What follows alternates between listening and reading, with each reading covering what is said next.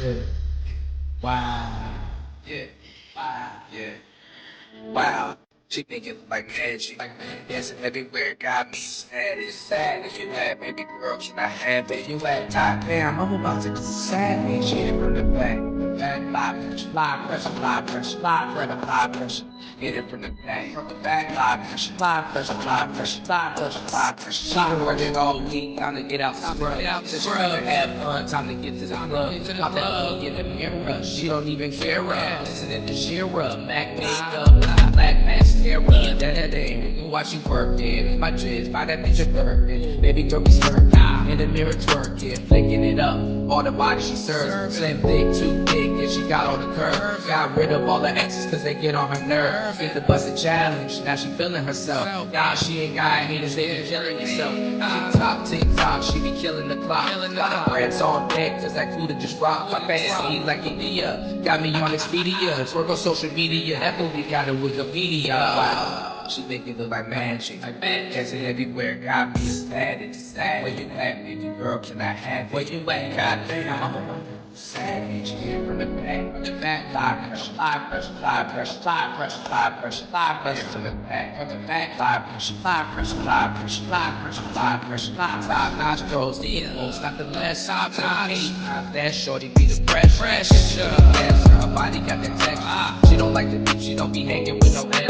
Bitch on a Friday, pull up in the driveway, like it my way, don't come at the side. Highway, racing to the club. Bring your own bottle, taste it with some drugs. Love the way she work it, she always show me love. Let her on her body, I'ma get her in my tub. My lottie body nigga, I don't give a fuck. Pressure got me struck, pressure got me stuck.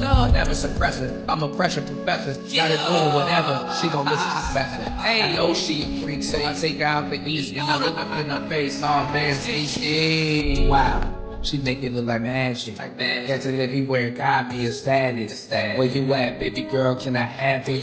Goddamn, I'm about to go savage. Hit it from the back, high pressure, high pressure, high pressure. Hit it from the back, high pressure, high pressure, high pressure, high pressure, high pressure.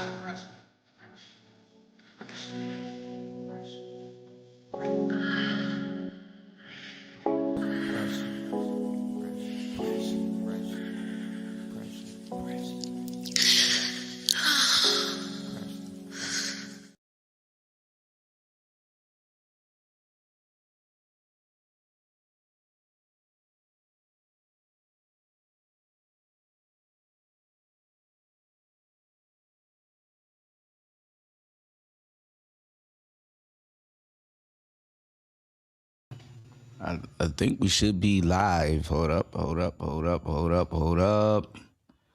All right, you guys should be able to hear me. What's going on? Shout outs to everybody here. Shout outs to the late night crew. How are you? Let me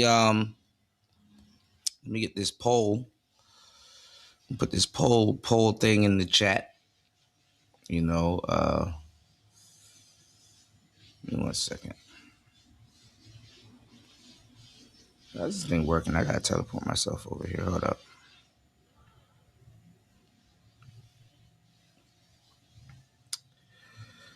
She been working all week. Time to get out them scrubs.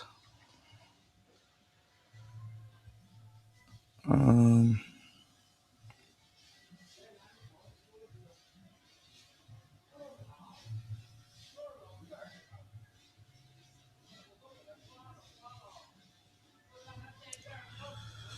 all right. So we broke the news first, damn near, and hold up. Hold up.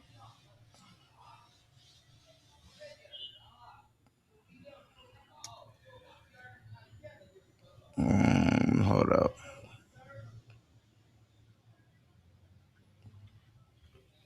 Put a one in the chat if you guys are here. Hold up.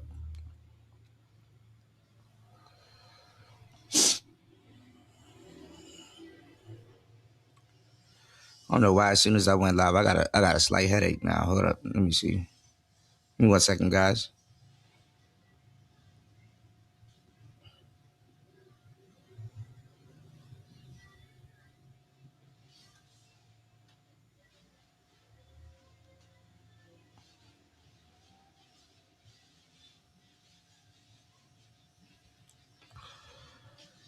Um.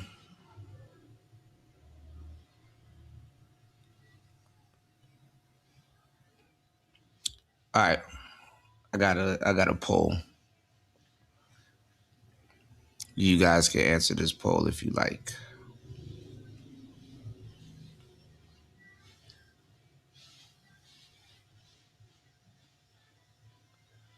We might touch on this today. Well, I mean, I don't know. We might dig into this today. But so on the last show, we was watching Flacco. You know, a lot of people gonna follow after him. Poetic Flacco.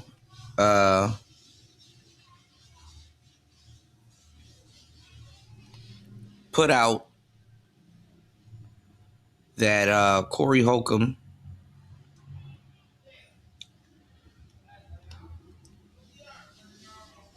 he's really doubling down that he might be a PDF file.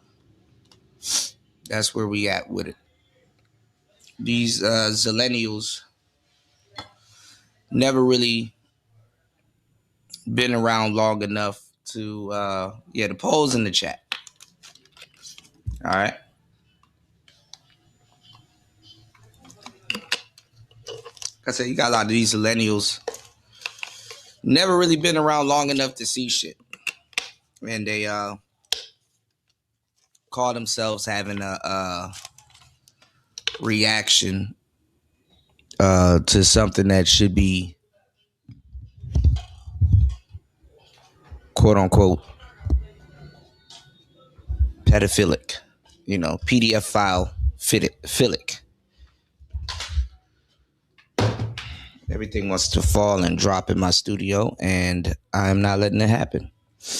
All right. So anyway, yeah, he he was up here, putting out videos. Not even allegedly. I mean, I don't know, man. Some of these content creators, man, y'all got to be, y'all got to be ballsy to be doing half the stuff that you're doing, especially when bro got a damn lawyer somewhere lurking around, some type of team or lawyer, working around, just lurking around. That's probably gonna, strike your channel or do something. Give me 1 second.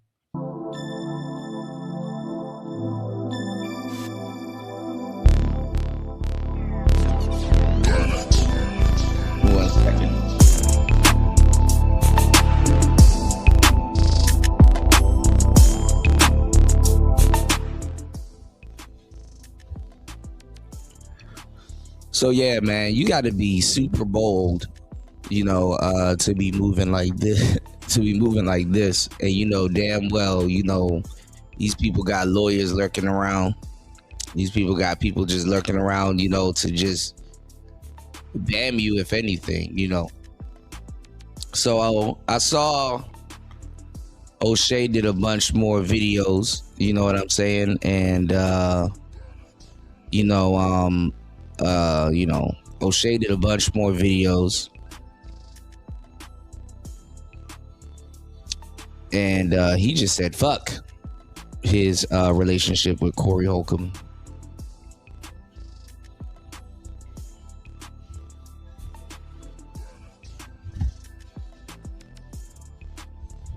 He already showed that he was a POS to Anton, so I guess it's F that relationship too.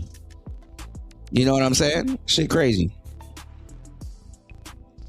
Let's see what we got going on today. Show y'all something.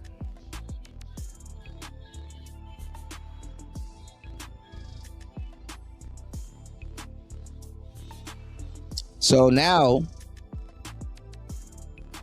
everybody's trying to paint Corey Holcomb as a predator. Let's So tired of disingenuous black media. And this was they boy just a minute ago. Like, what the fuck? These people are either they fake fans, they was never riding with him, using him for a check. I'm not even gonna lie. A lot of content creators are just straight up snakes, man.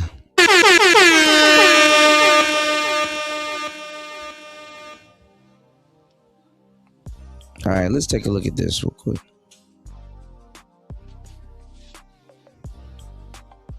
Under the cover. And I was like, oh. I think this is supposed to be. I think this is supposed to be George Macon's page. He got like a street news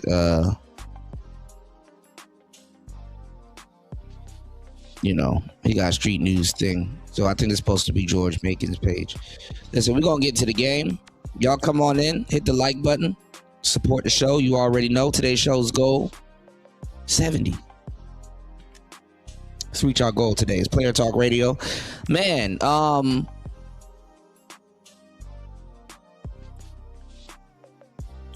want to thank you guys for coming through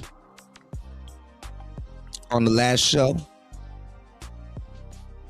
Please hit the support button and please hit the like button and share the show.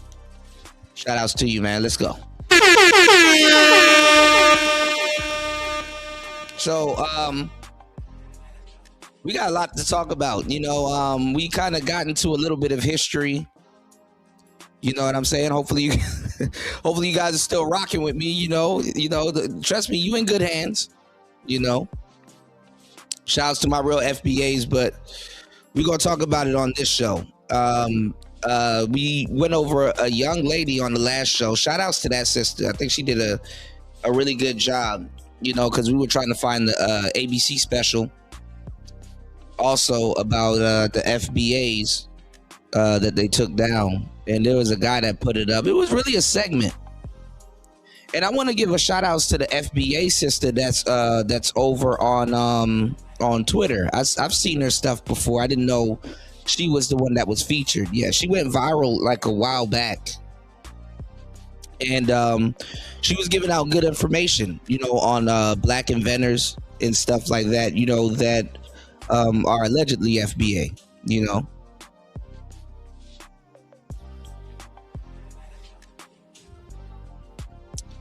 And I got to say alleged because I don't know if they're FBA, so. But shout outs to them, they're allegedly FBA and that's what's up, I commend her for that because she was giving out some really great information. And an older sister, those sisters are, somewhat starting to come back in style. Not the mammies, but like the older sisters, that came up in the age, where you had to be well read and a little bit more well educated on, some of them are Gen X, I think Gen X is like the best generation, for what we're talking about. But anyway, what was I about to say? Yeah, she was giving out some good information and she was giving a lot of FBA, brothers and sisters their props, the guy that invented the toilet and, the modern day toilet and stuff like that, it was I saw a little snippet of it. And, man, you know what else came up on my timeline? The Nature Boy thing, that happened a couple of years ago. And it's like, damn, this man doing life. And, I forgot the guy who does little Blue Couch interviews and he be having Jaguar right on there. Man, he had Nature Girl EJ on there, or Eliana, or whatever y'all want to call her. Bro, that bitch was up there lying like a motherfucker, man. I ain't respect that, if y'all were there, you know. But anyway, somebody commented on one of a comment that I left like 2 years ago on the video, and they were like, "Tell your own story." I'm like, shut the fuck up. I saved like 5 black women from over there, man. More than 5, honestly. I'll just tell y'all about 5. Y'all ain't gonna believe the number. But anyway, shout outs to everybody here. It's Player Talk Radio. What's going on, new? Let me know if you need the link, man. But we're gonna get into it. We're gonna get to a little bit more black politics on today's show. You know what I'm saying? Y'all know where y'all can get the real. You know what I'm saying? Y'all know where y'all can get the real from. It's Player Talk Radio. Shouts to Shaka Nulu in the building. Glad to have you here, bro. And you know, we're gonna talk about it because Phil from the Advise Show, another African diaspora grifter, now all of a sudden he's FBA. He's not a African diaspora guy no more. Phil from the Advise Show. You know, I cursed him out a long time ago. Back in the day, you know, when even when Taz and Nyla was running around this bitch, I cursed his ass out a long time ago. Cause this nigga is fake. You know, Phil from the Advise Show. I remember when he was pushing Passport Bros right along with O'Shea. He had something to say about that young lady that we took a thorough listen to her video on the last show. And we're going to go over that. And, you know, I'm glad that video came up. You know, came up right in time, you know. So we on it like a hornet, you know. So, you know, y'all hit the like button on the way in. Please support the show. Start the show off right. We do have a goal of $70. If we can please reach our goal today, I will be happy all the way. Listen, we're going to go over that because Phil from the Advise Show was pushing being a passport bro. And black people was getting on him and making fun of him because his wife is Mexican. You can't make this shit up, man. You can't make this shit up, bro. You can't make this shit up. They were calling her a box body Mexican. Now, at the time, and even to this day, you know, I don't think that's right. I'm like, man, leave the man wife alone. Leave the man wife out of it. But then again, you know, he's, you know, kicking this whole, oh, you need to be FBA. But just a couple of years ago, it was a passport bro. Leave Keisha alone. Man, these niggas, man. How do they keep an audience, man? You know, I suffer because I tell y'all the truth. I swear to God, I suffer because I tell y'all the truth. You know, maybe I gotta start lying around this motherfucker and just start attracting new people, and then just lie to everybody and just see what happens. You know what I'm saying? Because this man was pushing Passport Bros and FBA, and you know, everybody, all the black scholars and people was going in on him because he had a Mexican wife. Now all of a sudden he's just straight up FBA. I'm like, man, y'all niggas, I'm tired of this shit. Shouts to my real FBAs and shouts to my real Passport Bros and shouts to my real brothers and sisters that get it. Hit the like button and support the show. I'm trying to save you. All right? Trying to save you at this point from yourself. If you can see all of that shit and you know, this is still the community you want to die for. You know what I'm saying? Aside from what, you know, you make. All right. But we're going to get into it. All right. So now this week, Corey Holcomb is a PDF file. Get out of here, you damn nigga! Niggas are just reaching away. Let's see what you guys said on the poll.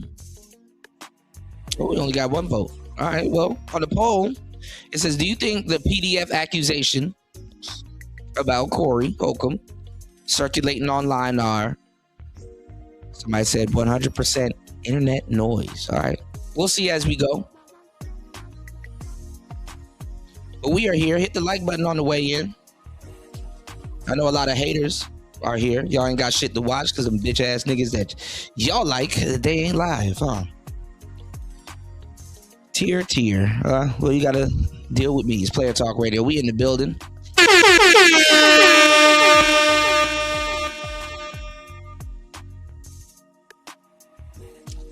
Let's get into it. What's the matter, Daddy? See what George Macon has to say. You know, he has to stick beside O'Shea with whatever goes on. Let's go. I am officially done with Corey. And after this video, George Macon is like an old Mike Tyson. those of you that still support this dude after this, Now all of a sudden he's officially done with Corey. Fake nigga, fake nigga, fake nigga, fake nigga. What's the matter, Daddy? Why your content always grifting? Fake nigga, you be shifting. Fake nigga, fake nigga, fake nigga. man, you deserve something worse than a permanent pose. 6 feet under. This dude is a Now he deserves death. Goddamn. joke. And, you know, these are videos This nigga called a comedian a joke.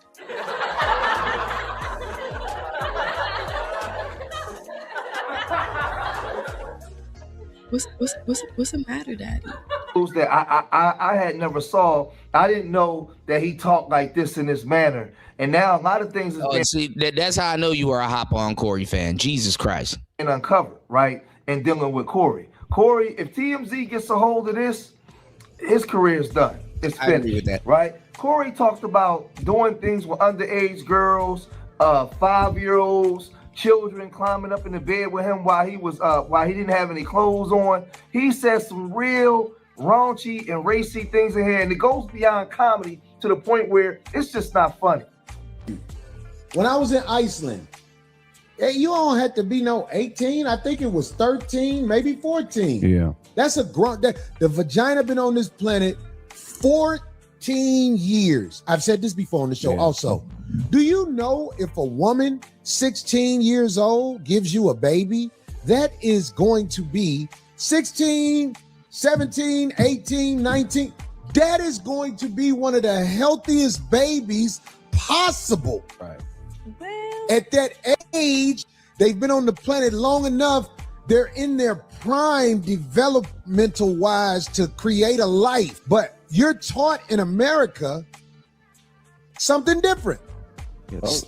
Those eggs are buoyant. You could dribble them eggs. They got bounce back. Now, you heard what he said about the age of consent in Iceland. But this dude went on to a podcast years ago and he admitted to going on there and testing those uncharted waters with those children. All right, we back. Right? And he tried to put it in comedic fashion and jokes. Now, why don't they just show the episode or just give us the episode? Because when they want to throw a man under the bus, all of this shit is out of context. This shit is out of context. You know, it don't even take much for you to realize, like, bro, this shit is out of context. But let's go. Let's go. Heard him and that idiot Now all of a sudden they're against Corey now. Craig on there talking about the eggs and how they can bounce and all that kind of stuff as if this stuff is funny, right? These sitting there like, you know, not these should have see this right here makes me not feel for D in a lot of ways because And they're trying to cancel D also. You know, this week they're trying to cancel D. All right, let's see what she gonna say tonight. But this week they're trying to cancel D also. She was damned if she held up the shirt and damned if she didn't. Niggas are just going on a cancel spree and can't cancel nobody. Let's go. you sit there through a lot of this stuff as if it was funny. It makes me question you because he went on to this show and said this.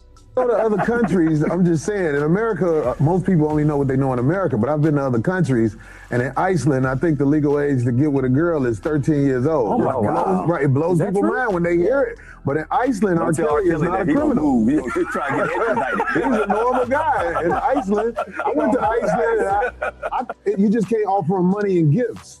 And I thought that was so unfair that you couldn't give him nothing after you was done with him.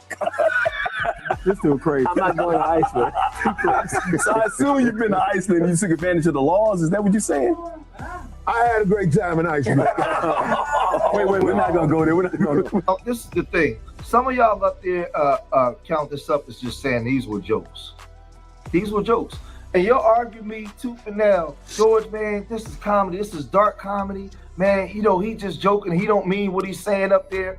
And I'll just look at How the hell are you gonna defend Corey Holcomb and act like, oh, he my brother, he my brother? How you gonna defend Corey Holcomb and not know he does dark comedy?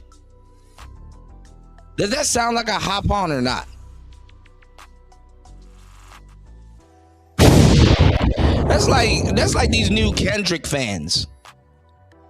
Oh my God, I'm a Kendrick fan. I can't believe he makes weird music. Why is he acting like he's Kung Fu Kenny? New Kendrick fans. They're just there because they don't like Drake. Just like these people are here just because they don't like Anton.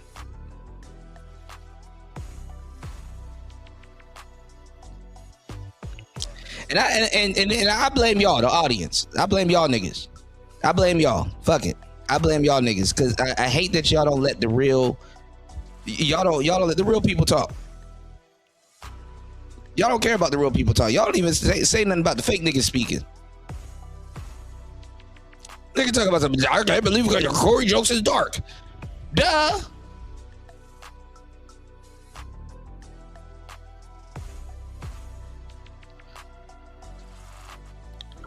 Just instead of saying you was wrong, just say I was bouncing from nigga to nigga, pause, and I was wrong. Throw both of these niggas away. You gotta inundate your audience with this goofy ass content. Man, I can't believe Corey Holcomb says some dark shit. But I'm gonna pretend like I was a Corey Holcomb fan this whole time. Knowing damn well Corey Holcomb is a dark art. That's like taking up for Patrice O'Neal. Knowing damn well he gonna say some wild shit. Or has already said some wild shit. Fake people, I tell you, man. And I told you, you don't get X'd out of the community until you do something to a woman.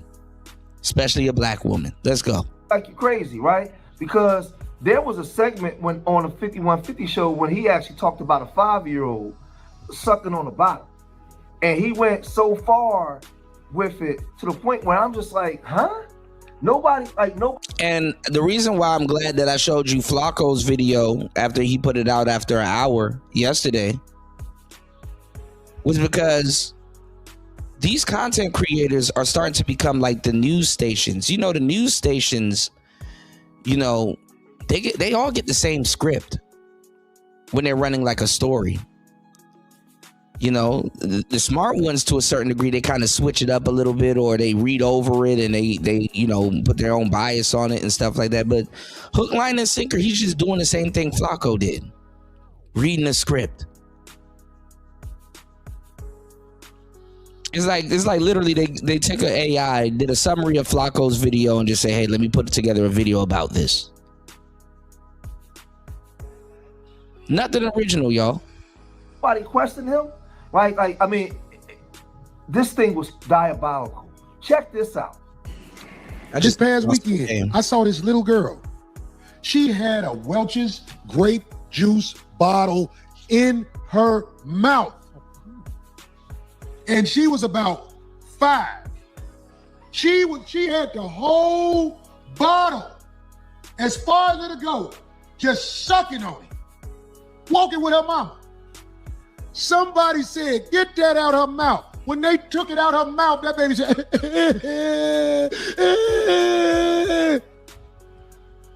You know when she stopped crying? When a man picked her up and put her in her lap and started bouncing with her. Then she stopped crying and was looking like this. I say, that's a little growing right there. And everybody will say, Corey, what are you talking about? Corey, you crazy. Get the out of here. This little girl was in her bliss with her mouth wide open. She was just, it had the cap on it and everything. They took it out of her mouth. Then a man picked her up and started shaking her on his knee. And she was like, I said, that's a little, it's just Corey Holcomb crazy. I almost want to go back and ask about that little girl and do a documentary on her life. Now, I'm not defending anything that Corey Holcomb is saying, because like I said, it's all in the name of jokes. Because you don't know if it's true or not. And comedians have the right to be comedians, whether you think they acting or not, you know. But, you know, as a man, quote unquote, because, you know, the niggas like to use that shit just like hoes do. I'm going to say this, you know, it's locker room talk. Of course, this is distasteful, but this is this man's show. And the thing is that, you know,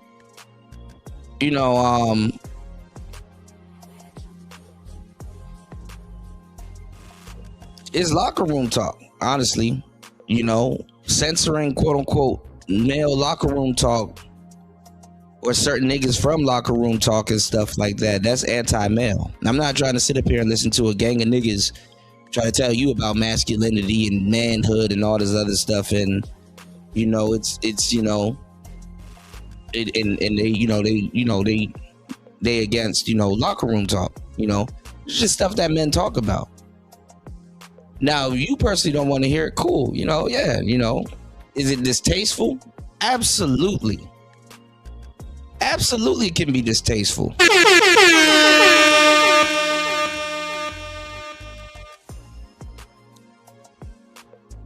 1000% it can be distasteful.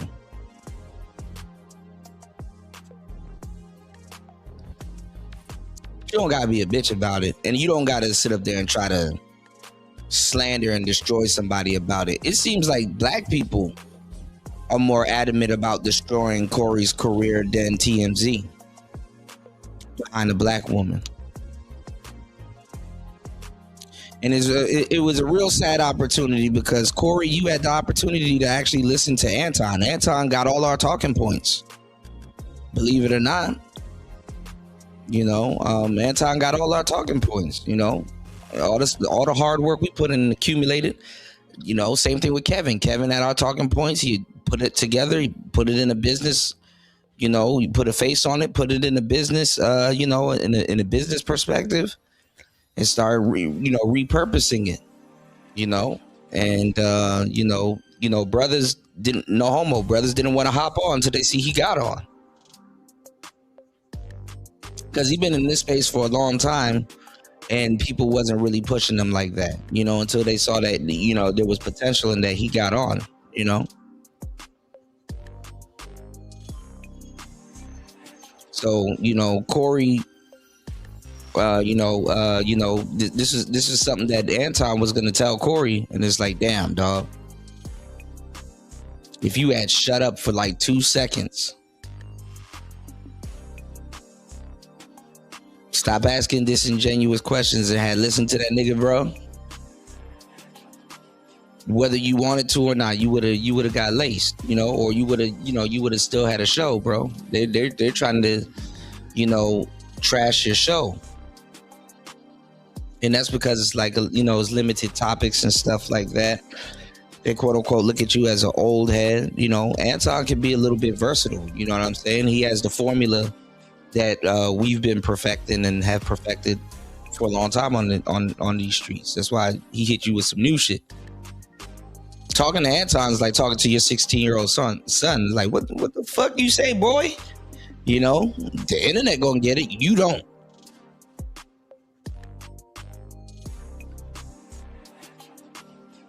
You're gonna get hit with talking points you haven't thought about, you know? So, all right, we in the building, man.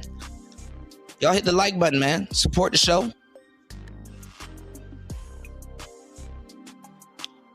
Act like you know, man.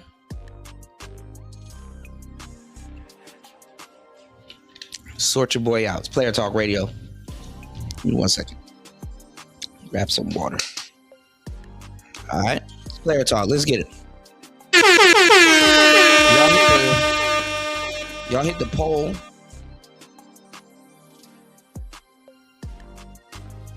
Okay, we got just internet noise. Okay. All right, we'll see if the poll changes as this goes along. Let's get it. So one day I can show I know what I'm talking about. But in this society, I'm a bad guy. That ain't nothing no little girl do unless she has the urge to do things like that. She has the urge to be satisfied. But ain't nobody gonna pick the Corey band. Corey band. Everybody, Corey, did you hear what Corey said? The little girl took the bottle out of her mouth and he said she gonna be a yes. And if it was more men in the house, the little daughters wouldn't be walking around with things preparing their jaw for hustle. Her jaw is being prepared for hustle. And this was a little girl. Her teeth aren't. Baby Goobler. I like that. Ugh. It's hard for me to even do this video, even hearing that. And then Darlene on there joking as if. No, it's not. No, it's not. You just copying off of somebody else that did a video about it. Now, I want to show y'all this before we go forward to get y'all in the right state of mind. I want to show y'all this before we go forward to get y'all in the right state of mind. Check this out. So, next up on the chopping block, XM satellite radio DJs Opie and Anthony. They're under fire now for airing joking comments about raping Secretary of State Condoleezza Rice.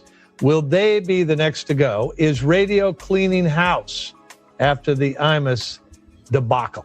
With me now, New City President Sonia Osorio. She took part in a recent protest calling for radio stations to stop supporting negative language in music and talk radio. And also, what's going our on, Ray? favorite stand-up comic, Patrice O'Neal. Shout outs to Ray in the building. Let's go. My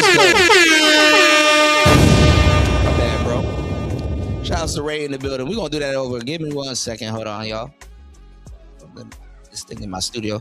Shout outs to Ray in the building. Let's get it. Happy New Year, man. What's the matter, Daddy? What's the matter, Daddy? He said Corey got a big ass shovel. I mean, it's crazy, man. You know, I mean, what we call comedians nowadays, isn't what society calls comedians nowadays. Comedians now, you got to do TikTok skits. You know, you got to do Vine skits and shit like that, you know. I would love to see what Patrice O'Neal will have to say about modern comedians, but I'm playing this because it's true. If you're a comic or a comedian, your thing is funny. You know, you have to, you know, and I've learned this being a pickup artist, man. And bro, I had to, man, listen. You know, I got rejected. You know, and my friend will tell you too, because he was out there with me running these routines. What's going on, Lonnie? You know, I got rejected by women by running routines that I knew I could have gotten, but it was like, damn, I got to run this routine. And I was like, damn, I shouldn't have said that shit, because I knew I would have got shorty if I just stuck to my guns. But no, I'm running routines. It's the same thing like a comedian. You understand what I'm saying? When a comedian goes out there, he got to tell a joke. Whether it's funny or not, whether he thinks you're going to laugh or not, whether he thinks he nailed the punchline or not, whether he told it right or not, you just got to tell the joke, you know? And I learned this for a little bit doing comedy, like I said. And then at the same time too, like I said, I was in a comedy entourage for years, man. You know, like I said, shout outs to my bro, Jermaine Fowler. I'm gonna see if I can get Jermaine on the show. You know what I'm saying? I'm gonna see if I can get Jermaine on the show. Jermaine ended up, meeting Dave Chappelle, before he moved to LA, you know, and he used to stay in Stolly. If y'all know anything about MMG, he used to stay in Stolly's old apartment and shit. And Stolly's child support mail used to come to his door, which was funny. But my brother Jermaine Fowler, he ended up being, he ended up playing Eddie Murphy's son in the second Coming to America. You know, a lot of people don't know too. He got a twin, and his brother in the streets. You know, real street shit. So it just, you know, it's a small world. You know, internet just made it small. He said Dana White slapped his wife. He didn't get canceled. Yeah. Mr. MMA man. You dig? Shout outs to Lonnie Cabal in the building, man. Shout outs to everybody here. Please hit the like button, y'all. Our goal is $70 on today's show. Please support the show. Player Talk Radio. What's the matter, Daddy? What's the matter, Daddy? So listen, man, you know, I understand where comedians are coming from. I'm always going to defend their right to tell a joke. You know, it might not be funny. It might not be funny to you. But comedians have the right to tell a joke. Let's go. Shouts to Patrice O'Neal. Rest in peace to Patrice O'Neal.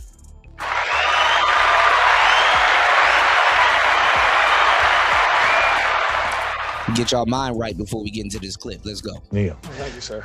Patrice, are O&A next? I hope not. I wish JV and Elvis didn't lose their job or Imus. It's funny. This is the thing.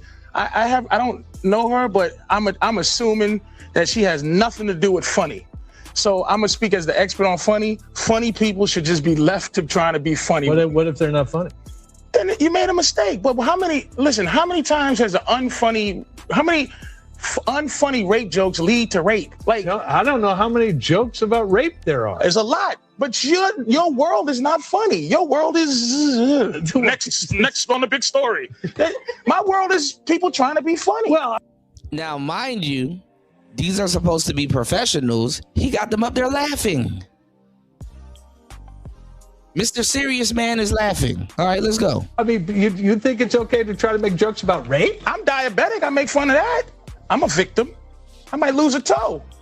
But I'm trying to make fun of I'm trying to make fun of anything I think I can make fun of. Sonia? You know, what's happening now is the marketplace. Yeah, look at this goofball bitch. She tried not to laugh. She tried not to laugh. And then let me tell y'all what women do. Learn this also doing pickup. When they need validation, they look at you to get like a head nod or some type of confirmation. So the person that she's supposed to be disagreeing with, she's laughing and she's looking at him for confirmation. Is deciding what's appropriate or what's not appropriate. I think the nation is just tired. There's a new mood in the nation. What nation? The nation. You know what? We're tired of things that are just the nation, this paper, and you? I'm not the nation. I'm just speaking. You gotta be careful going on these shows with certain people too, because they will chat you up behind the scenes, and then when the cameras get to rolling, they be, you know, acting like they're talking to you directly. I mean, when they kind of are, but there's an audience involved, right? They be acting like they're talking to you directly when you go live. You know, yeah, the pirate joke. Speaking for me and funny. You're speaking for the nation, or you're speaking for? Yeah, you know why? Because I remember 6 years ago doing something against Anthony Openy because they were just so outrageous, and their violent images that they put out to women was just uncalled for. And now I think people. You think they were trying to be funny? I think now people in this country. Do you think they were trying to be funny? Tired. You know what? I don't care if they're trying to be funny. That's what I'm saying. Why are you in that business? I've been to your show once, and it wasn't very funny being a woman. It was in your hilarious. Show, when you talked about. That's why she doesn't like me. I was in the paper with her, and the joke is hilarious. Laughing. She's laughing. These people are fake. It's called The Angry Pirate, and the lady who wrote it in her outrage didn't even know what it meant, and anybody who read it laughed because they know what funny. You're not living in the context of funny. You're living in the context of fire. Have every right to be as funny as they want. They can go out and try to be as funny as they want, make as much money being as funny as they want. This is what's happening. There is a change in this country. People are realizing they have an opportunity to speak out. And advertisers are listening. Radio stations are listening. You're not talking to who I talk to. And you're not going to get paid as much money anymore. Sonia and Patrice, that's look what at it this. is. The marketplace. More is CBS speaking. radio firings. They've been on a tear lately. All right. Are they cleaning house, or is this the PC cops run amok? You know what it is, John. You know what it is while you're reading that paper. It's the PC cops run amok. Do you think she's a PC cop? Of course she is. She has an entire encyclopedia of her stance on it, but it's no passion involved. It's not a real. This is just what she has to say. We are outraged and fired and fired and fired. Name calling. I'm outraged. I am outraged. You should be. I am a fool. Now, if I called you a fool, you know what? People are feeling a new sense of entitlement. Who are these to people decency in this country? Who are the people? A new How can sense you, of entitlement Patrice? Here's my question. How can you justify a bad joke, a joke that isn't funny? Oh, wait a minute. Go ahead. An attempt that isn't funny, doesn't get any laughs, and is about raping the first black woman to ever become the Secretary of State of the United States. Yeah, he has to throw the black woman in there, but let's go. Throw that at me. Well, why not? See, some of these simps, some of these guys that want to simp, some of these guys that want to simp, you have to put them in the position where it's like undeniable. Like he gonna really have to work for his simping. Like he gonna have to go out of his way to simp. So I'm glad Patrice did this, made this nigga work. The attempt is what I'm trying to fight for. The joke may funny jokes and unfunny jokes are come out of the same birth. That you don't. And that's some real shit. Funny jokes and unfunny jokes come out of the same vein, come out of the same birth. Some real shit. Don't know if anything is going to be funny. You should attempt to be able to make anything funny. Don't you think a joke about rape is doomed to be not funny? It's possible, but I've heard them. You've heard a funny rape joke? I say a couple. Watch my HBO special. I'm pretty good at it. Yeah, Patrice says that if you're having sex with a woman, doggy style, and if you hit her in the head just the right time. No, it's ejaculate in her eye and kick her in the shin, and she walks around like, arg! It's the angry pirate. That's what she was trying to say. A violent act of hitting her in the back of her head, her body. It's called the donkey punch. Which will then. Why are you laughing? She's outraged. It's called the donkey punch. It's whole humor that she has no clue what it is. You have the same problem that Opie and Anthony does. You can't say just anything on the air. You can say anything you want. It might not be funny. You might get in trouble for it, but you should be able to be attempting. And plus, when is a crazy? Yeah, I'm not gonna lie. It's American. It's freedom of speech. Crazy bum gonna get an opportunity to rape the president? If the president's wife, John? It was trying to be funny. All right, Patrice, why aren't I hearing Al Sharpton complain about this thing involving Congress? Because it wasn't involving young black women. Well, it's involving a very prominent black woman. Well, where was she during? No, Al Sharpton got some rape things on him too. Young black. Everybody has their agenda. I was there. Oh, I'm sorry. Yeah. All right, excuse me. But why am I not hearing from Sharpton? Because it doesn't concern him. It's not concerning him. It's black. Come on now. Al Sharpton has his agenda, and it was perfect for Al. Young black women. And now she's representing just women in general. She's not representing the nappy hoe part. She's representing just the hoe. The nappy-headed part, she has nothing to do with. Just the hoe. Sonia? You know what? Women have been abused publicly in the media for too long, and people are tired of it. This has been a beautiful response of just the general public saying to advertisers, we're your consumers. We don't want to have to avoid everything in the street. We don't want to have to worry about what radio station we turn on. And there is some really derogatory, violent thing to deal with. Information, ma'am, is secondhand from someone making you aware that someone may have said something that you should be upset about. It's a shame. Right. Your constituency, the people you represent aren't all victims in this matter. Patrice O'Neal, thank you very much. Sonia Osorio, thanks to both of you. Appreciate it. All right, so I wanted to play that because I want you guys, because a lot of these fake new Corey fans talking about some, man, I didn't think Corey would say that. Nigga, you a new Corey Holcomb fan. And this is how fake the black community is, bro. Like, come on, dog. I didn't know Corey Holcomb was going to say that. You're not a Corey Holcomb fan.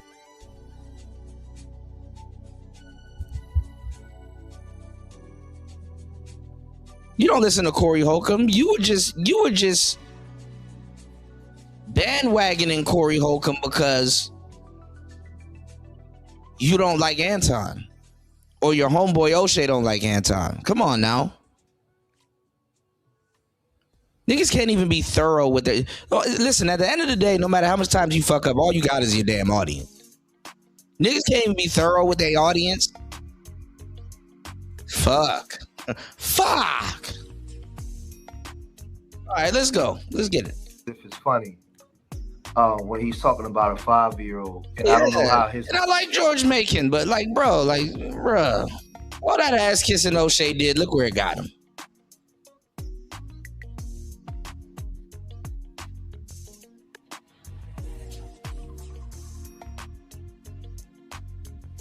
And that's the crazy part, because Corey and a lot of the brothers that people like, they're red pill.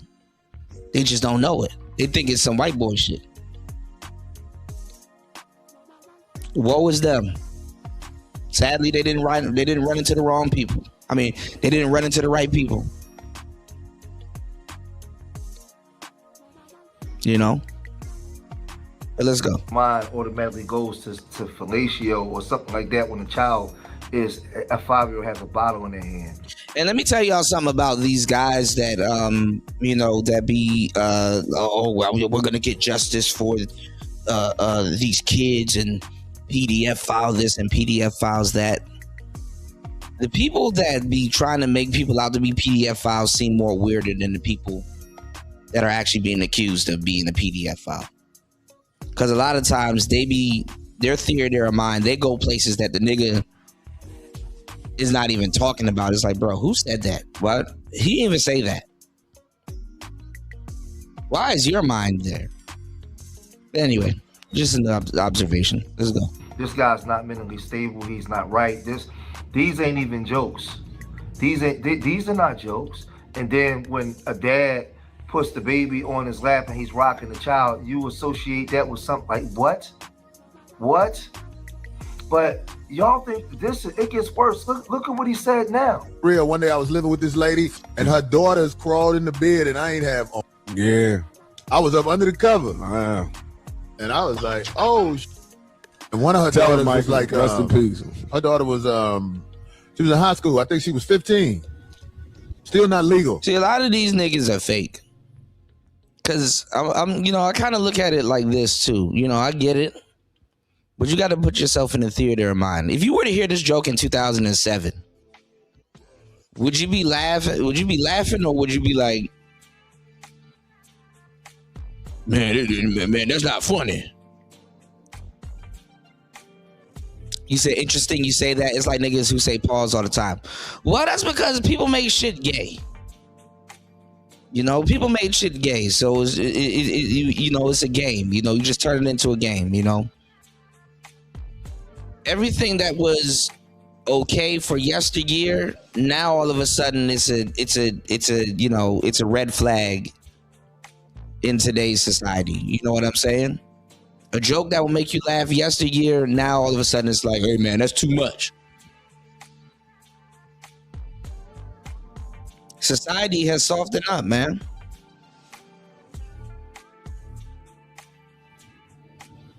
And it's funny is because we live in the most uncensored society right now. Like, niggas don't got TiVo.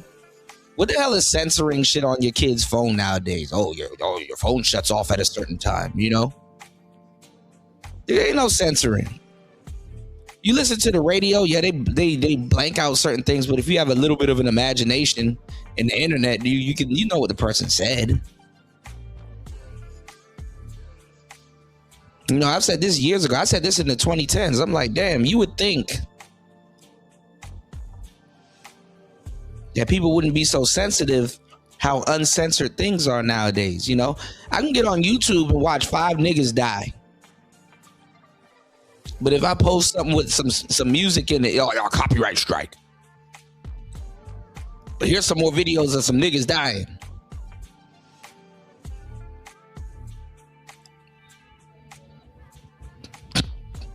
Okay. I gotta say PDF file.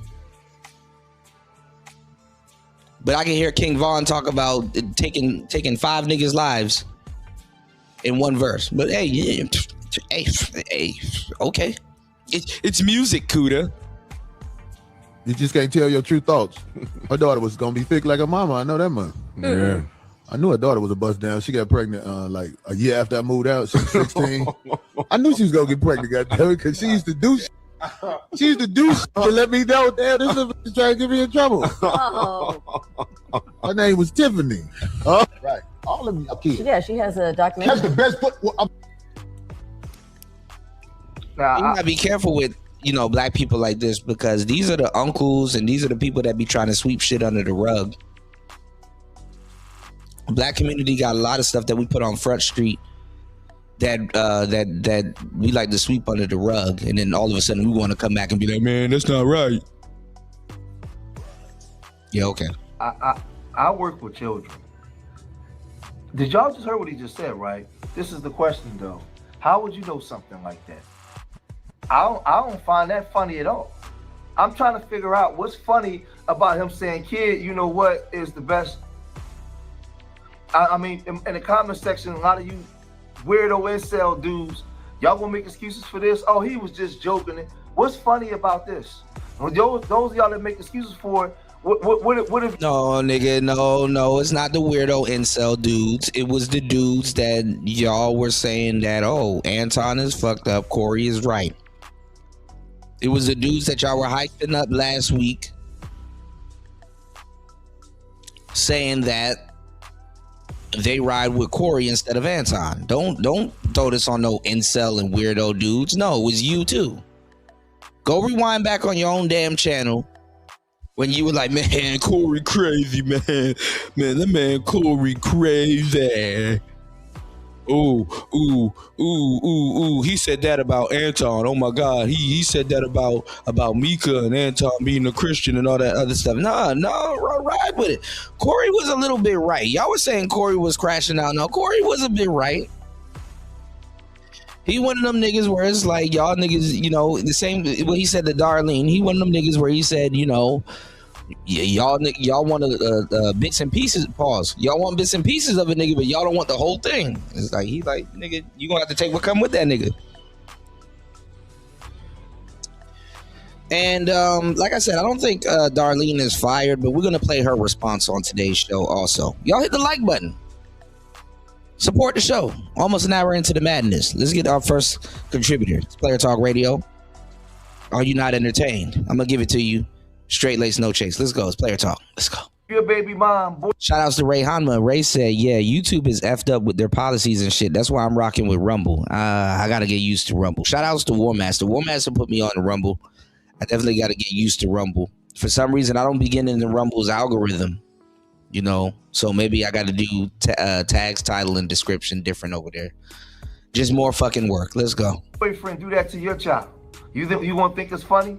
And they on there saying kid or your child's climbing up in the bed. Speaking of Rumble, we are on Rumble right now, and we are on Kick. Shout outs to everybody on YouTube. We are on Rumble, YouTube, and Kick. If you are following on Rumble, YouTube, and Kick, please support the show. If you are over on Rumble, please support the show.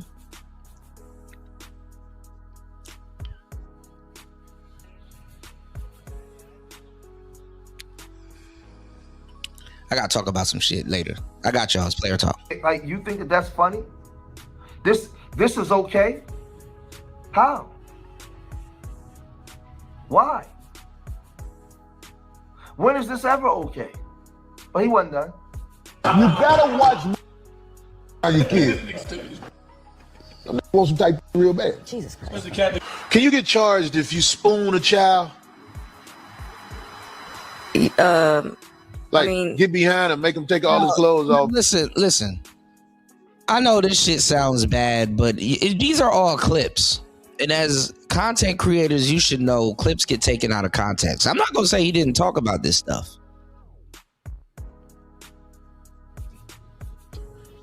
But these are all clips. Meaning that there was a whole conversation and context added to the conversation before the conversation got to this part or this specific, topic.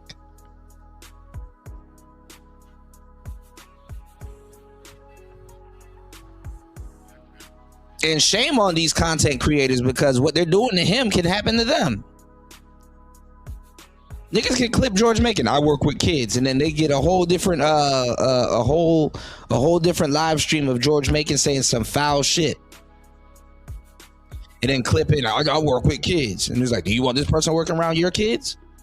And run a whole campaign like that. That's not right. And see, it makes me question if these brothers really even looked out for the black man at all. And brothers. Me, when I say, yo, I'll be loyal to a fault, bro. Me, when I say I look out for black men, I'm like, you know what? I'm like, bro, yeah, even though he said it, even though he's a black pill comedian, even though a lot of his jokes is dark and stuff like that, bro, like this shit is getting taken out of fucking context, bro. Can we see the show? Like how about you play 10 to 20 minutes before he got to this part in the conversation and after? You know what I'm saying? Because some jokes and some conversations that have jokes in them, they have depth to them.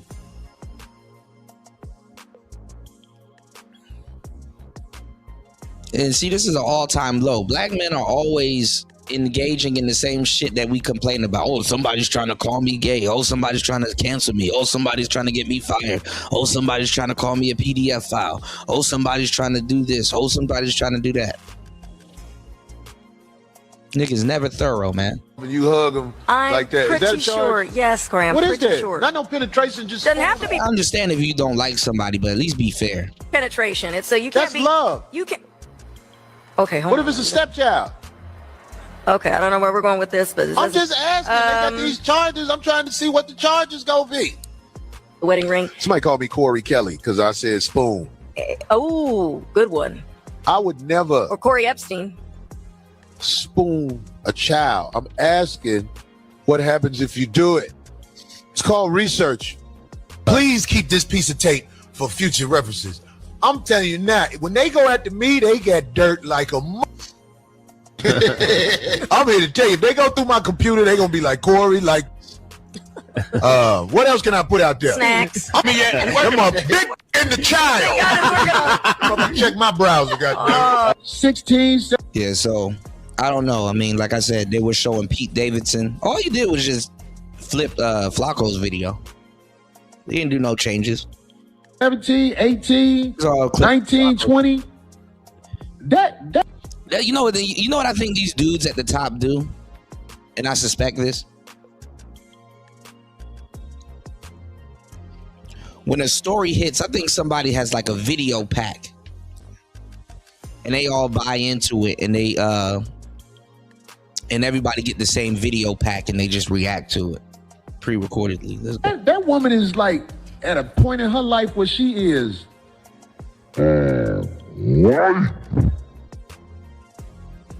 It's just nobody likes to say shit like that in America because you can get in trouble for that. Now, I don't want no woman that's 16, 17, 18 because of the laws and because of the mental state she's in. Epstein Island, that'd be a great movie. Yeah. What was happening on Epstein Island?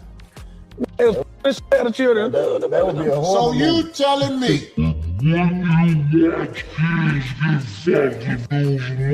Oh my God, they weren't.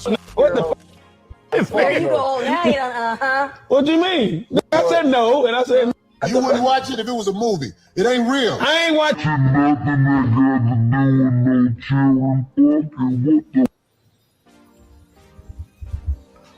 Yeah, I'm not for Asking you would you watch. I'm not for the out of context clips too. This is how you niggas get sued too.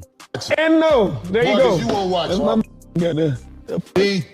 That's ridiculous. He knows what he's doing. I know he He's one knows. of these I know guys. he knows. Yeah, I know he knows what he's doing. He was talking about spooning children and was talking about R. Kelly and was asking certain stupid stuff that she shouldn't even ask.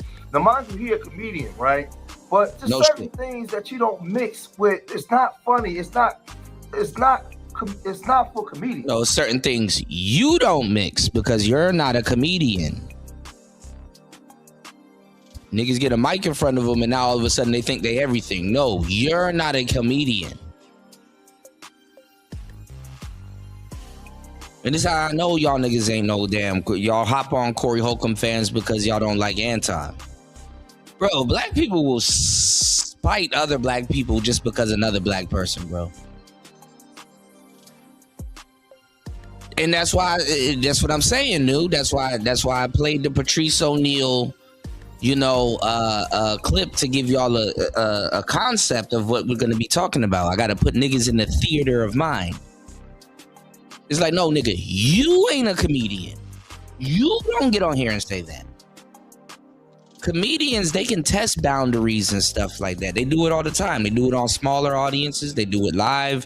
They do it all the time.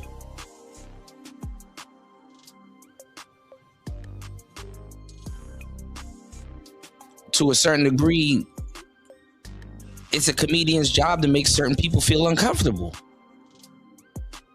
We're gonna really put 2 and 2 together. Let's get it.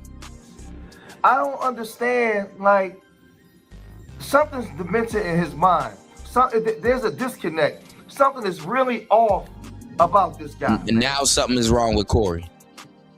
Something's off about this guy. He's asking, he's going to be asking about what goes on at Epstein Island and stuff like that. And could you watch children be, you know what? Could you watch that?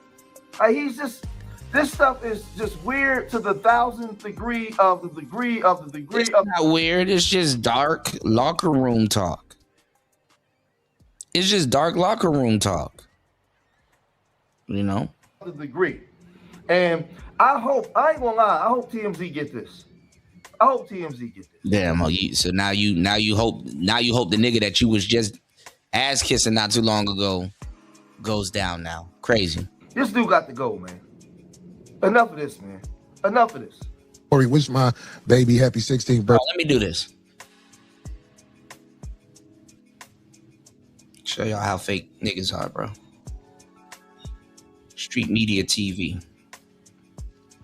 All right. Let's go to another tab real quick.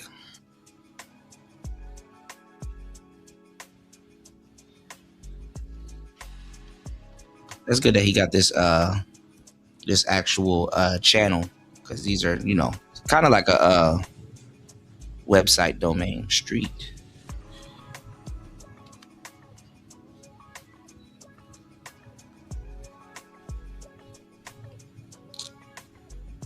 Let me go to George Macon.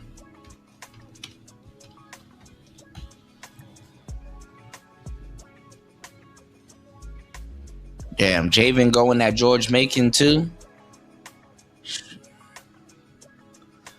Yeah, we're gonna get into some of this black diaspora shit too. Hold on, y'all.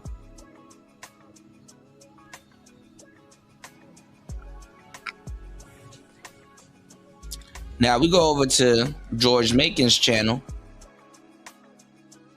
Let's go to videos. I don't even think he goes live. Does he go live? Oh, he does go live. So he moving on O'Shea's behalf. We're gonna get back to this though with the Afro think tank shit.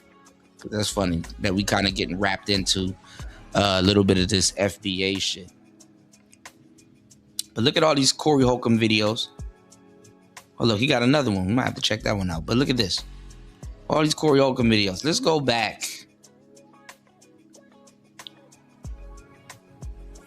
to a couple months ago. 2 weeks ago. No, let's go further back. Look at all these Corey Holcomb videos he got.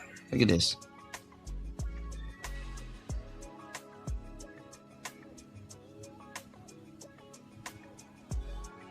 See if this is the first one. 3 weeks ago.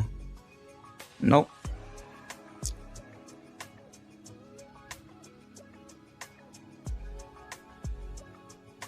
All right. A little bit of a month. All right, let's go to this one right here.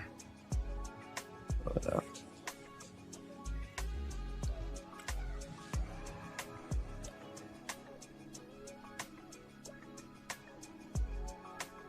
Hold up. What's going on, Shannon B? Hold up. We don't be giving y'all Anton Daniels is an idiot, right? He's a guy that try to act like he's the smartest dude in the room. He knows. So he was all on Corey's nuts I called this from the beginning. I showed y'all everything before it played out. So he was all on Corey nuts and riding behind O'Shea. Now all of a sudden, O'Shea beefing with Corey. With Corey Holcomb. He need to get his mind checked. And oh man, you can't follow niggas, man. I'm so pissed off and mad that I missed this live. I wish I would have saw this live, but last night, Yeah. Now everybody trying to jump off the Corey Holcomb train. Nah, stay there. Stay there, lay there, and play there. Let's go. Holcomb and Anton, no diggity Daniels went at it, right? Anton Daniels is an idiot, right? He's a guy that try to act like, he's the smartest dude in the room. He knows everything about black people and what black people should be doing. But a lot of these dudes are frauds, man. And this dude, like Corey Holcomb said. Imagine spending your time trying to prove somebody's a fraud. You're the one doing the fraud. Never, ever, ever holds that W man accountable. Now, he's not the only one calling out the black community. I've been married to a black woman for 25 years, raised 4 children, got 6 grandchildren, got a whole program that I work with inner city youth, right? Got my own. That's the George Macon, but bro, you see, this is why I be alone, bro. I don't be following. Niggas will run you off a cliff. Business. He's not the only one that's progressive or doing well, but he talks down on the community as if he is, right? So they got into it, right? And it got real ugly to the point where it almost went to hands. But without any further ado, let's just get right into it. So I choose to engage. So when we talking about being in the streets, what's going on, Party? Shout outs to DJ Young C in the building. Shout outs to Party in the building.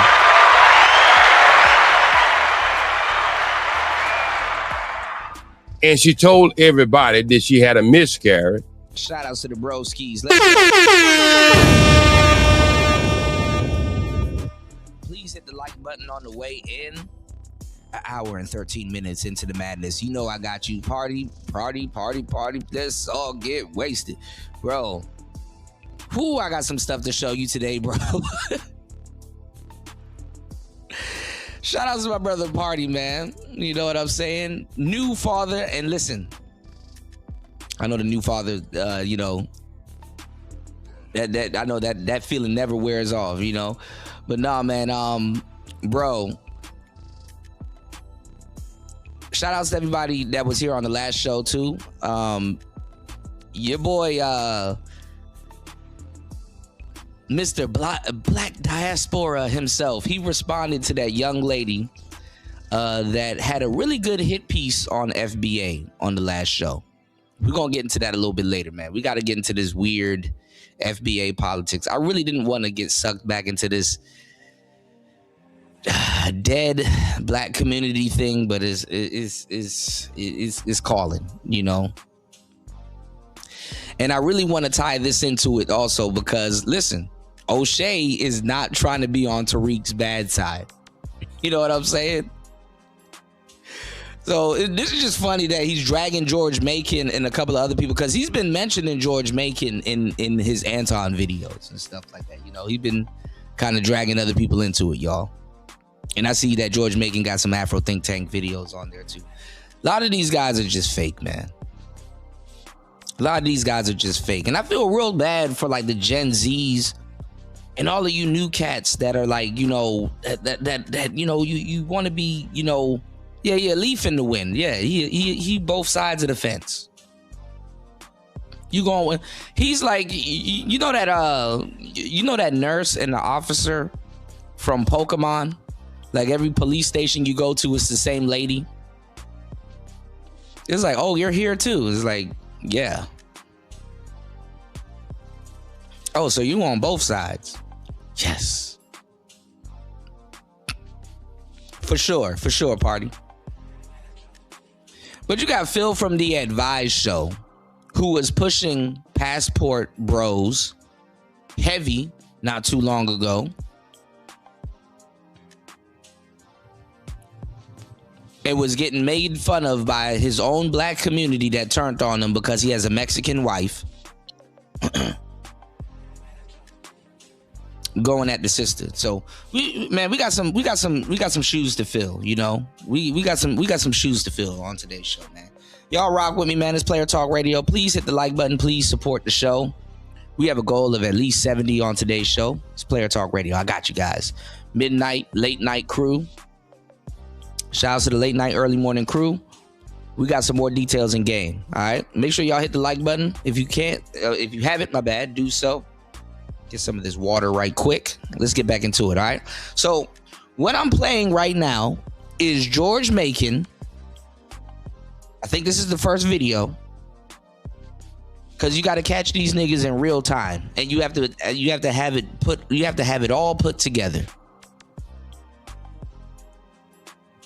He was pro Corey because thank God it's somebody going against Anton.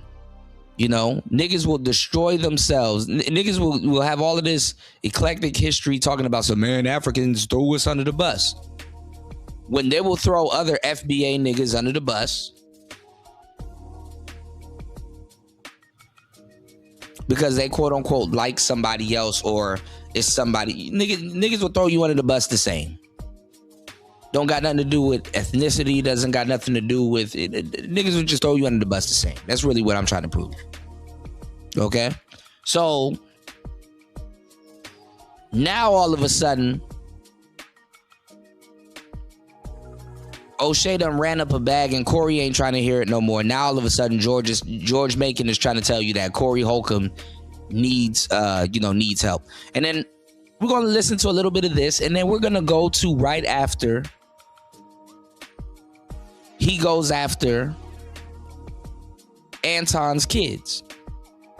You know, he goes after Anton's kids and stuff like that. George Macon was still drinking the Kool-Aid. But now all of a sudden this week, Corey needs help. So it was cool when they were going after Anton, throwing FBA women and children under the bus. Yes, you already know where I'm going with this. See how this works? Shout outs to Party. Your own brother hand you some dust.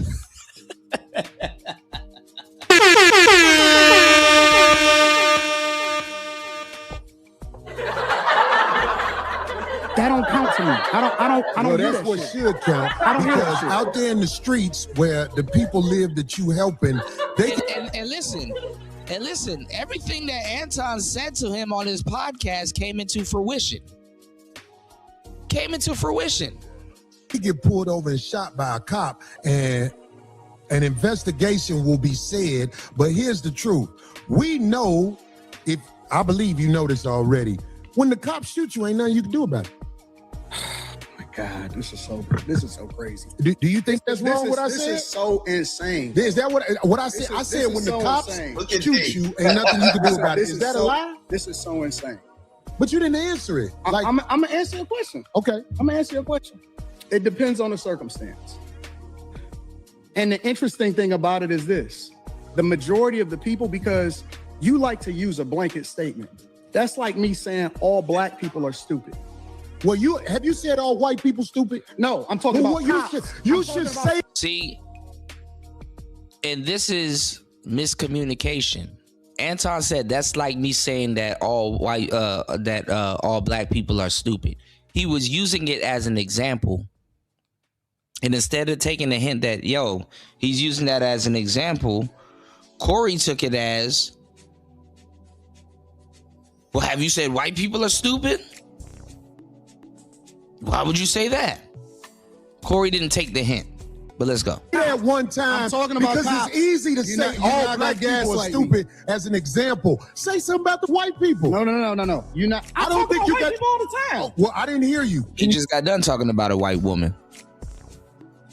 You tell me, because I talk don't about know. liberal white women literally being the biggest enemy of the United States of America. That's the thing I say every single day. Caucasian female, the biggest enemy. Literally, white liberal women are the worst thing that ever happened to this country. What about their men? But we gonna get there, because you keep trying to get me to qualify it by participating and joining in on the court. I think you're doing what's easy. No. I'm doing what's real. I think you don't want to go against them, because if you go against them, it'll be some video of you going against them. And when I say them, I'm talking about your boss. Corey Holcomb right there just checkmated the whole game. See, didn't checkmate shit. Slow ass niggas that take 3 weeks to get on page 1. He didn't checkmate shit.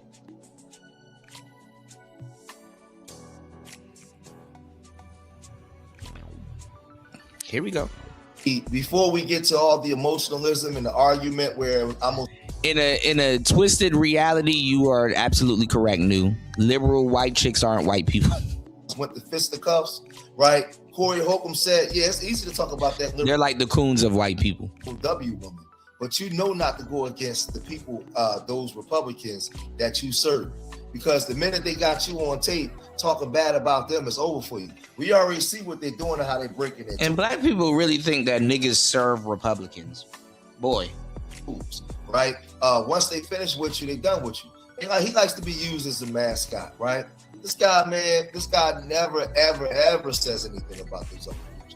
And like he always goes out of his way to defend white men in this country. And Corey Holcomb is holding to that. Now, Corey Holcomb might not be able to articulate his position maybe as good as maybe some of us may have, but Corey Holcomb's doing a good enough job, and he's holding them to that standard. He's holding them accountable. But when do you call them out, right? Those are the people that wreck this country. Those are the people where we have history on our. But how are you gonna tell somebody when they should call something out? Hey, you need to come on my show right now and call out white people. Why? What are we talking about? And he literally did. He just called out that woman that got smoked for trying to kill a ICE officer with her vehicle. Side to see what they have done to our people, right? And like, how much time are you gonna sit back? Look what you've done to our people, boy. He's calling out liberal white women as if the other side. Let me tell you something. Niggas that actually really done and made a mark in actual black history, we're not sitting around looking for opportunities to do more and make a mark and do more for black history. It just happens because we're there on the forefront. We're not sitting there looking for opportunities. Hey man, you know what? This is a good opportunity to jump in front of a bullet to make it seem like I'm doing something for my people.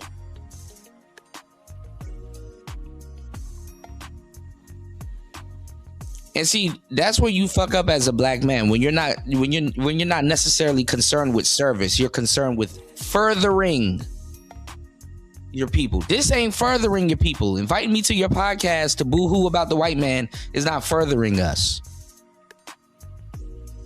Playing Santa Claus for an America we will never inherit, that's not furthering us. We're not gonna build Wakanda in America. I'm sorry.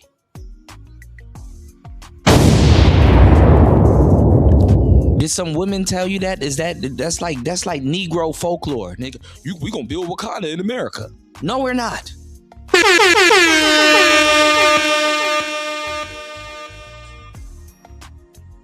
out of here, you damn nigga! Ain't racist. As if now, first of all, the other side that call themselves conservatives is more liberal than anybody.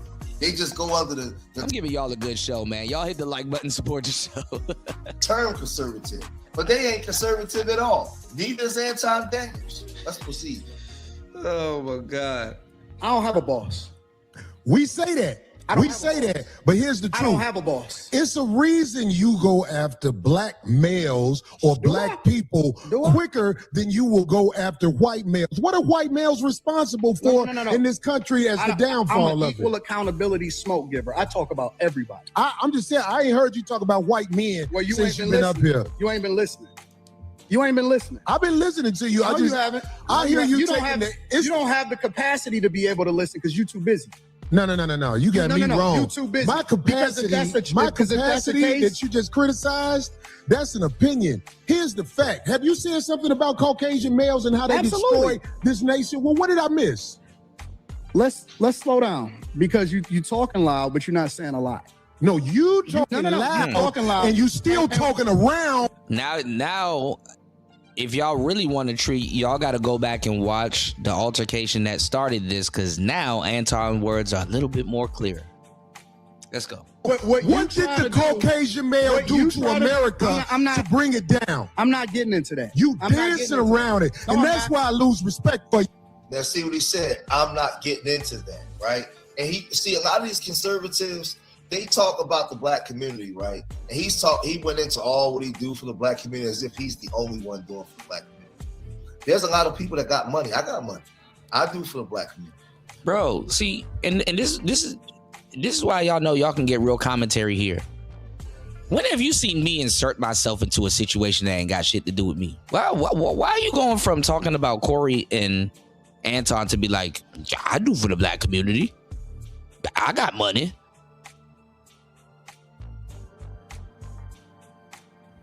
How do you just insert yourself into this situation? Yeah, look at Darlene's face. All right, let's get into it. Right? But I don't sit around and kiss the white man's, you know what, and the W man's, you know. Actually, the niggas that tell you that they don't kiss the white man's ass, they kiss the most white man's ass.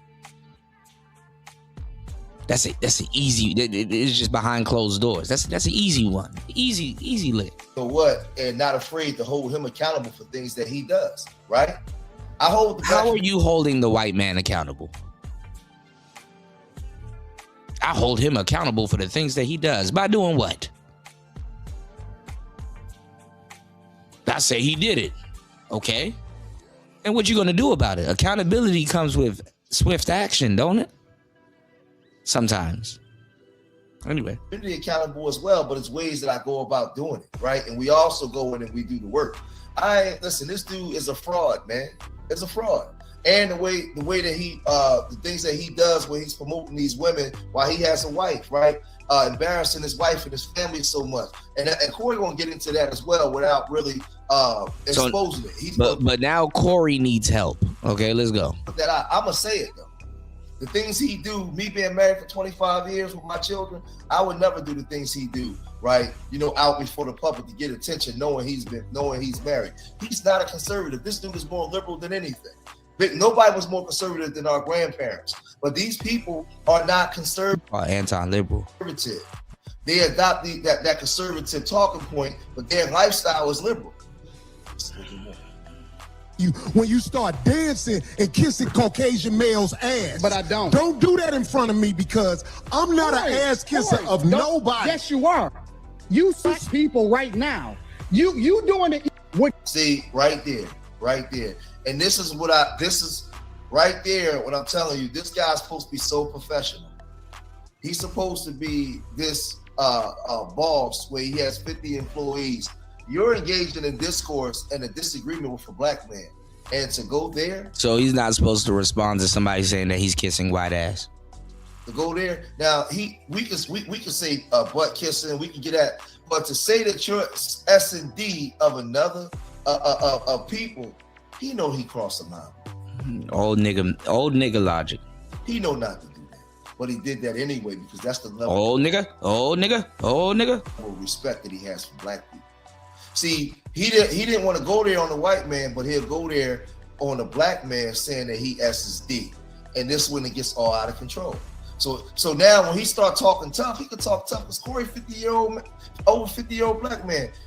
Nobody's getting into fist fights and all that kind of stuff. Not on his show. No. What you do? Let me tell you what you do. Nah, let me tell you something, homie. So fix you doing it right now. I don't suck it right now. Homie, believe me when I tell you. I don't do that. I tell you. I don't do that. Listen. So don't come at me with no. Give you the same energy you give me. Let's switch seats. I'm with it. Homie, I don't do no band. I don't do no what? That'll go bad. Call it what you want. I don't do no. Okay, but hey, homie, I tell you what. Right here. This is what happens when egos get involved. Now, I'm gonna tell you something about Anton Daniels. Anton Daniels has to take this. What's going on, Mella? Shout outs to Mella in the building. Let's go.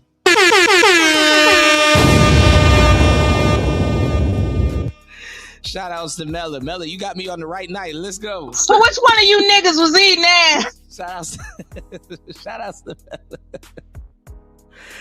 No, Happy New Year's. Good to see you, love. Hold on.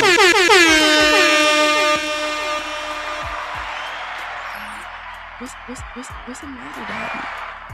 What's the matter, Daddy? So yeah, you know, Anton, he was right the whole time. I hate to say it.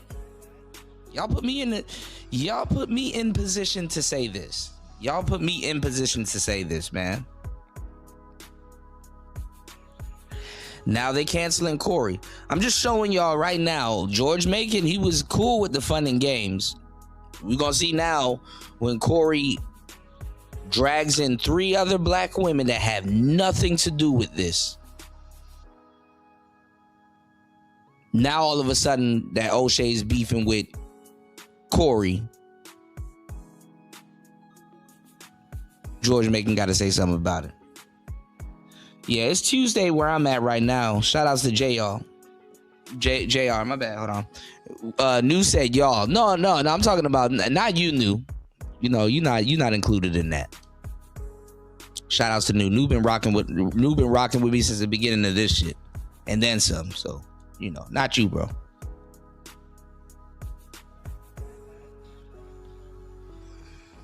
Everybody was Team Corey when he went after Anton's black family. You know, it was cool seeing another black man get thrown under the bus. But let's go. He can't stand down because he will lose his audience, right? So now he has to stand and take this approach, even though he know he was wrong when he made the statement that he made, just because he wasn't wrong. What's going on, SD? Shout outs to SD in the building.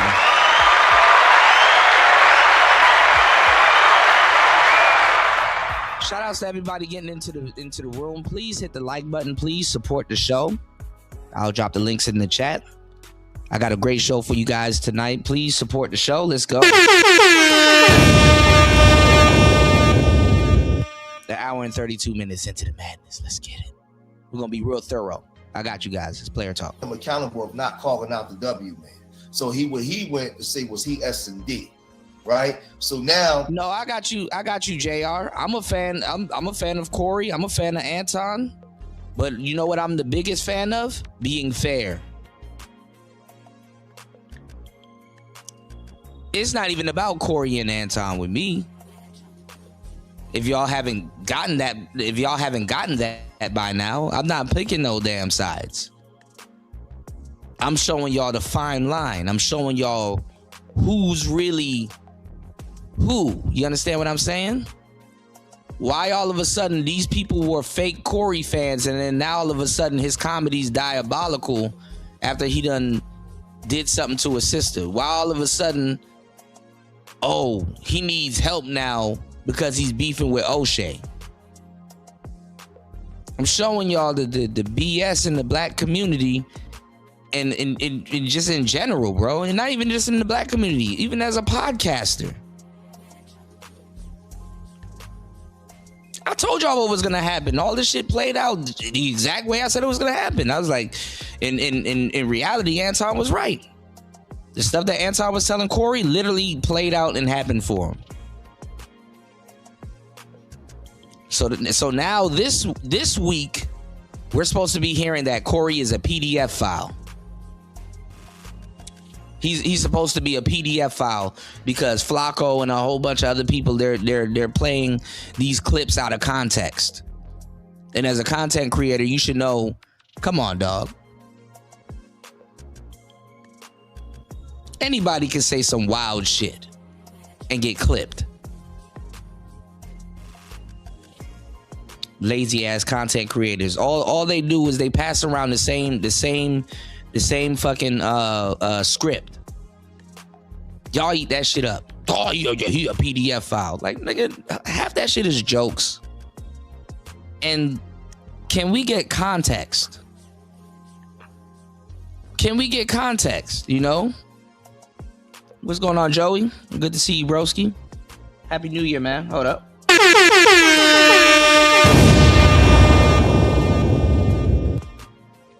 You said I'm not a fan of Anton. He simply got lucky. / him and Lapeef and the rest of his offspring made the hard work / foundation. The manosphere. I mean, him and got lucky. Him / hold up. I'm not a fan of Anton simply because he simply got lucky. Him and Lapeef and the rest of his offspring with hard work / foundation, the manosphere developed over decades, and yet he pretends he made it. Yeah. And benefited. Okay. I knew something was missing. Okay, I got you, bro. Yeah. But yeah, Corey should have known he was using our talking points and stuff like that, you know? Yeah, I'm a little bit under the weather too, Y'all, please hit the like button, support the show on the way in. I'm gonna show y'all something, man. All right? We're gonna tie all of this stuff in. I got y'all. He has to stand on business because his whole audience is watching. And we know that the way the internet works, had he powered out, his whole career would be over. So now today, everybody's gonna be talking about is, man, Anton Daniels stood on business. Yeah, he stood on business. It's just a bunch of internet weirdos, right? Let's see. Right here, right now. And the crazy part is that at this point, the content creators have become the weirdos. Not the niggas in the chat. The content creators are the weirdos, man. That's what I'm saying. I'm gonna respect you. Dance around it. Dance around it. No. I'm gonna respect you because it's your platform, and I flew out here to have a conversation. We good. But you're not crossing up on me. Yo, we good. I did already. I don't need go right down. Right now, I'm going up. I don't give a fuck about this shit. Homie, you just running your mouth. I'm not running my mouth. He ain't trying to put the go out back and do nothing. All this stuff is internet stuff, man. Like I said, he's trying to protect his audience, like the audience that he has. He knows what he's doing, right? Like, listen, I fight. I'm a train. I've been training. See, like that, and I'm not telling y'all who to listen to, but like, why do niggas got to bring it back to them? He not trying to go out back. See, I fight 12-time boxing champion, Golden Gloves. Why are you talking about you, bro? Like, this is their situation. They are far away from you. And basically, like I said, Anton invited him out to fight. He didn't want to fight. Cool. He sat back down. Playing for the camera. Cool. Not even about that. Y'all was picking on Anton because Anton stood on his 10 toes and defended himself. When Corey tried to bully him, it backfired. And honestly, Corey should have been listening to what Anton was saying, how the black community would turn on you. And now we spent the whole week of the black community now that was on Corey's side turning on him. Now that they turned on him, now Corey needs some help. Look how fake this shit is, bro. Hold on. Let me walk y'all down real quick. For years, he don't want no smoke. I'm looking right at this stuff, man. These guys are internet dudes, and they used to saying whatever they want to say. And I don't know. You running your mouth. I don't do internet. You doing it for the internet. Now, if you want to say your time, no, hold on. If you want to say show you I ain't doing it for the internet. If you want to say Anton, listen, don't disrespect me like that. If you want to say Anton, don't disrespect me like that. I'll respect you, but don't boss up on me because you said a lot of crap because you don't know me. You don't know me. So I'm gonna extend the same respect to you. You called me out of my name. You said some, especially with regard to how it called. Telling you that you did. You can't tell me how I get respected. I got a question for bro. Okay. No. Hold on 1 second. Hold on. We just getting loud. I ain't gonna get loud. Then don't switch seats. No. This my show. This my show. That's cool, but I'll take that. Okay. Well, it is a. We want to get back to the conversation. Ain't no, because you ain't gonna. Because you're not gonna do. Come at me with that. You're not gonna come at me with. We can go out back right now. I'm with it. We can go out back right now. I got money for all this. Whatever. I got money too. Hey, no, it's not respect. I ain't falling for the. I ain't falling. Darlene, get out the way. Don't get in the way of two niggas. Let me tell you something, homie. I ain't got to go out back right now because we got to go out back to lead this motherfucker. No, Corey did the right thing. You don't need. Listen, let me tell you something. When two black men. All right. So Corey did the right thing. You hear George Macon.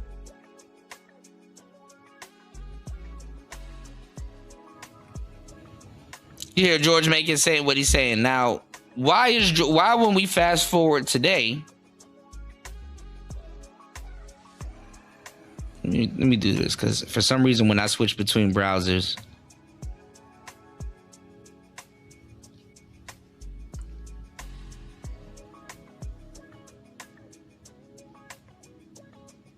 It takes the sound off. Now, how comes when we get to what we get to today, he's talking about some Corey needs help. Listen to this. Talking about R. Kelly and was asking certain stupid stuff that she shouldn't even ask. Now, mind you, he a comedian, right? But just certain things that you don't mix with. It's not funny. It's not for comedians. I don't understand. Like now, all of a sudden, they trying to censor Corey. You niggas was never Corey Holcomb fans. How you gonna be a Corey Holcomb fan and you don't know his comedy is dark?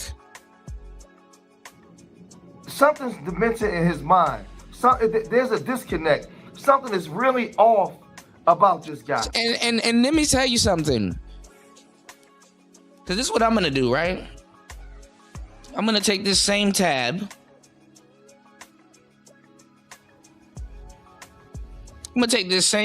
Right?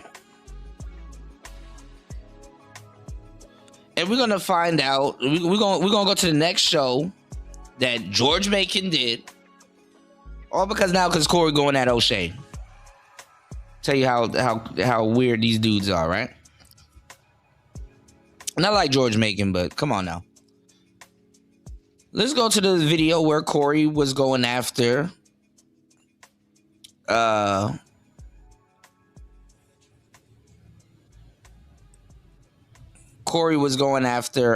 Anton's kids. George Macon was giggling and laughing about that also, right?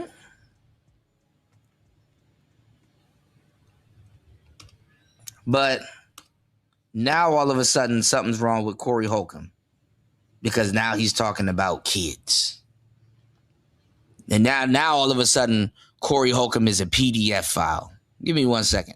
Let's let this video today play out and then we're gonna get back. Man, something's off about this guy. He's asking. Then he's going to be asking about what goes on at Epstein Island and stuff like that. And could you watch children be, you know what? Could you watch that? He's just all of this shit out of context, by the way. To the 1,000th degree of the degree of the degree of the degree. And I ain't gonna lie. I hope TMZ get this. That's crazy. This dude got to go, man. He got to go Enough now. of this, man. He got to go now.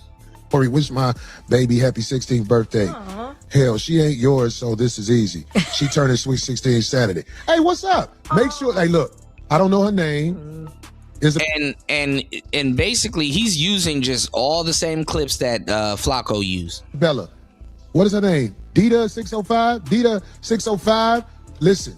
No personal research. This next wave of content creators are going to go down because there's no personal research going down. And George Macon been in the game for a long time. He knows he has to do his own personal research. This is crazy. I want to wish your daughter a happy birthday. Her sweet 16. It's a beautiful age. And you make sure you and your daughter have counseling so that if she's broke, cat daddies like me ain't in that age by the time she's 21 through 30. Because if you don't bring them up right, I'm going to be with them on their birthday. Yeah, Joey, fake as fuck, man. Get out of here, you damn nigga!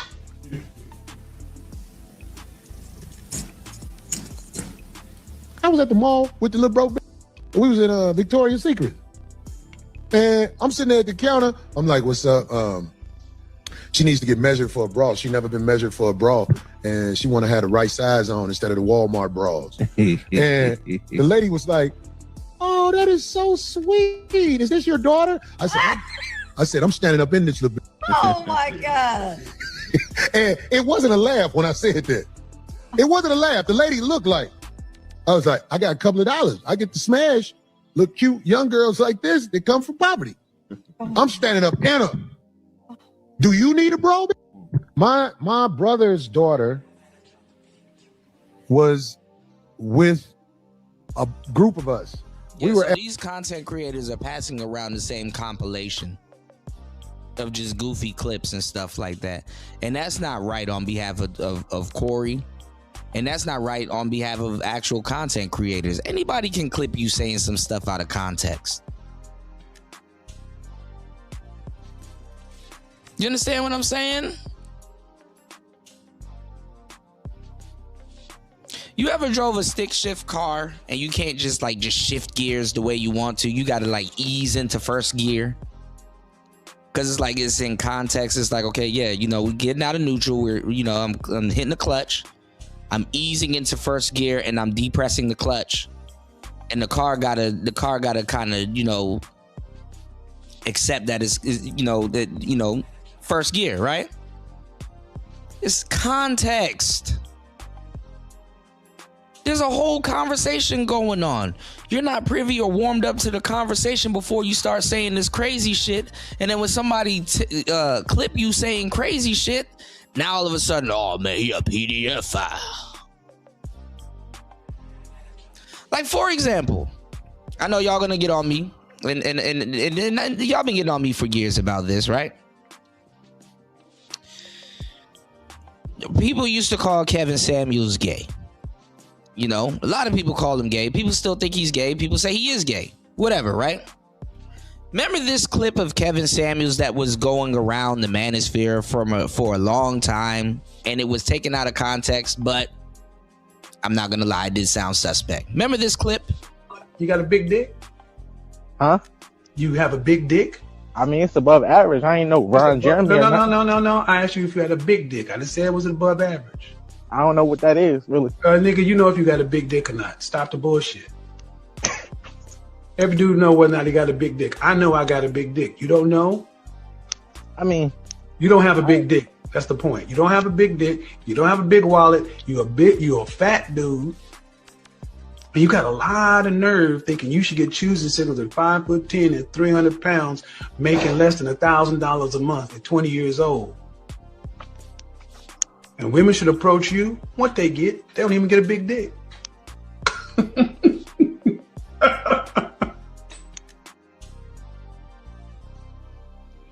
So think about that. Think about that. You're like, oh my, no, well, that's a clip. Why he saying that? Why he asking him that and stuff like that? Okay, but you're not thinking that, okay, the nigga been taking callers all night. The topic of the show is, men, what can you offer women?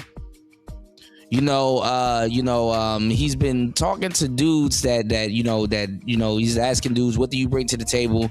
And dudes are like, just grabbing for straws. And then he has one caller and they get into like a little conversation, and then it gets into some weird shit, but it's on topic with the conversation. Then somebody clips you for doing that. You know what I'm saying? So that's what I'm saying. I'm like, bro, that's not fair to Corey.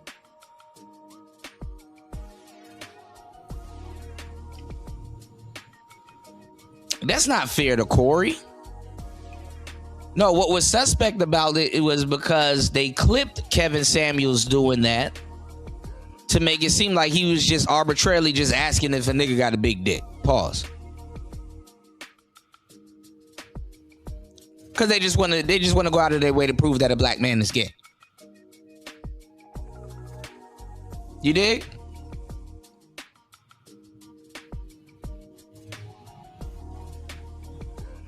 And all of this shit is playground games. This is playground politics, man.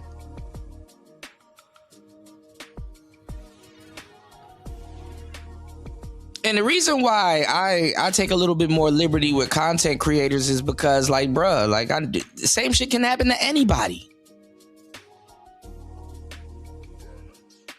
Use your common sense, y'all.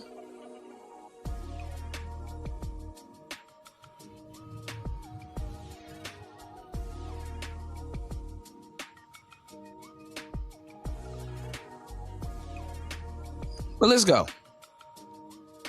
Let's get back into it. Is this camera on me? Yes. That's stupid. Use your common sense. At the hotel, because my mom was in town. Dee, was you there? Yep, I brought the cake. I know how to do babies. It was super cute, though. Everybody was trying to get her attention, but she wouldn't do nothing but hug her daddy because she didn't know us like that. That's true. I didn't pay her no attention.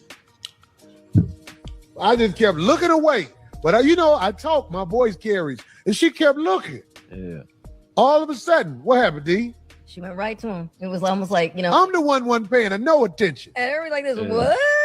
Look, You know what that told me? What? She gonna be getting put up in when she grow up. I would never in my life say anything like that about my brother's daughter, my niece. You're not a That's comedian. not even fun. And You're not a comedian. You're not a comedian. You're not a comedian. We don't expect you to say that because you're not a comedian. You don't carry the aura of funny on you. You're not a comedian. Nobody asked you what you would have said in front of your daughter's wife. You're not a comedian. What's going on, Malcolm? Good to see you, bro. Happy New Year's, man.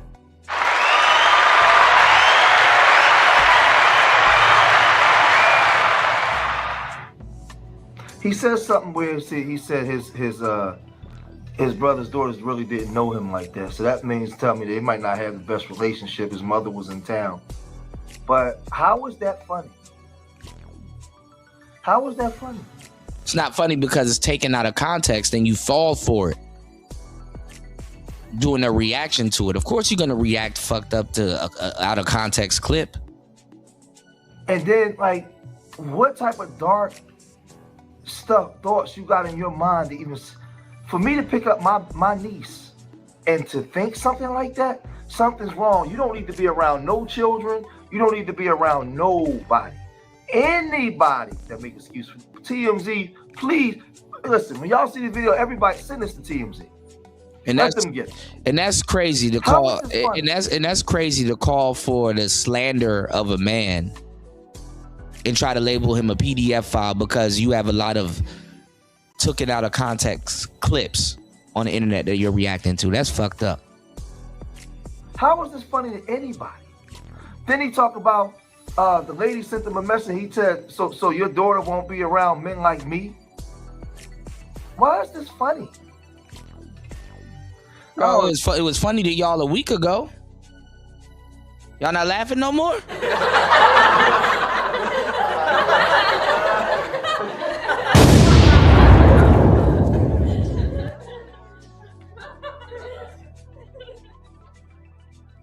See, we live in a society where it's all fast food. Everything's fast food. Comedy's fast food. This is fast food. That is fast food.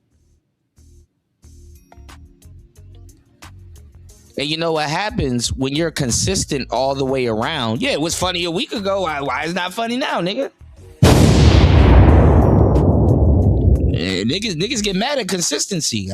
One thing you can say about Corey Holcomb, he's consistent. He's consistent. If you're gonna be like, oh damn, Corey. God damn, Corey.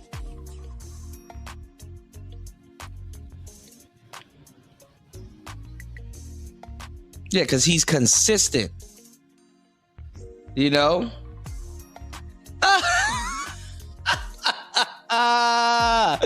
Shout outs to Little Shirley, yes!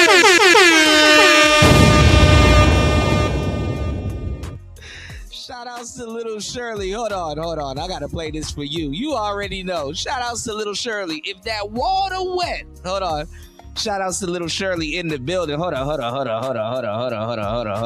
You know I gotta do it for you. Hold on. What's the matter, Daddy? Shout outs to Little Shirley dropping a huge $10 on the Cash App. Let's get it. Hold on.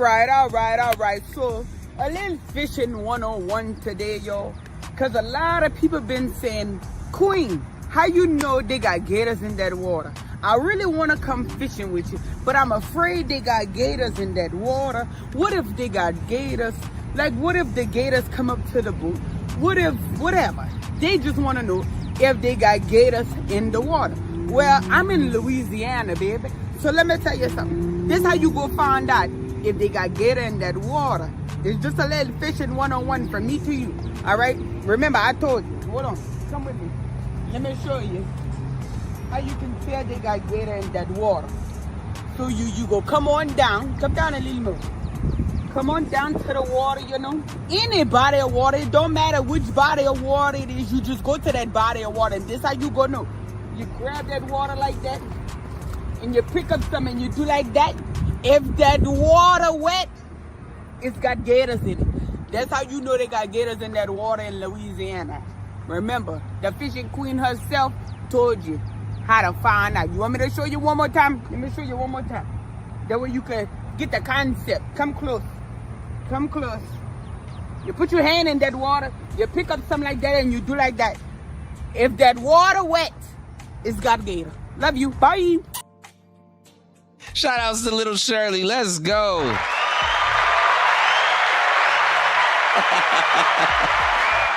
Good to see you. Good to see you.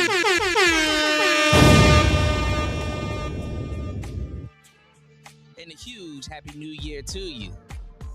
Shout out to little Shirley. Good to see you, love. Oh my goodness. Little Shirley, do you see what we got to go through? How disingenuous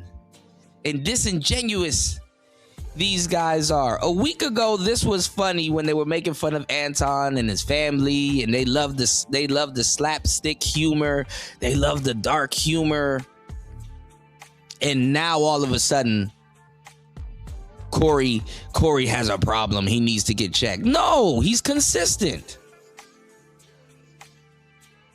Now, we're going to get to D a little bit later, y'all, because she did, and it actually came up on my timeline. She did do I guess you could say a response to Corey Holcomb. But like I said, D and Corey been getting into it for years.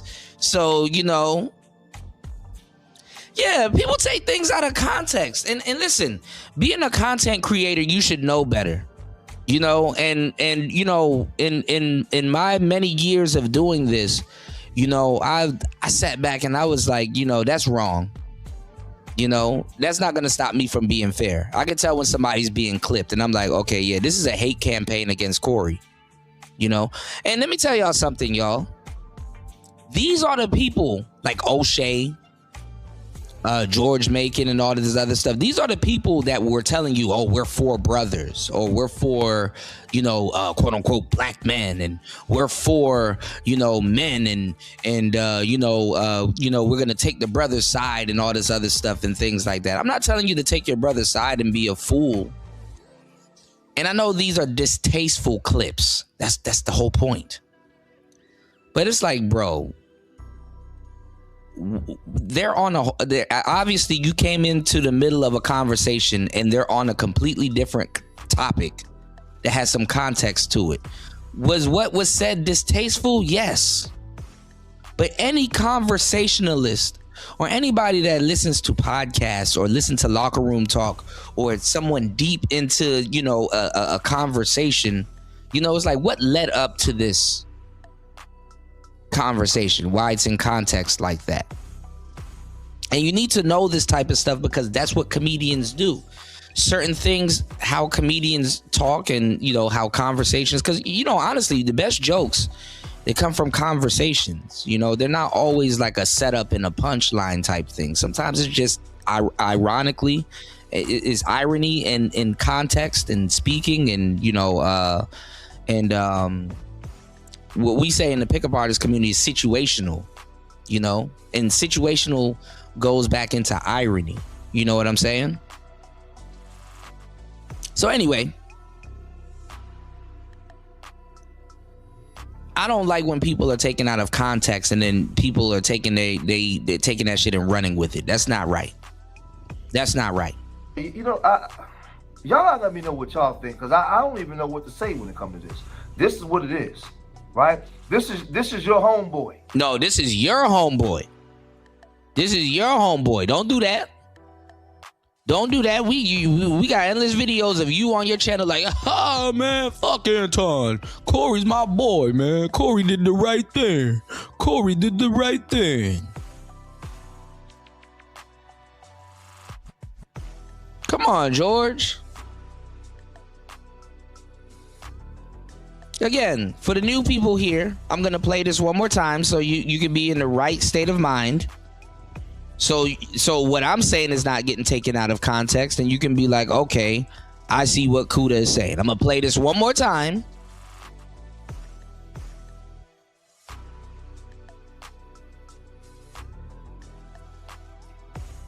Let's go.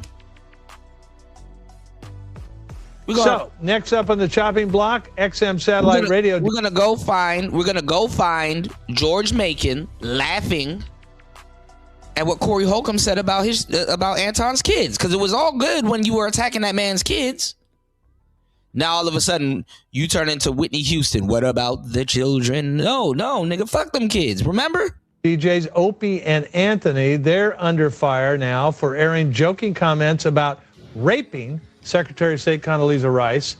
Will they be the next to go? Is radio cleaning house after the Imus debacle?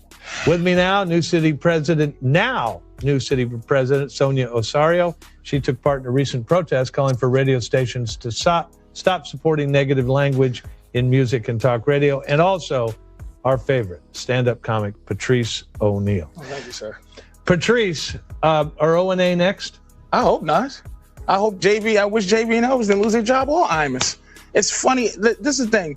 I don't know her, but I'm assuming that she has nothing to do with funny. So I'm gonna speak as the expert on funny. Funny people should just be left to trying to be funny. What if they're not funny?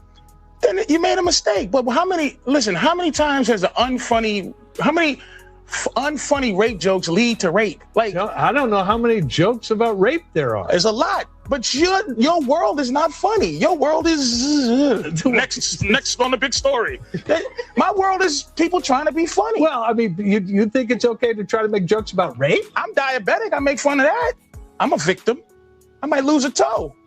But I'm trying to make fun of it. I'm trying to make fun of anything I think I can make fun of. Sonia? You know, what's happening now is the marketplace is deciding what's appropriate or what's not appropriate. I think the nation is just tired. There's a new mood in the nation. What nation? The nation. You know what? We're tired of things that are just Is this the nation, this paper, and you? I'm not the nation. I'm just speaking for me and funny. You're speaking for the nation, or are you speaking for...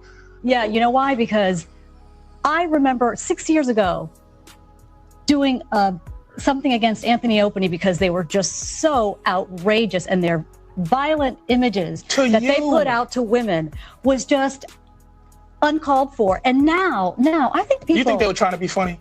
I think now people in this country... Do you think they were trying to be funny? Tired. You know what? I don't care if they're trying to be funny. That's what I'm saying. Why are you in that business? I've been to your show once, and it wasn't very funny being a woman. It was in your hilarious. Show, when you talked about... That's why she doesn't like me. I was in the paper with her, and the joke is hilarious, called The Angry Pirate. And the lady who wrote it in her outrage didn't even know what it meant. And anybody who read it laughed because they know what funny... You're not living in the context of funny. You're living in the context of fire. Have every right to be as funny as they want.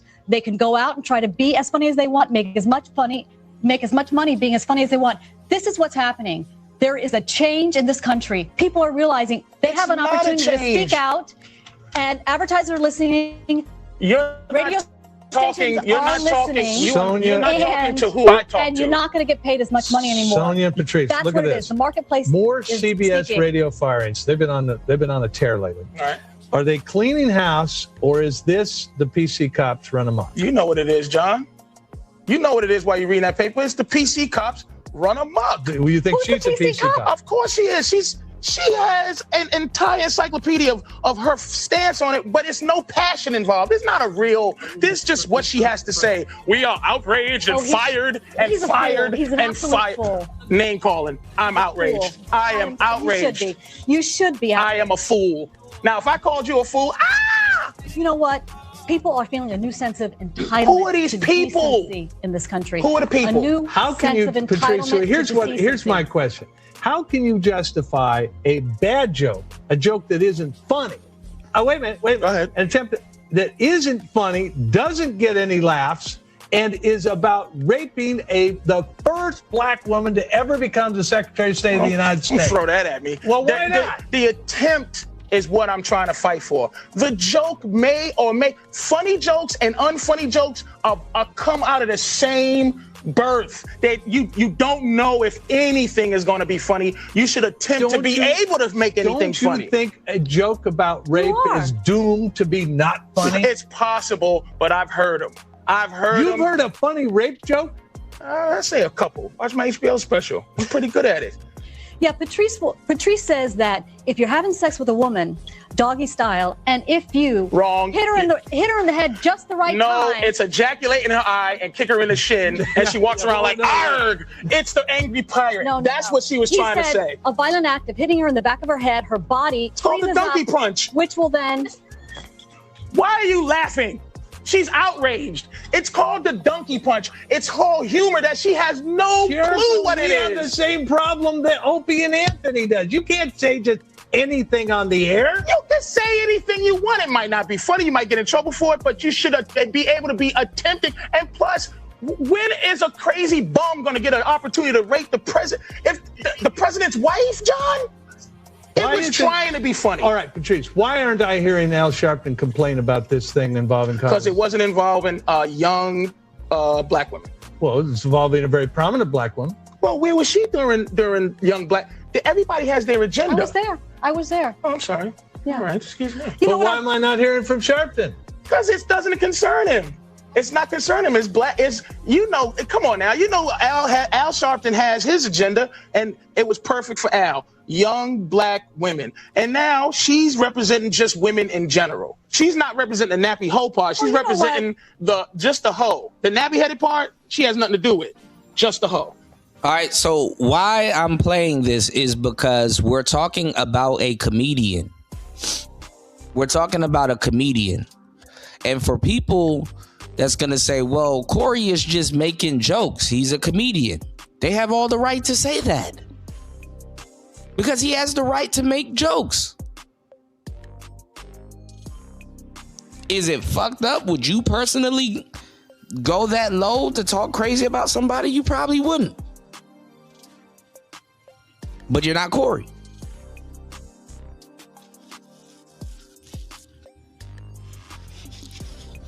Talking about dealing with somebody in the proper context. All right, let's go. Sonia? You know what? Women have been abused publicly in the media for too long, and people are tired of it. This has been a beautiful response of just the general public saying to advertisers, we're your consumers.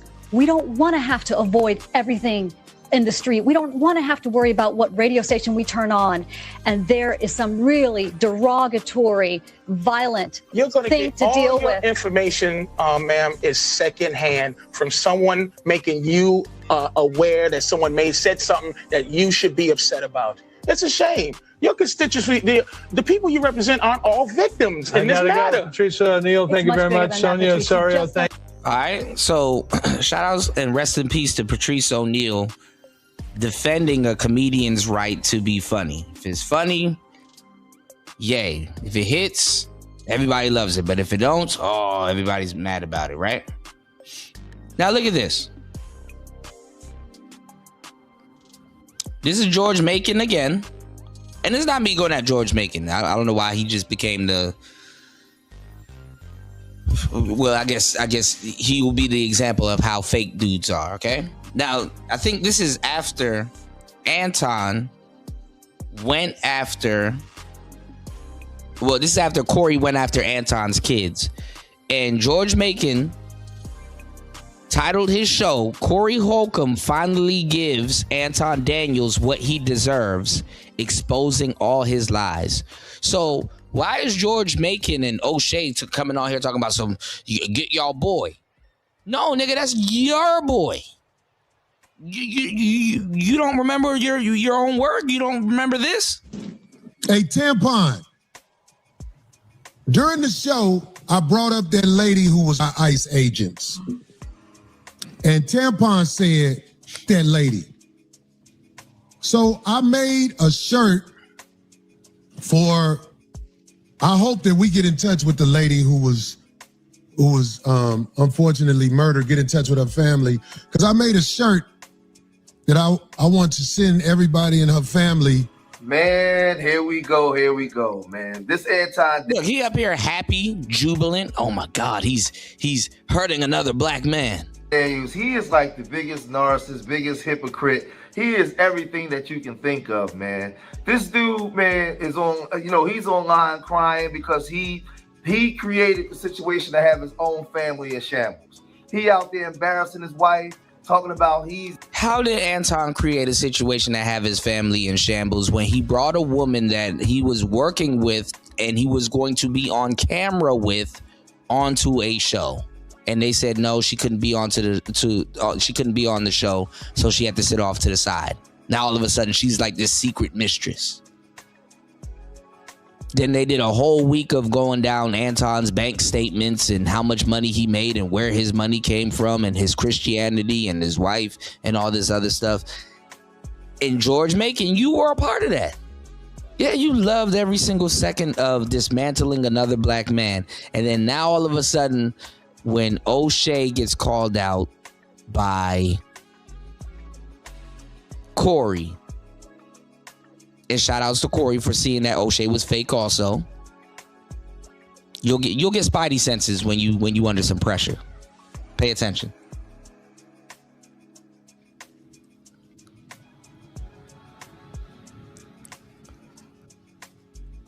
Now all of a sudden Corey need help. Fuck out of here. This is why you don't follow niggas, man. This strong Christian. I mean, he's so strong of a Christian that he carried the cross for Christ. I mean, that's just the way that he talked. But at the same time, he online saying he got a bunch of chicks. Every time he's out of town, he got bad chicks with him, to the point where there's a video circulating where his wife is throwing him under the bus, talking about his attitude and how he behaves, right? But you are embarrassing your wife to the public every time you come online talking about the other women you got. Right, whatever going on inside my household, I'm not online before thousands of people. And y'all are some peons, bro. Cause like I seen the video. Oh, Anton, he's like emotionally unhinged and blah blah blah.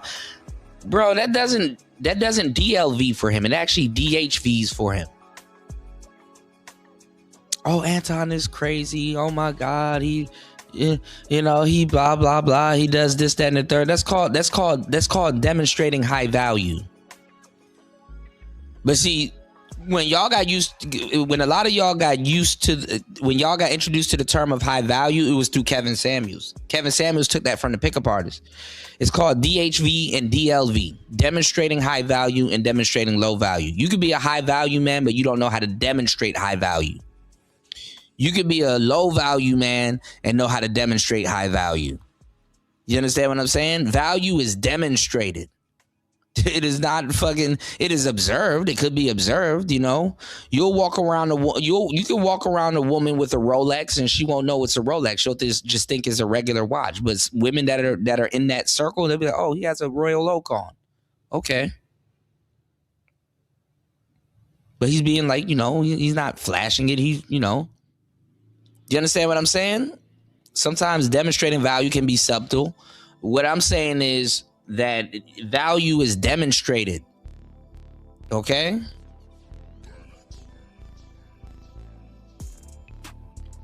So stuff like that demonstrates value. There's a woman somewhere on the internet talking about how it is to be with you. Other women will see that and will go for it too. Come on now. Bro, you can't be this green in the game, dog. But let's go. About other women. Right? And everybody knows that I'm married. Why would you carry yourself like that? I know the PUA didn't invent that, but the concept of what people are talking about is it's a PUA concept. It falls into a PUA concept. And I'm not gonna really jump down that rabbit hole, But I got you, New. I know exactly what you're talking about too. I remember that article. 12.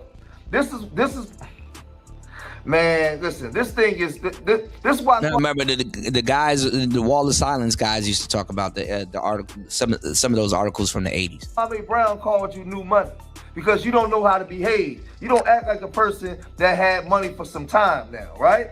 Now he's upset because Corey Holcomb said some disparaging things about his daughter, which was wrong. But they're in battle.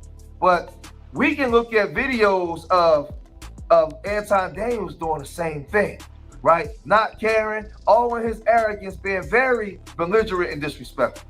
When you post your kids online, nobody gives your kids but you.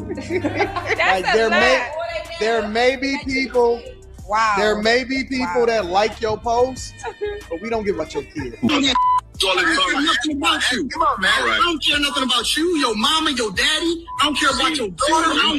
You crossing a crazy line that you ain't have to cross the line. You ain't have to do none of that. So was Anton a little bit hypocritical? Of course Anton was a little bit hypocritical, but like I said, these are all clips out of context. And still, if you're going to bring someone's kids into a situation, it's up to you to bring their kids into that situation. Now, granted, before he did what he was going to do, Corey said, I'm a dirtbag. Where all these new Corey Holcomb fans come from? We knew this already, but let's go. So he's seen crossing the line multiple times. But now all of a sudden he wants somebody to care because it's his child. But when he was online talking to that man like that, right? Y'all also remember when he, like I said, he said F that woman that was unalive by ICE. Did he give a darn about her family? I mean, he went on a platform with 16,000 people watching. Hundreds of thousands of people see it afterwards and said F that woman. That's exactly what he said. Well, I used to think black people, I used to think we were super barbaric. But you have a lot of Karens out there that said F that women too. I want to be the next one. And they're out there picking up they're out there picking up frag grenades and stuff like that and running with them and stuff like that. They're saying F that woman too. Now ain't that fucked up?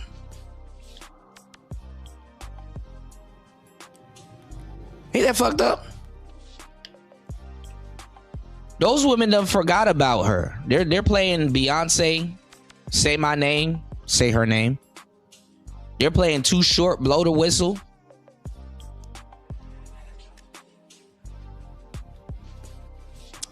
See, you got to be in the theater of mind of people that's in war. There's going to be casualties. Like, why the hell would you go to war and not expect casualties? And then feel some type of way when people say, oh, F them people. No, you're expecting casualties. You know, it's fucked up, but that's war. War is fucked up. You got to prepare your mind for it. So when Corey brought his kids into the situation, guys like George Macon, they because it was for somebody that they don't like. The story that I'm illustrating to you guys, family, because I know some of you guys y'all are picking sides. And y'all are like, Kuda, what side are you on? What are you talking? I'm on the side of fairness. The enemy of my enemy is not always my friend. Y'all not picking up what I'm putting down? Real solid game here. Just stay out of it.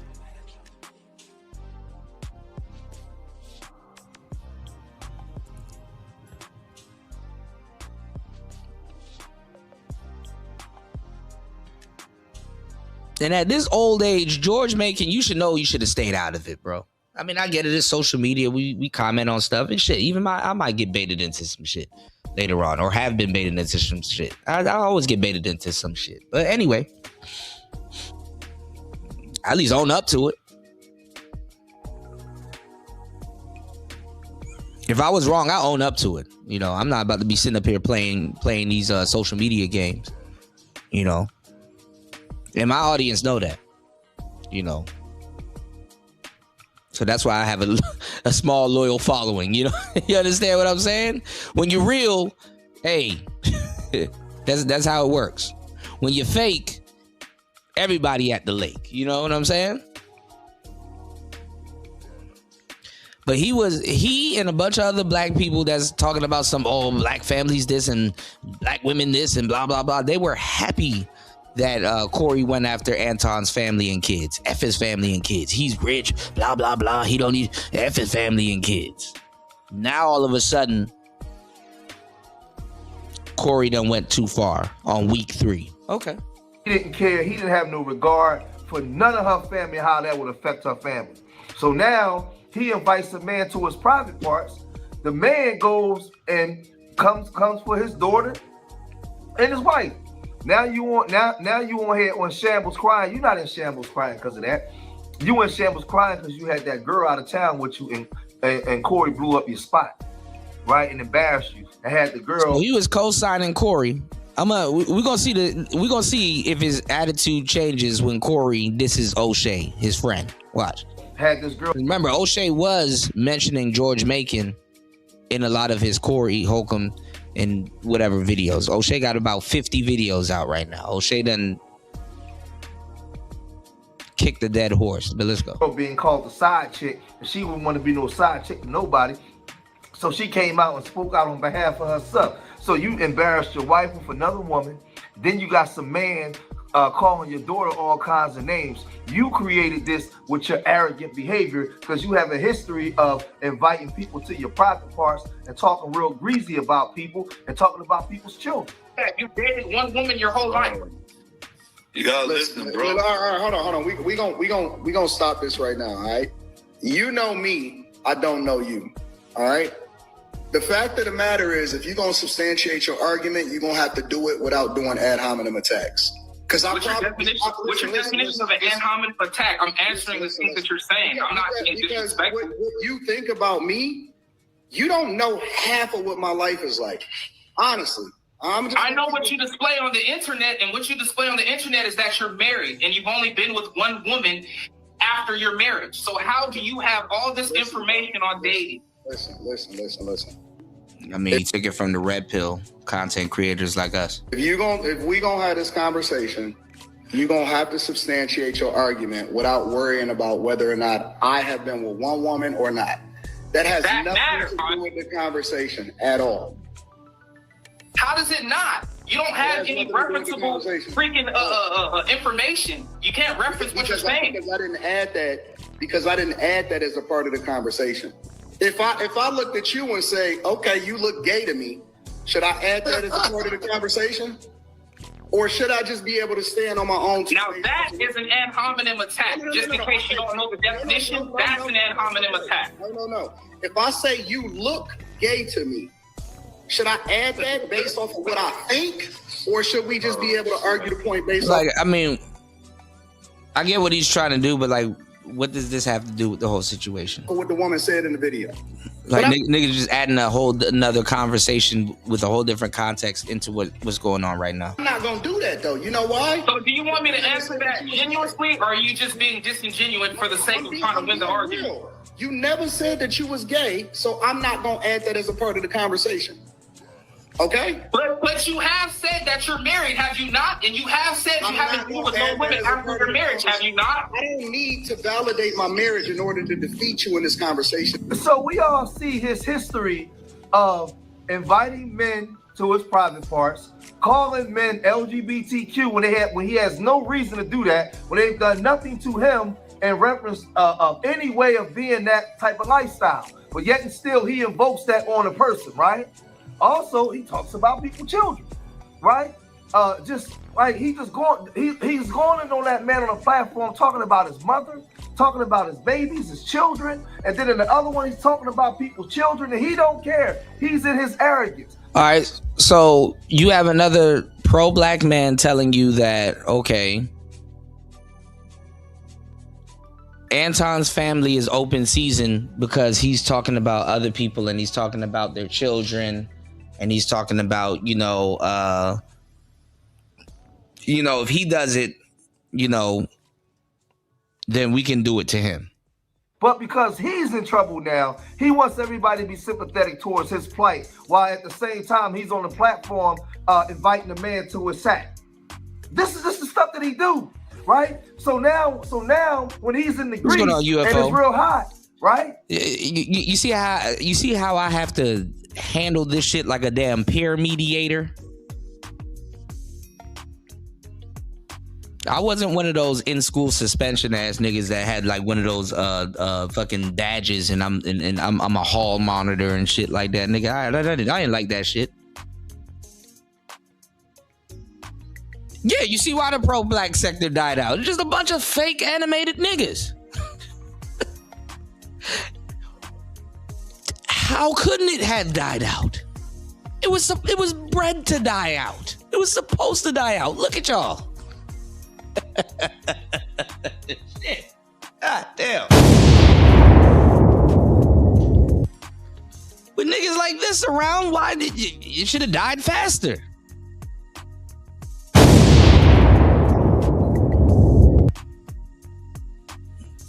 The internet just exposed it. What's the matter, Daddy?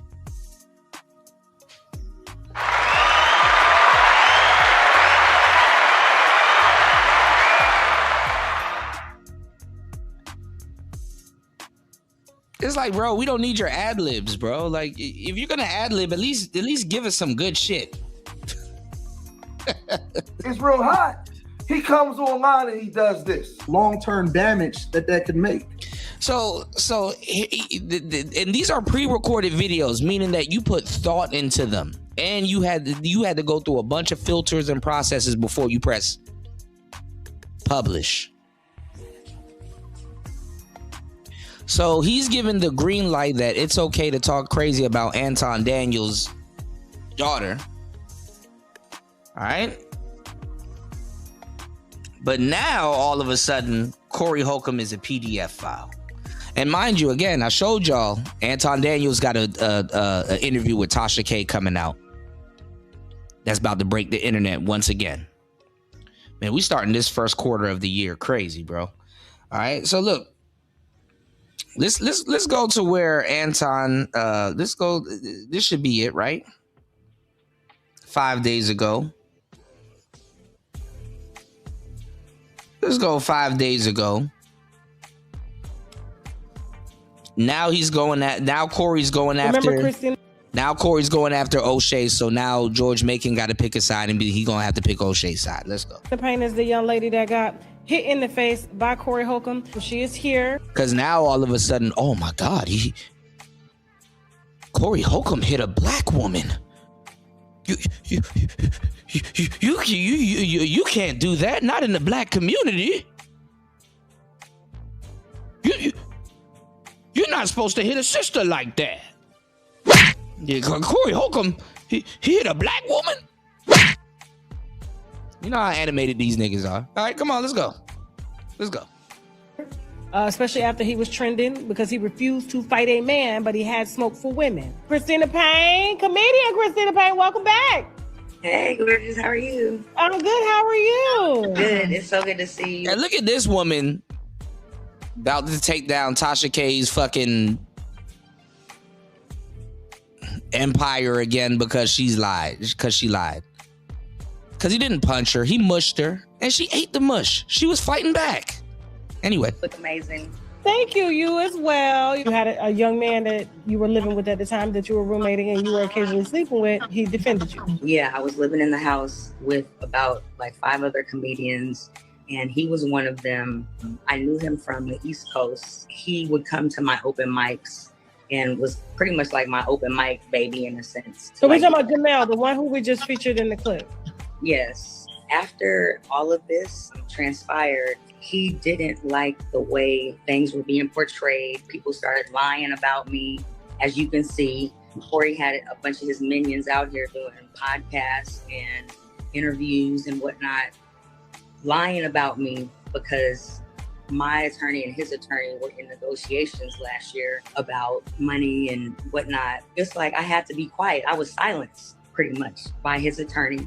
Corey Holcomb has been seen, as we say, you got caught red-handed lying about something you said you didn't do. Remember that. He said he did not touch. So George Macon has to play, because remember, he has a quote unquote pro-black audience he has to cater to. So he has to play this as if, okay, now I'm giving context as to why I'm switching up what I was saying before. Let's go. Me at all. And it wasn't until we got to court. He's gonna give context as to why now he's not solid with Corey anymore, because after I saw because this is where Corey and O'Shea fell out. Well, I told y'all where Corey and O'Shea fell out, but let's go. Months later, that he finally was like, he told the judge he poked me in the head with 2 fingers. So that was Christina Payne. That was the woman that was alleging that Corey Holcomb knocked her tooth out And we saw the video. Now somebody's tooth got knocked out. You see how it goes with these niggas, man. Now somebody's tooth got knocked out, y'all. You can't win with these niggas, man.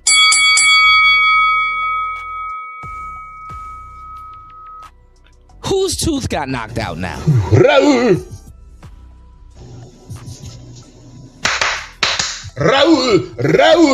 Whose teeth got knocked out now? Somebody's tooth got knocked out now? Get out of here, you damn nigga! Some parts of the clip that was edited that we didn't see, we found out that this court, that this video, this incident went to court already, and I'm guessing. So now there's a phantom tooth running around here. See, black people, animated. It's been resolved, but I guess he got a civil case against him. Corey Holcomb has brought people onto the show to explain what happened, people that was there. She's went on to Tasha K and all these different places to explain her side of the story, right? Now, Corey Holcomb went on to his 5150 show, which he does every Tuesday, and he started to call out YouTubers, right? He called out O'Shea Duke Jackson, who is a friend of mine. He called out Lead Attorney, right? He called out Joe Buttons, and he called out so many other people. But this is my issue with Corey Holcomb. Corey Holcomb has a problem with people calling him out, but in his comedic style on his show, he says whatever he wants to say about anybody, however he wants to say it. Now, I agree with him in a situation with Anton Daniels, but Corey... Yeah, because you hate Anton Daniels.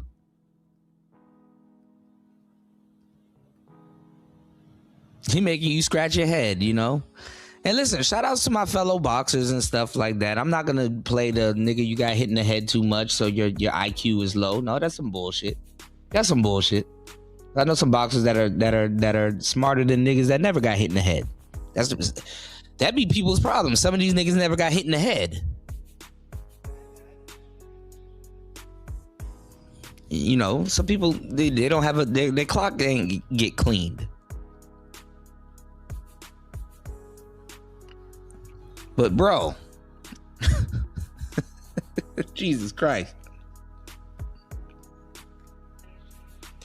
How you gonna switch up on him now? Now all of a sudden it's a problem now because he's going at your friend, who he should go at, who's not loyal. Who, if you right now, George Macon, if you make a mistake, O'Shea will be making a video about you. Let's go. Holcomb has said he'll throw you under a bus for $1. Very egregious things about many people. What's going on, Cynical? And he has many enemies, and people are coming after him. But my whole thing is, you can't get upset now because us YouTubers are basically reporting the news. When we agree with you, we agree with you. But all of a sudden, now with certain things we may disagree with or critique, now all of a sudden you want to say, well, I'm gonna start charging things for the game. I'm gonna come after you guys. I'm gonna do this. So you do like yes men. You like only people that agree with you or agree with what you're doing, right? When I saw the video, I felt like you should have walked away, or people should have grabbed you and got you up out of there because you got way more to lose. I thought it was dumb of you to go and mush the woman. It was real stupid because look at what you're going through now. Based off of everything you're saying, that the backdoor people's coming after you, they want anything that they can use, and you gave them the ammunition when you were stupid enough to do it, right? And that's so now went from let's shit on Anton to now, oh man, Corey, you stupid. Something that people that's your real friends that really love you, homeboy talk should tell you, right? But let's look at what you said, some real things about O'Shea Duke Jackson. Let's look at what O'Shea Duke Jackson you said some real things did when he gave his opinion, his constructive criticism based off of the video and what all right, be careful, George. Was going through. Check this out. That could have been before. I'm not sure. There could have been other things transpiring. But what I'm going to say is this. It makes Corey Holcomb, in my honest opinion, and I like Corey Holcomb. I love his show. I support Corey Holcomb. But what this does, it's a bad look. It makes it look like he hates women. Okay? That's how people are going to play this. Now, we know that Corey Holcomb, you know, he says a whole bunch of stuff. He has women on his. And this is where O'Shea fell out with him because he's talking too much on this situation, and you got this person's fucking number. Call him.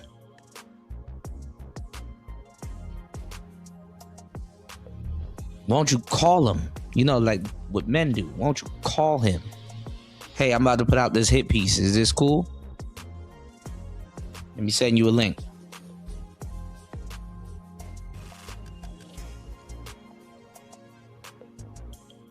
Nope, these people throw you under the bus for $1.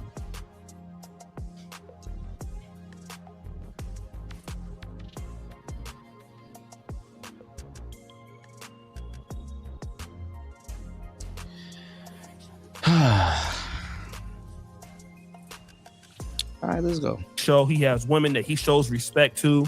He has women that I've seen treat very well, especially female YouTubers. But nobody is going to look at that, right? And then it seems what Hype Plus did is, since Corey Holcomb has this situation with Anton Daniels, it was the perfect time to release this footage. And just imagine that now red, quote unquote, would be red pill content creators. Shout outs to Cynical in the building. Good to see you.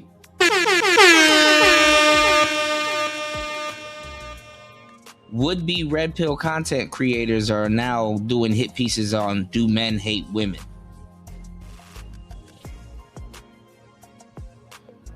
Catty ass content creators. Woo, scandalous. And put more stress on Corey Holcomb. Number one, you're already in beefs, or you're already having a problem with Anton Daniels. Okay, so that's already something covering your mind. Maybe it is, maybe it isn't. Corey Holcomb just disrespected Anton Daniels' daughter. What I feel is Hype Plus always had this around, okay? It's always been there. And what he was looking for was the perfect time to release it, okay? And since Corey Holcomb has this ongoing beef with Anton Daniels, he then disrespects Anton Daniels' daughter. Then you have another person that you have as an enemy is coming back and putting this out there. And then on your podcast, you have said that this lady is lying. And clearly, you know, what we see is what we see. We don't see the whole thing, but we do see this. And, you know, I don't have Corey Holcomb's phone number. Again, you know, I was supposed to be on this show. Because he's not your boy. And you a fucked up friend. So would love to one time go on the show in the future. But there is really no excuse for what I see here. If that lady put the fingers in his face, all right, that's one thing, okay? Which he clearly did. But then the reality is, why are you stepping up to her? You can look at Corey Holcomb. He is a big man. And you can't hear the audio, and this is taken out of context again. Niggas. Got to be at least 6'3" or 6'4". So the way people are going to look at it is, well, what was the reason why you felt like you needed to step up? The other thing is, these other men out here, why are they just sitting around and letting him have a confrontation with this woman? Why are they not trying to stop this from escalating? That's another thing that we can talk about. But the reality is that Corey Holcomb, he's not going to be able to keep having these situations. So when Corey Holcomb heard this and fell out with O'Shea, is like, yo, you know, to a certain degree, rightfully so, bro. If you don't know how to be tactful, or you're not going to speak on my, or if you're going to speak on my situation without accuracy, or you're not going to contact me before you do some goofy shit like this,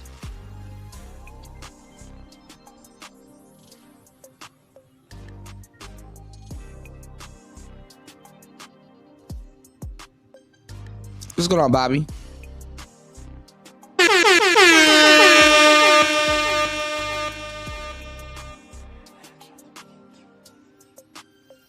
Corey's not wrong for saying, yo, I'm finna, you know, I'm finna throw flames at O'Shea.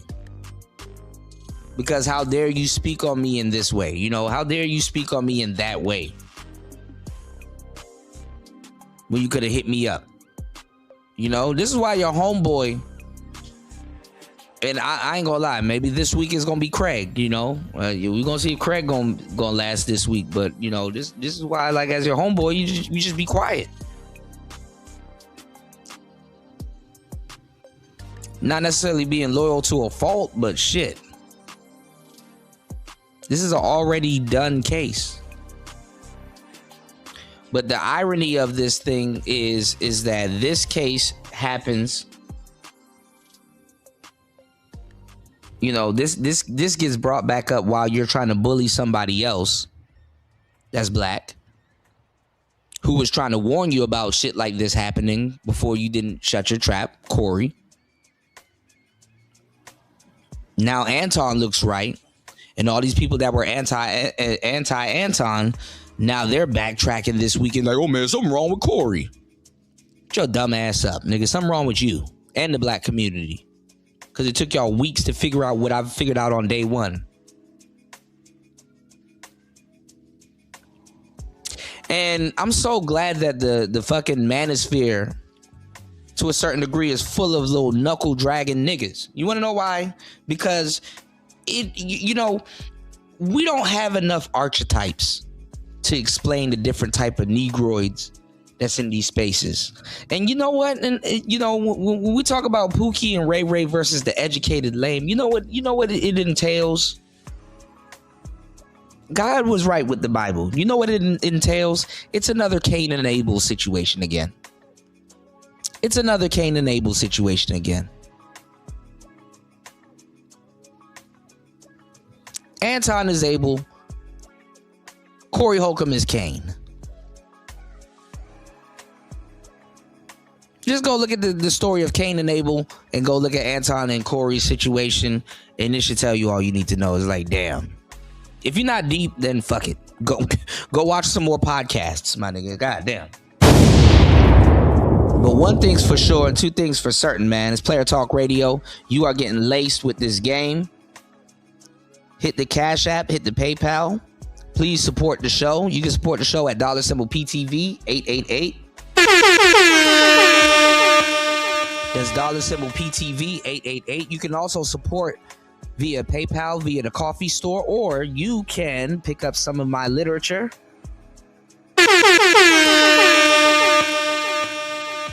Soak up some of this game.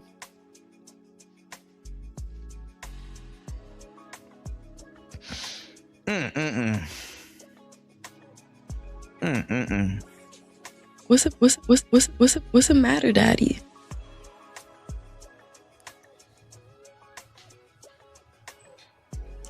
See, it's stuff like this that'll get you X'd out of the black community. You don't have no voice in the black community as a black man. And Corey wasn't smart enough, or he didn't shut up long enough for Anton to really explain these things to him. He thought that, oh, I'm going to ride on this coon. I'm going to ride on this guy that I think is a coon, and I'm going to throw him under the bus for the black community. And then now they got you on camera disrespecting their God.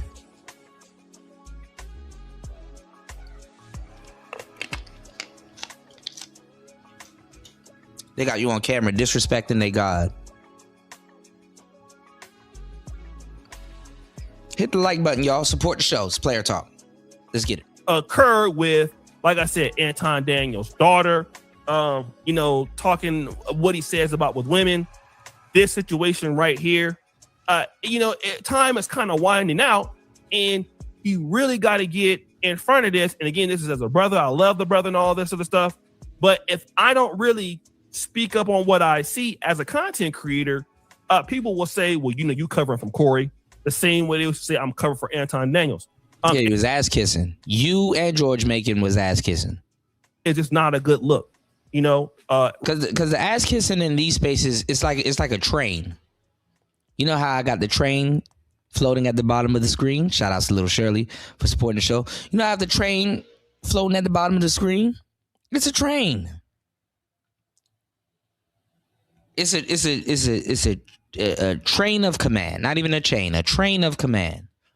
Oh, so O'Shea's ass kissing Corey. So let me make some ass kissing O'Shea, you know, content. Because that's my bro. And he said Corey cool, but he didn't run all of that shit by me. Now that Corey done fell out with O'Shea, now all of a sudden George Macon, he got to go to what he knows. He has to ass kiss the nearest source to him. You know what I'm saying? O'Shea. This is how fake niggas are. And you're gonna take history from these niggas like, oh man, the Africans sold us, sold the FBAs out. Oh man, these people, like, nigga. This is why I tell black people, and I tell people in general, just go. If you want, anybody that's hanging around old and has an old soul and that's smart and that knows what the hell they talking about can finish this quote I'm about to say. If you want something done, what do you got to do? Do it blank. Well, if you want something done, what you got to do? You got to pull up your sleeves and go do it your damn self. Do it yourself. Don't take these niggas' rendition of history. I don't give a damn how much pyrotechniques and Titantrons they have on their damn videos. Fuck them. I'm the godfather of this shit anyway. Fuck them. They're lying to you. Go find out the history yourself so you don't have to sit up there and be like, man, bro, such and such said in his video, but it contradicts what such and such said in his video 2 weeks later. Like, it's like, dog. Black people misread every fucking thing. This is the part of being miseducated. This is the part of being not even uninformed. I mean, really all of this shit was to do irreversible damage. But anyway, Corey tried to punk Anton. It didn't work.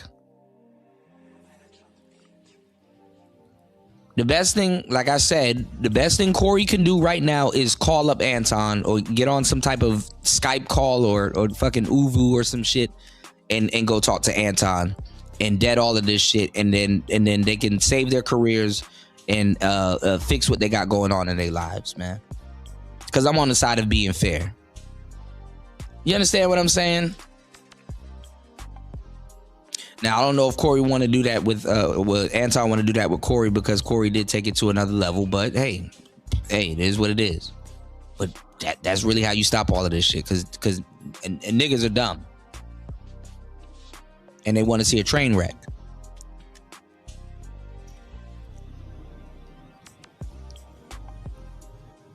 And the last people that should be talking about anything are pro-black niggas, bro. Them the worst of the worst type of niggas, bro. Shout outs to the real ones, but them the worst type of niggas, bro. Worst type of niggas. Who was I talking to last night? It was another new viewer that came in, and I was telling him about the Moors. And I was telling him how the word Negro, came from Negro, Latin word, span, Negro. And I was telling him about the Moors and how they used to call them blackamoors, and they were called Moreño Negritos. And then after a while, they just dropped the Moor part. I see why they dropped the honor for some of these niggas, bro. I see why they dropped the honor. I said, okay, I see why they dropped the honor for some of these niggas, man. Niggas not honorable.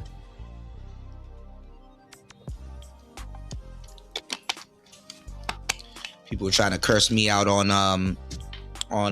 DJ Witch Doctor's show, talking about some Cooter, you brought the women into the space. No, O'Shea brought and kept putting women into the space despite Angry Man and other people.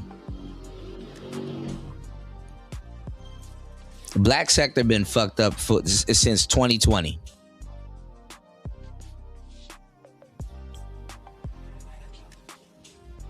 And they ain't going nowhere.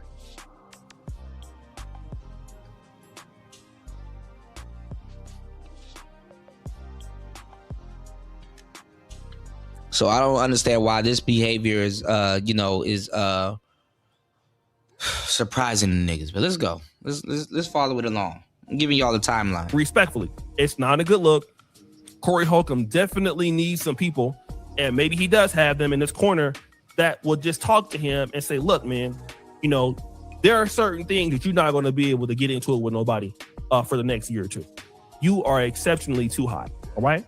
You know what's going on with all the people that dislike Corey on some of these, you know, it's on site, they hate him there. The neighborhood talk, they dislike him. So yeah, they've been cooked before 2015. That's some real shit.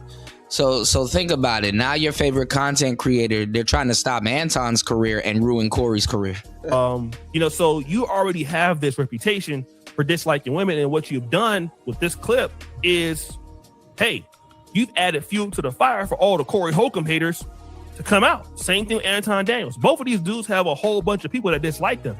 And again, whatever the woman said, you know, unless you got evidence that the fact that she hit you before, and even if she did hit you before, it was broken up then why didn't you leave? These dudes ain't even taking the man's side, who they were currently on his side for.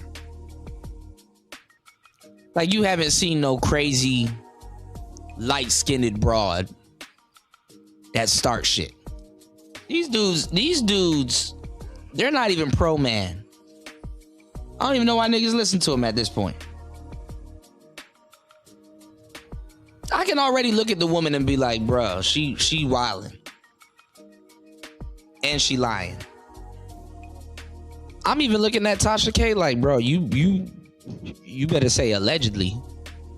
Cause you about to catch another one of them snazzy lawsuits like with Cardi B at the first time, because sisters are coming on to Tasha K's show to gossip with her. And they're funneling her shit because they're not truthful with their actions or what's happening. See, let me tell you the fucked up part, y'all. Let me give y'all the fucked up part.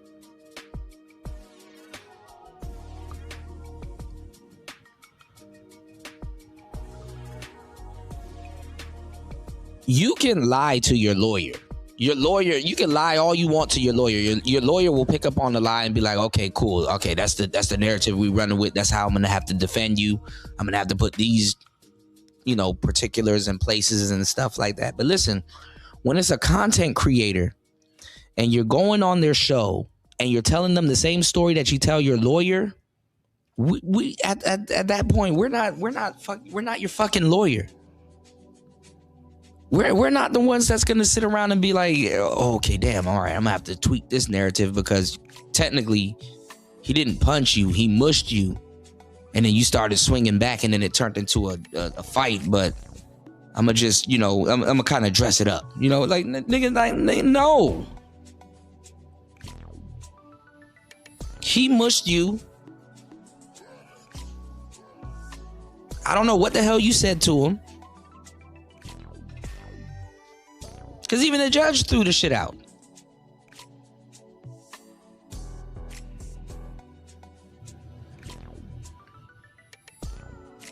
Anyway.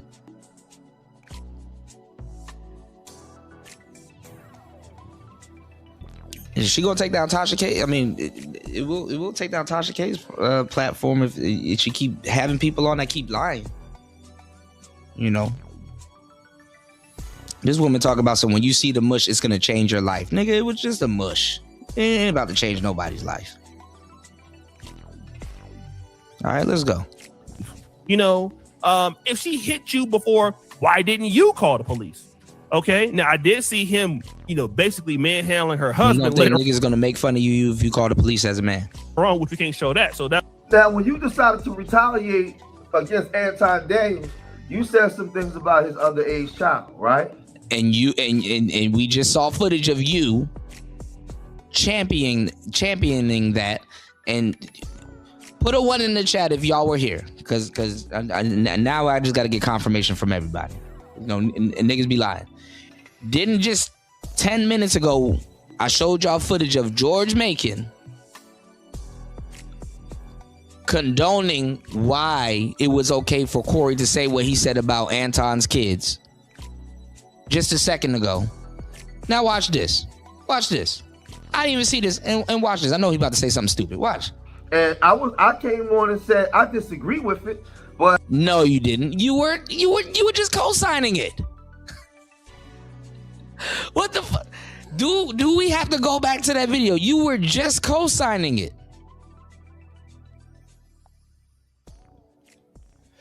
Yeah, I said the same thing. Noted 1X. Good to see you, player. Noted 1X said, you know, some folks don't feel comfortable if they're not in mess. Jeez. Black people in a nutshell. If a pig ain't playing in shit in a pool full of mud, he not in his element. What's this balloon stuff? You know? In battle, when two people are battling, I can't tell them how they should battle, right? But at the same time, you say a lot of things about Backdoria. You say a lot of things about the industry. And you know that any TMZ and Comedy Hype News and all these people is coming after you. So now when people give you friendly advice, yo, don't do this, all of a sudden you mad, right? But you was the one that came. This is the problem with niggas on YouTube. They will get mad at you behind closed doors because you didn't listen to their advice. Not considering that you probably already know what the hell they talking about, and that's not going to work, or hasn't worked, or you haven't done it before. You know. Came on years ago and called your own daughter a B, right? And said some very disparaging things about your son. Like, these are things you said. People let it slide. So, but you can say and have a narrative on everybody else, but nobody can say nothing about you. Nobody can critique you. That's a problem. That's a red flag. And I saw those red flags, you know, years back. But like I said, I liked your show and everything. But this right here was fake. This right here, what you did last night was phony, bro. I ain't rocking with that. So you get upset. So now it's phony because he's going at O'Shea. He didn't say anything about George Macon. Now it's phony because he's going at O'Shea. And he's going at lead attorney. With the lead attorney, you get upset with people because this is the thing. If we try to be fair. So when you right, you right. When you wrong, no, you wasn't fair. You was overly engorging in this man's phallus.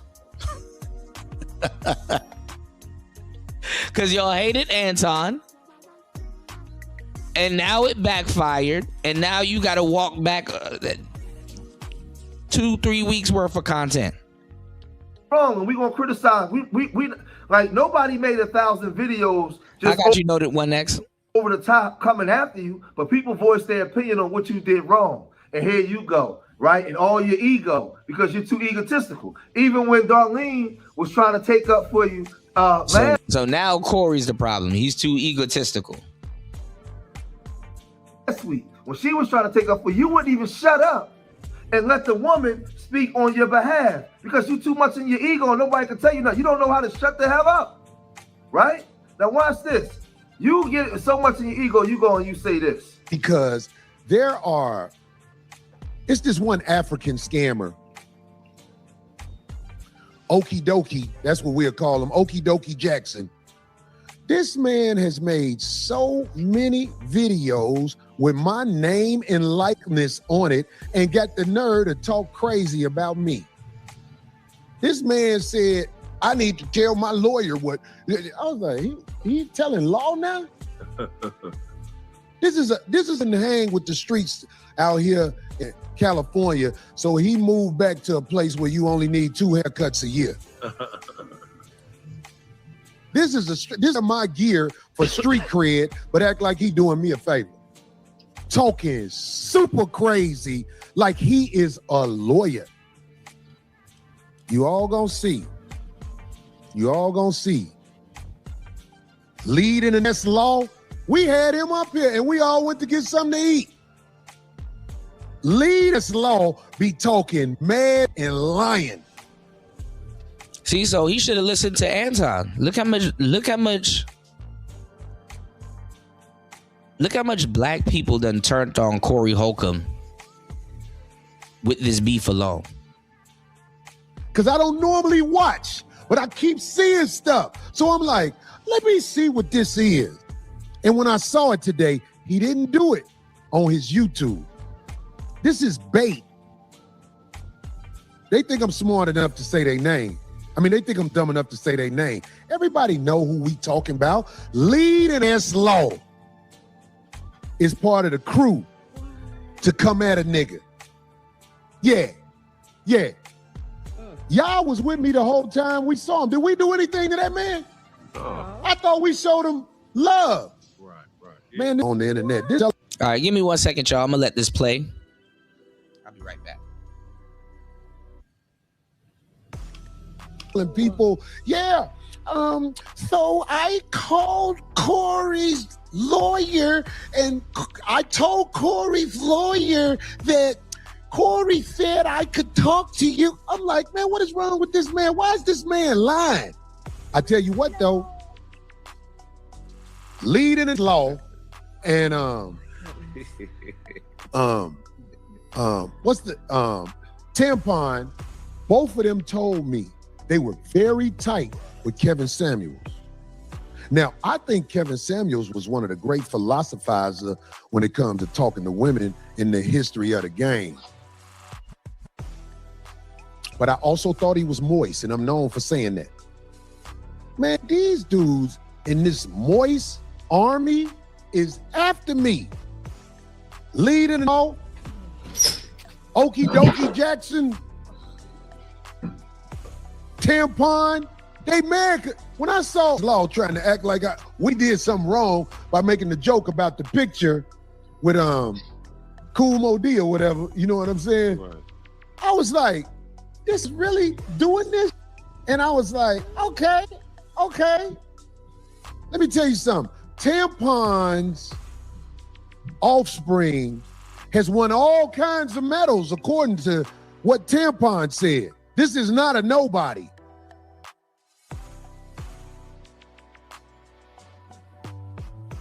Say in people who not known. What was the word? Man, get in here. All right, I'm back. Leading this law, Tampon, Okie Dokie. Okie Dokie makes so many videos with my face, name, and likeness on it. It's finna come to an end. Now, it was O'Shea and a whole bunch of other people that has gotten the Anton Daniels stimulus package. You know, y'all know I coined that shit from the round one Kevin Samuels COVID era stimulus package, you know. So with all they got going on, how could he expect Corey to watch all of those videos? And then Corey got to hire lawyers and all kinds of people and stuff like that. And you're putting out thumbnails of him choking you and doing all kinds of debaucherous stuff on the thumbnails and stuff like that. Of course, you going to fall out with him. Because O'Shea will throw you under the bus for $1 instead of just saying nothing. Like a nigga that really fuck with you, he just won't say nothing about your situation. Be like, hey, bro, I stand with you. Yeah, when it blow over, we'll chop it up. But I stand with you. I got you.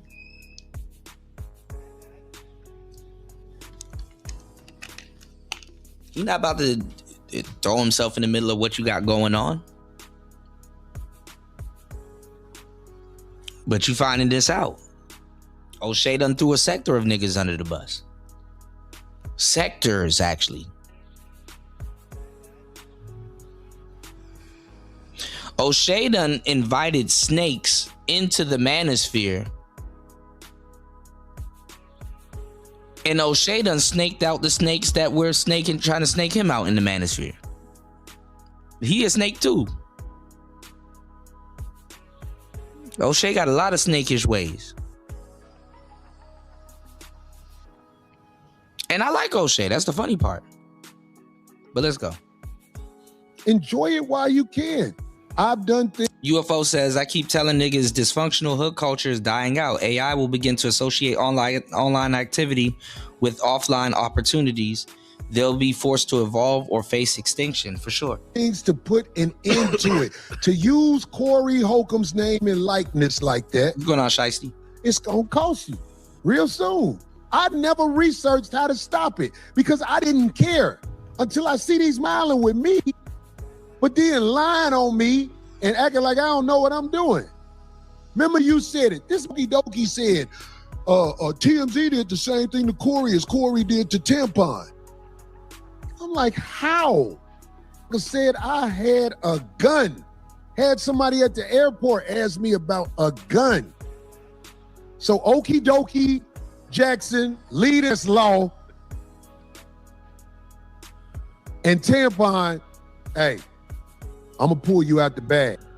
So we commend you for calling out Backdoria. We commend you for calling out the industry, right? These are the things that we've been saying for years and doing for years, right? We commend you for all that. But people was giving their assessment based off of what they saw, and all everybody was saying was, listen, we love Corey, we rock with Corey, but listen, you should have people around you that's strong enough that can tell you what it is and you respect them. From what I'm seeing, you ain't got them kind of people around you. You ain't got them kind of people around you because you're not humble on certain things, or you don't decipher enough to see when, no, people not really, they're not trying to play me. They just looking at it from what they see. And listen, you a big man.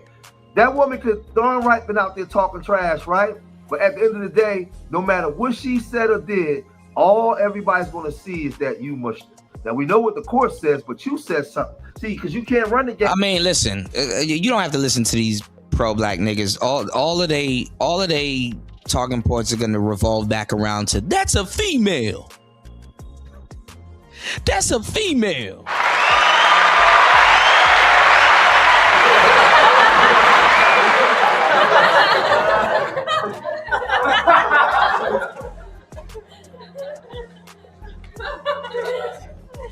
Yeah, but so many words. That's a female. Ain't past me. You said something that was important, Corey. You said, you talked about the judge and the courts, but in the court of public opinion, they out here trying to ruin your credibility, your reputation, right? So my whole thing is, why didn't you let your intellect supersede your ego and get up out of there, right? Because you already know. And now they throwing this on Corey Holcomb. It's like, no, nigga, why were you agreeing with Corey Holcomb and now all of a sudden that he's getting thrown under the bus?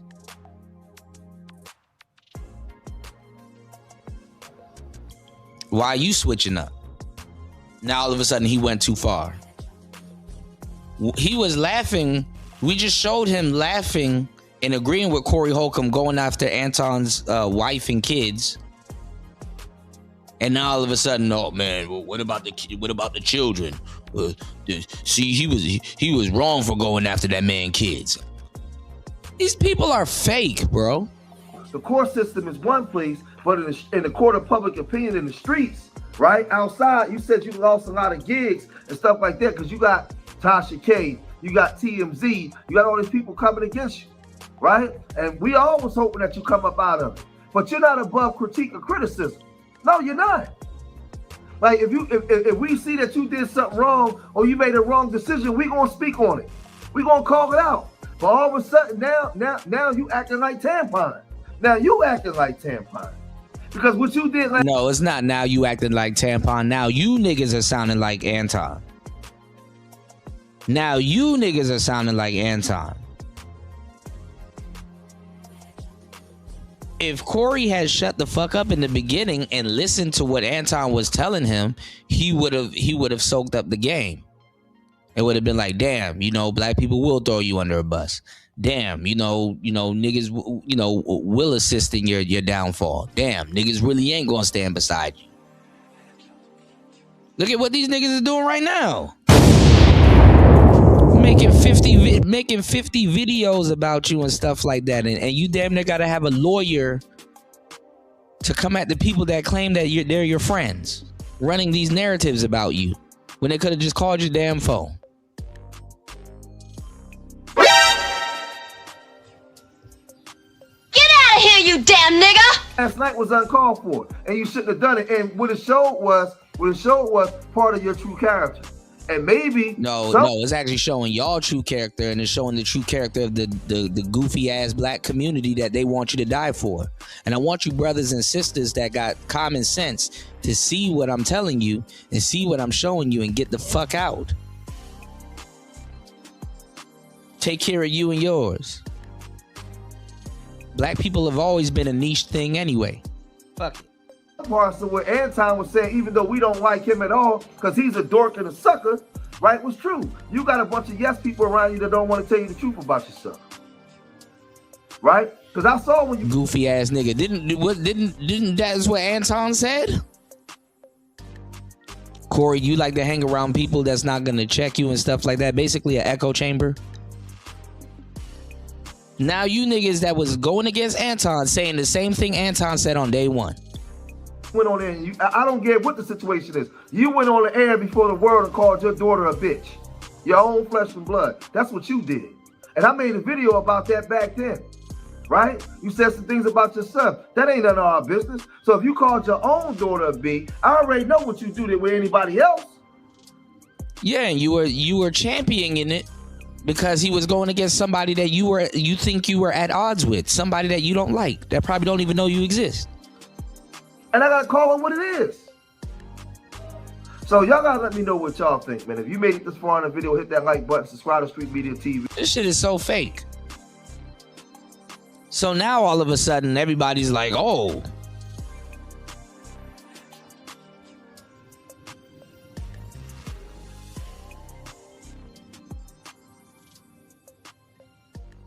I can't believe Corey's doing what he's doing now. Now let's fast forward it to today. These people was riding Corey's meat all last week. It was good a week ago. And now all of a sudden now Corey's a PDF file this week. Weak ass niggas, man. It's crazy. Support this dude after this, man. You deserve something worse than a permanent pose. 6 feet under. This dude is a joke, and you know these are videos that I called a comedian a joke. Let's go back. Real. One day I was living with this lady, and her daughters crawled in the bed, and I ain't have. Yeah, I was up under the cover. Wow. And I was like, oh. I am officially done with Corey. And after this video, those of you that still support this dude after this, man, you deserve something worse than a permanent pose. 6 feet under. This dude is a joke. And, you know, these are videos that I had never saw. I didn't know that he talked like this in this manner. And now a lot of things is being uncovered, right? And dealing with Corey. Corey, if TMZ gets a hold of this, his career is done. It's finished, right? Corey talked about doing things with underage girls, 5-year-olds, children climbing up in the bed with him while he didn't have any clothes. And then see, like I said, all of this is out of context.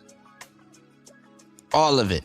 On. He says some real raunchy and racy things in here, and it goes beyond comedy to the point where it's just not funny. When I was in Iceland, you don't have to be no 18. I think it was 13, maybe 14. Yeah. That's a grunt. The vagina been on this planet 14 years. I've said this before on the show also. Do you know if a woman 16 years old gives you a baby, that is going to be 16, 17, 18, 19. That is going to be one of the healthiest babies possible. Right. Well, at that age, they've been on the planet long enough. They're in their prime developmental wise to create a life. But you're taught in America something different. Those eggs are buoyant. You could dribble them eggs.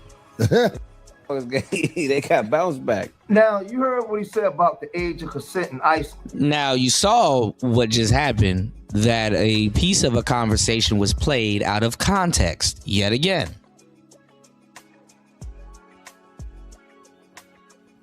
Bringing y'all up to speed.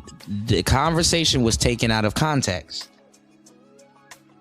And see, this is the goofball part of the black community that I fucking hate. Because guess what? Niggas always want to talk to you about slavery. They don't talk about the intricacies of sex farms. That's where the real shit happened. Fuck a whip and a chain. You could beat the shit out of anybody to go do something. Those are orders. I'm talking about the farms. Ain't no real person that know how shit works gonna be offended by that. It's like, yeah, like I know it's fucked up, but those are the primary breeding ages. Niggas used to be married by 18.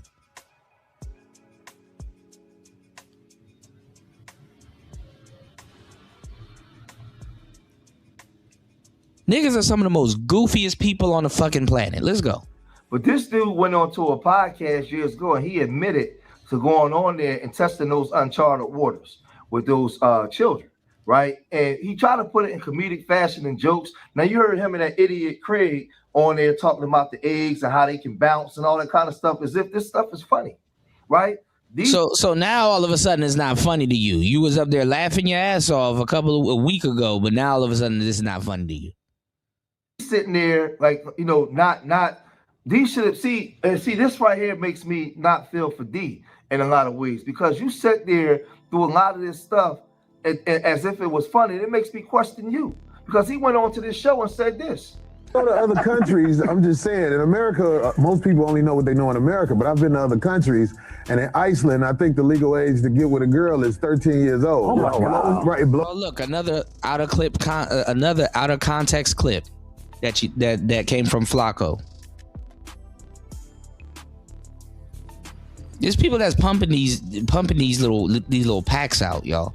Those people mad when they hear it. But in Iceland, R. Kelly is not a criminal. He's trying to get extradited. He's a normal guy in Iceland. I went to Iceland and you just can't offer him money and gifts. And I thought that was so unfair that you couldn't give him nothing after you was done with him. This still crazy. I'm not going to Iceland. So I assume you've been to Iceland and you took advantage of the laws. Is that what you're saying? I had a great time in Iceland. Wait, we're not going to go there. We're not going to. This is the thing. Some of y'all up there count this up as just saying these were jokes. These were jokes. And you'll argue me tooth and nail. George, man, this is comedy. This is dark comedy. Man, you know, he just joking. He don't mean what he's saying up there. And I'll just look at you like you're crazy, right? Because there was a segment when on a 5150 show when he actually talked about a 5-year-old sucking on the bottom. And he went. Yeah, and you're going to say it out of context again. And this is what I don't like about brothers that don't do their fucking research or their history, and they just go off of what other people are saying, because they just run off the side of a mountain with other people. Do your own research. I'm gonna play Flacco's video and tell me if this is not an exact identical copy. Watch. Went so far with it to the point where I'm just like, huh? Nobody questioned him. I mean, this thing was diabolical. Check this out. This past weekend, I saw this little girl. She had a Welch's grape juice bottle in her mouth. And she was about 5. She had the whole bottle as far as it'll go, just sucking on it, walking with her mama. Somebody said, get that out her mouth. When they took it out her mouth, that baby said,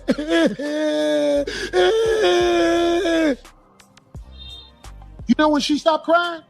When a man picked her up and put her in her lap and started bouncing with her. Then she stopped crying and was looking like this. I say, that's a little growing right there. And everybody will say, Corey, what are you talking about? Corey, you crazy. Get the out of this little girl was in her bliss with her mouth wide open. Right, noted one. She was just, it had the cap on it. What up, Degenerate? They took it out of her mouth. Then a man picked her up and started shaking her on his knee. And she was like, I said, that's a little, it's just Corey Holcomb crazy. I almost want to go back and ask about that little girl and do a documentary on her life. So one day I can show I know what I'm talking about. But in this society, I'm a bad guy. That ain't nothing, no. And this is dark comedy humor taken out of context.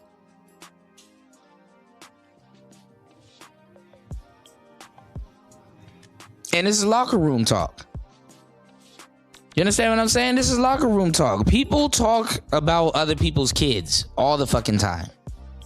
And women are the last one to say anything about any type of shit like this. Women are way worse than niggas. You think male locker room talk is bad? Go listen to the women.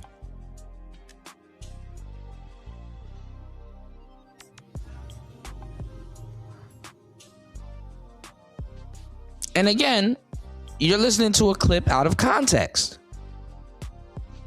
Now, if you're saying, you know, it's one thing to say, you know what, yeah, the clip is kind of out of context. Let me actually hear the show, get a feel for the topic of the show, and get a reason as to why they're talking about this topic in you know, at this, you know, just like this, in this, you know, veracity, you know?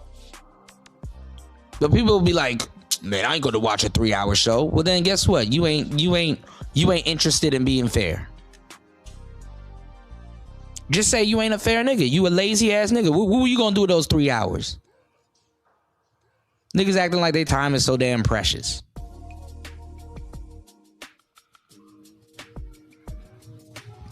Women absolutely make a bunch of sexual jokes about children. That's cap. Women make a shit ton of sexual jokes about children. That's a lie. Little girl do unless she has the urge to do things like that. She has the urge to be satisfied. But ain't nobody gonna beat Corey bad. Corey bad. Everybody, Corey, did you hear what Corey said? The little girl took the bottle out of her mouth and he said she gonna be a yes. And if it was more men in the house, the little daughter, yeah, their biggest jokes is abortions. Wouldn't be walking around with things. Listen, y'all, we're 3 hours and 22 minutes into the show. If you guys been enjoying the show, please support the show. Links in the chat. Please hit those links and support the show. Get added to the contributor train. It's Player Talk Radio. Let's get it. Preparing their jaw for hustle. Her jaw is being prepared for hustle. And this was a little girl. Her teeth aren't. Baby Goobler. Look at D adding her jokes in. It's hard for me to even do this video, even hearing that. And then Darlene on there joking as if it's funny. Because it is funny. Because it is funny. Now that he dissed your homeboy, now all of a sudden something wrong with him. Year-old, and I don't know how his mind automatically goes to fellatio or something like that when a child is a 5-year-old has a bottle in their hand. This guy's not mentally stable. He's not right. It's hilarious. These ain't even jokes. These are not jokes. And then when a dad puts the baby on his lap and he's rocking the child, you associate that with something like what? What? What's going on, Insane One? Welcome to the show, man.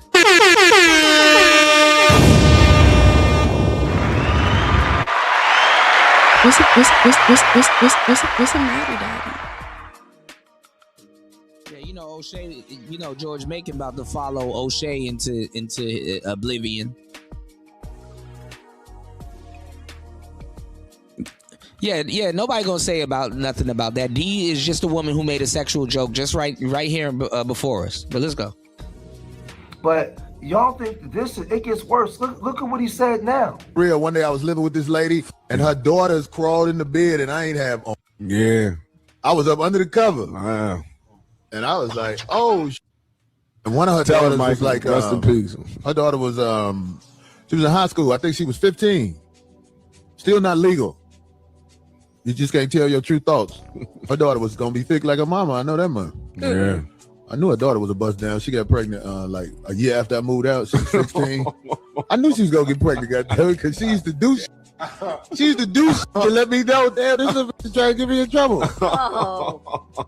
Her name was Tiffany. Right. All of them are kids. Yeah, she has a documentary. That's the best book. Now, I work with children. Did y'all just heard what he just said, right? This is the question, though. How would you know something like that? I don't find that funny at all. I'm trying to figure out what's funny about him saying, kid, you know what is the best. I mean, in the comment section, a lot of you weirdo incel dudes, y'all gonna make excuses for this? Oh, he was just joking. What's funny about this? When those of y'all that make excuses for it, what if your baby mom? This nigga was just making excuses for him a week ago. What's the matter, Daddy? Right, Devontae. And these are fake new Corey Holcomb fans. They're only Corey Holcomb fans because they disliked Anton. Like, you know what comes with Corey Holcomb. Dee knew what comes with Corey Holcomb. She was okay with it. Her and Craig. All of them are okay with that satire comedy. Let's go, man.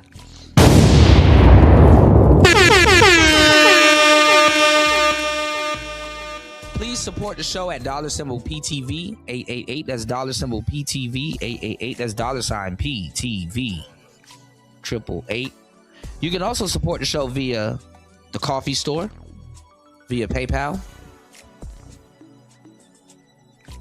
This goes Player Talk Radio. 3 hours and 26 minutes into the madness. We just getting started. Let's go. Boyfriend do that to your child. You think you won't think it's funny? And they on there saying kid with a or your child's climbing up in the bed. Like, you think that's funny? This is okay? How? Why? When is this ever okay? But he wasn't done. You better watch your kid. I want some type real bad. Jesus Christ. Can you get charged if you spoon a child? I mean, get behind him, make him take all his clothes off, and you hug him like that. Is that a pretty charge? sure. Yes, Graham. What is pretty that? Sure. Not no penetration. Just doesn't have to be penetration. It's Now, this is another little fucked up conversation, but like I said,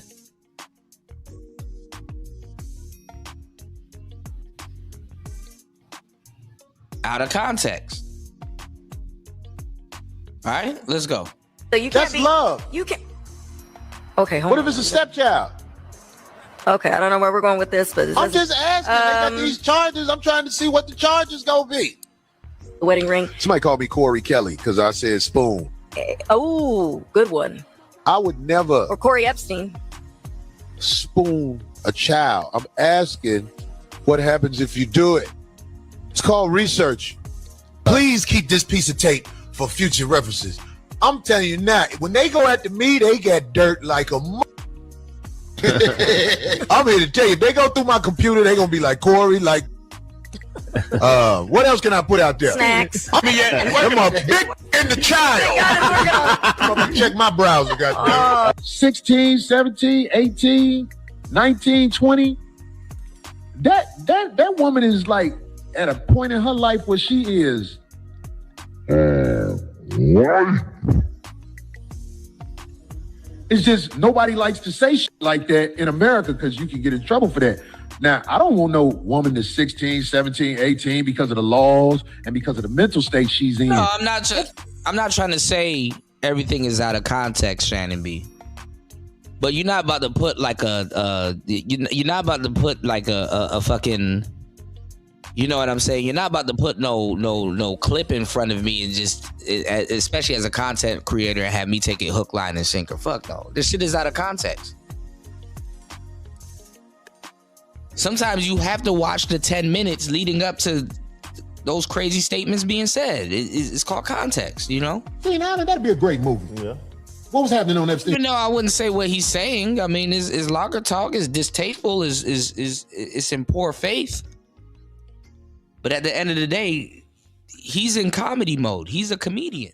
So you don't tell a comedian when not turn that shit off, you know? Or you don't know when they're gonna turn it on and off, you know? So hey. So you telling me? Shout outs to Insane One. Insane One said there's a distinction that needs to be made between being poor and being a degenerate. Not all poor people are degenerates. I can look down on degenerates. Okay, I think that was some chat room politics going on with Insane One. Shout outs to Andre. Good to see you, bro. Hold up.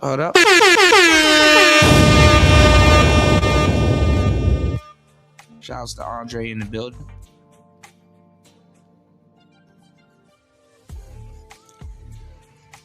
Shouts to Devontae Jones in the building too. Make sure y'all hit the like button, subscribe. Please support the show.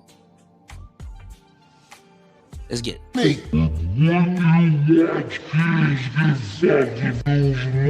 Oh my God, they weren't. What the There you go. Now you don't. What do you mean? I said no, and I said You wouldn't watch it if it was a movie. It ain't real. I ain't watching.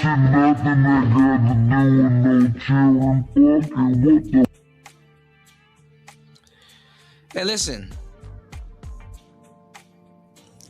This is just a dirty, bad joke. You know what I'm saying? If the Epstein files were released and it was a movie, people will go watch it.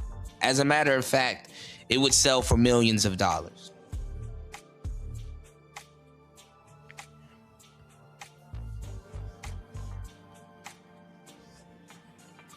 And I ain't gonna lie, one of the dumbest things you can do is to pretend that you're above certain things. I get it if you actually are, cool.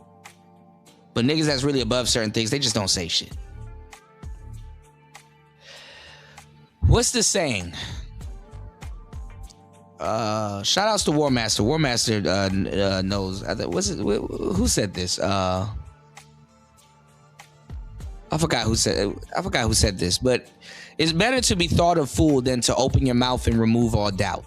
Let's go. Asking you, would you watch it? And no, there you go. You won't watch it. That's ridiculous. He knows what he's doing. I know he knows. I know he knows. Yeah, I know he knows what he's doing. He was talking about spooning children. I think it's Mark and was Twain. talking about R. Kelly and was asking certain stupid stuff that she shouldn't even ask. Now, mind you, he a comedian, right? But just certain things that you don't mix with. It's not funny. It's not for comedians. I don't understand. Like, something's demented in his mind. There's a disconnect. Something is really off about this guy, man. Something's off about this guy. He's asking. Then he goes. So now all of a sudden something's wrong with Corey Holcomb. You didn't pick up on that before. Now all of a sudden something is wrong with Corey Holcomb. Gotcha. Going to be asking about what goes on in Epstein Island and stuff like that. And could you watch children be, you know what? Could you watch that? Like, he's just. This stuff is just weird to the 1000th degree of the degree of the degree of the degree. And I ain't gonna lie, I hope TMZ get this. I hope TMZ get this.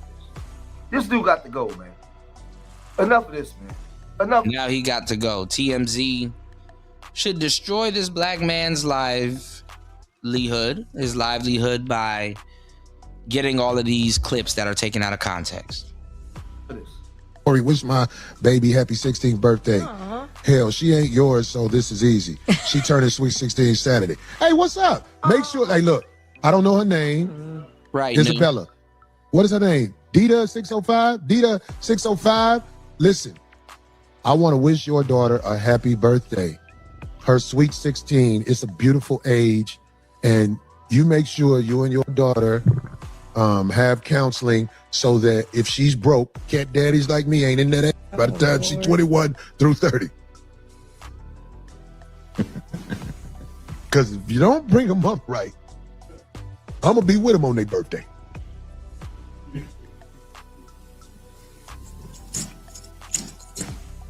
I was at the mall. Yeah, when he was talking about Anton's family, this was all good and dandy, but now all of a sudden, no, we got to be serious, black people. These niggas got to stick up their ass once they saw that he mushed. These niggas got to stick up their ass once they saw that he mushed old girl. The little broke. We was in Victoria's Secret, and I'm sitting there at the counter. I'm like, "What's up?" She needs to get measured for a bra. She never been measured for a bra, and she wanted. You're he's a comedian, and you are not, so you won't understand it. Had the right size on instead of the Walmart bras, and the lady was like, "Oh, that is so sweet. Is this your daughter?" I said, I'm standing up in this little. Oh my God. And it wasn't a laugh when I said that. It wasn't a laugh. The lady looked like, I was like, I got a couple of dollars. I get to smash look cute young girls like this that come from poverty. I'm standing up in her. Do you need a bra? My brother's daughter was with a group of us. We were at the hotel because my mom was in town. Dee, was you there? Yep, I brought the cake. I know how to do babies. It was super cute. Everybody was trying to see out of context yet again. Get her attention, but she wouldn't do nothing but hug her daddy because she didn't know us like that. It's true. I didn't pay. Noted one X says, but why this subject matter often? Because this week now, I'm going to tell you the narrative. This week now, they're going to try to paint Corey Holcomb as a PDF file.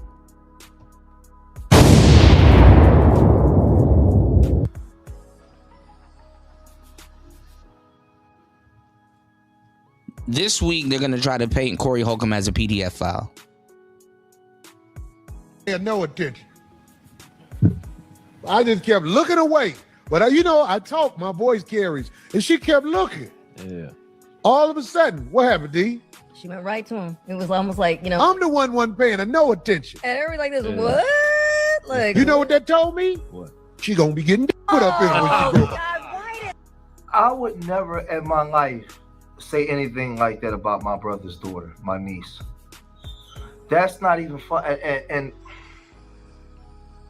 he said something where he said his brother's daughters really didn't know him like that. So that means tell me they might not have the best relationship. His mother was in town. Well, no, I mean, wasn't people arguing with me saying that, oh, well, Kuda, well, when he went after Anton's family, that's satire. That's satire.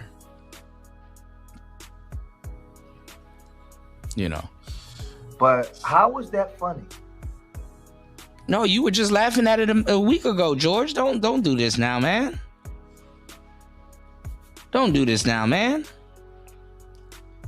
Don't be an open hypocrite. What's the matter, Daddy? Hit the like button, y'all. Hit the Cash App. Please support the show. Let's get it. How was that funny?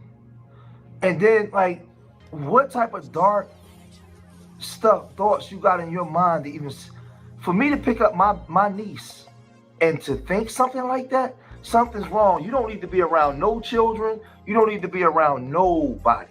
Anybody that make excuse for you. TMZ, please, listen, when y'all see this video, everybody send this to TMZ. I don't see how somebody goes from being your homeboy and your friend to now accusing you of being a pedophile. That's crazy.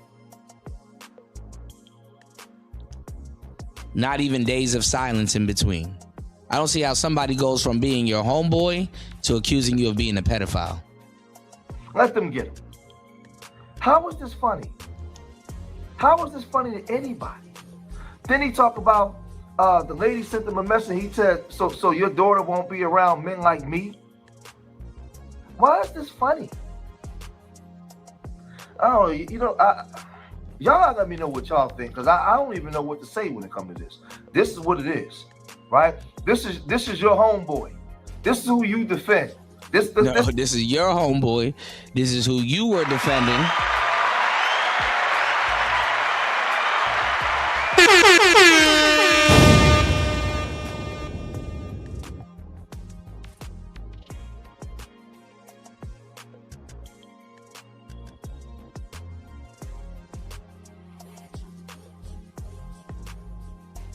Don't try to defer them charges off on her. Don't try to defer them charges off on us, because it backfired on you and O'Shea. And now you niggas are sounding like Anton. Let's go.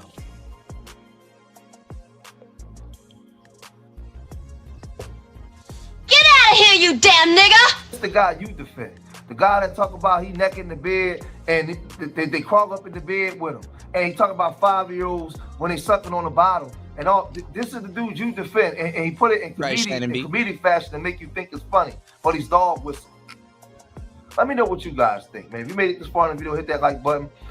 And that's crazy, because this audience was sitting over here rejoicing and champion it with him. See, I know y'all were gonna ask whose side is Kuda on. I'm on the side of the truth. I'm on the side of being fair. I've been fair to Corey. I've been fair to Anton.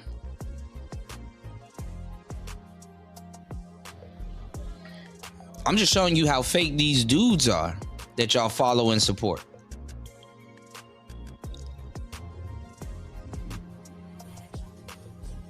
Shit is fake, all right? Now, this is what Darlene had on her show. And, Take a look. So let's talk about something called misplaced. I ain't gonna lie, Darlene. I'm gonna keep my comments to myself. Or displaced anger. Whew. This is when someone. Yeah, it's been on the net for the longest time, Devontae, and now all of a sudden they got something to say about it. Come on, cuz. Is genuinely angry or hurt about something or someone, but instead of directing that anger at the real source, they unconsciously aim it somewhere safer, easier, or less risky. No, I got Darlene being on the next show. They make up all the time. She can't really go anywhere. For example, right?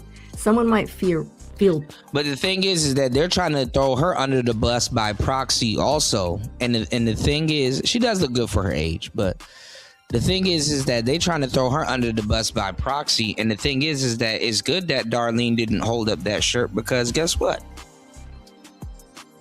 You got these fake race, you got this fake race loyalty shit and this fake race politics going on. You know what I'm saying? Why would she insert herself into that?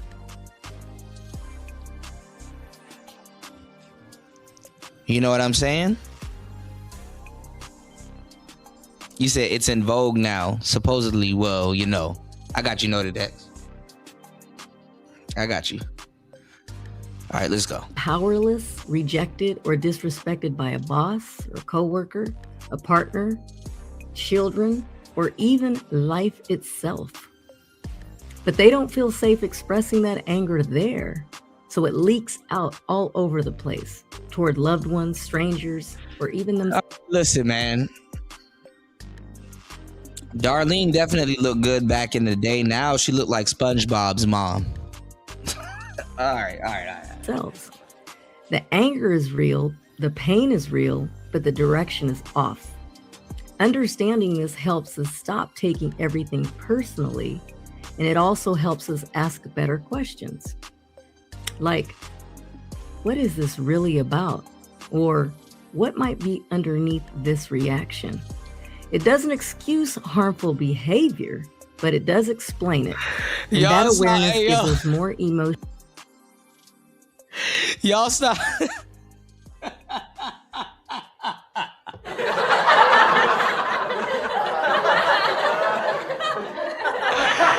I'm just saying, y'all stop laughing. I ain't laughing, y'all laughing. Emotional clarity, healthier boundaries, and a lot more compassion for ourselves and others.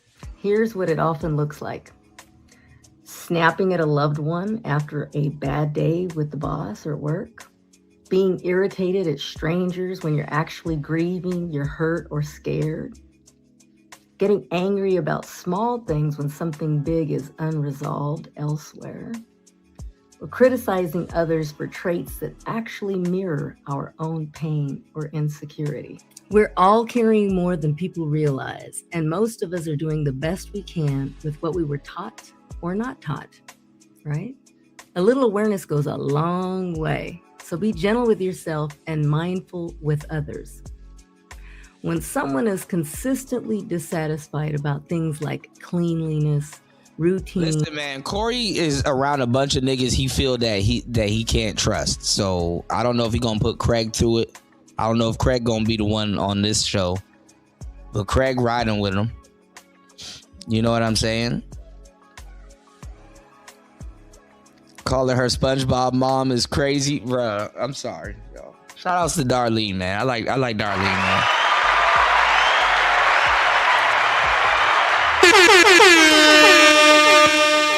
But like I said, this they would throw her ass under the bus. You know what I'm saying? They would throw her ass under the bus. No, she's not a psychologist, Andre. She just looking up shit on her phone, as older people do. And she's basically saying he has misplaced anger. He's taken out his anger from another situation out on her, basically. All right, y'all follow what's going on, okay? Obviously. All right.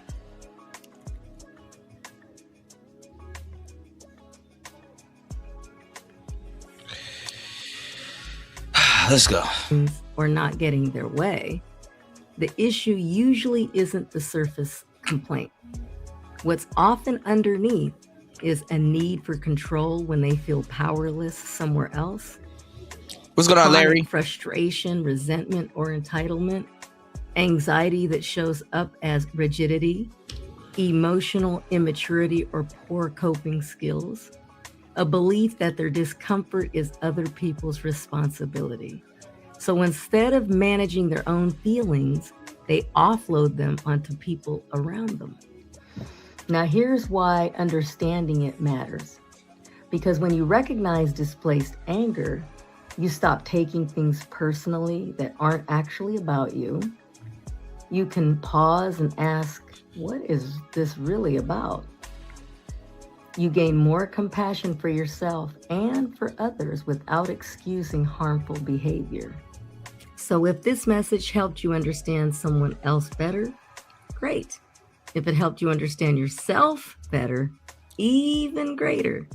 Just remember, empathy doesn't require self-sacrifice, and understanding doesn't mean tolerating behavior that harms you. You're allowed to be compassionate and protected. Yeah, so women will get on here and say all of that shit and then laugh at a dark ass joke. I mean, it's just what it is. What it is. So, listen to what George Macon said, and tell me if the Poetic Flacco, and tell me if these aren't the same clips that everybody's using.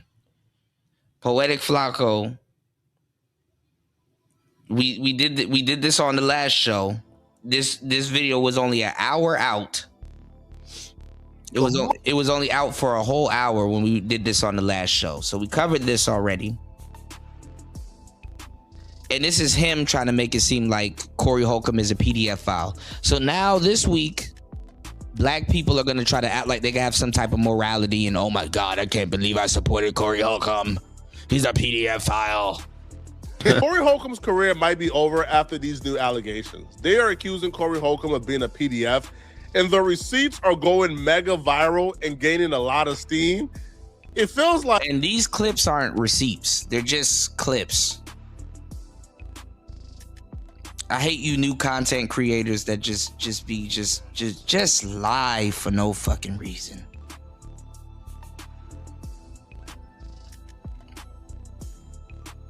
They're just out of context clips.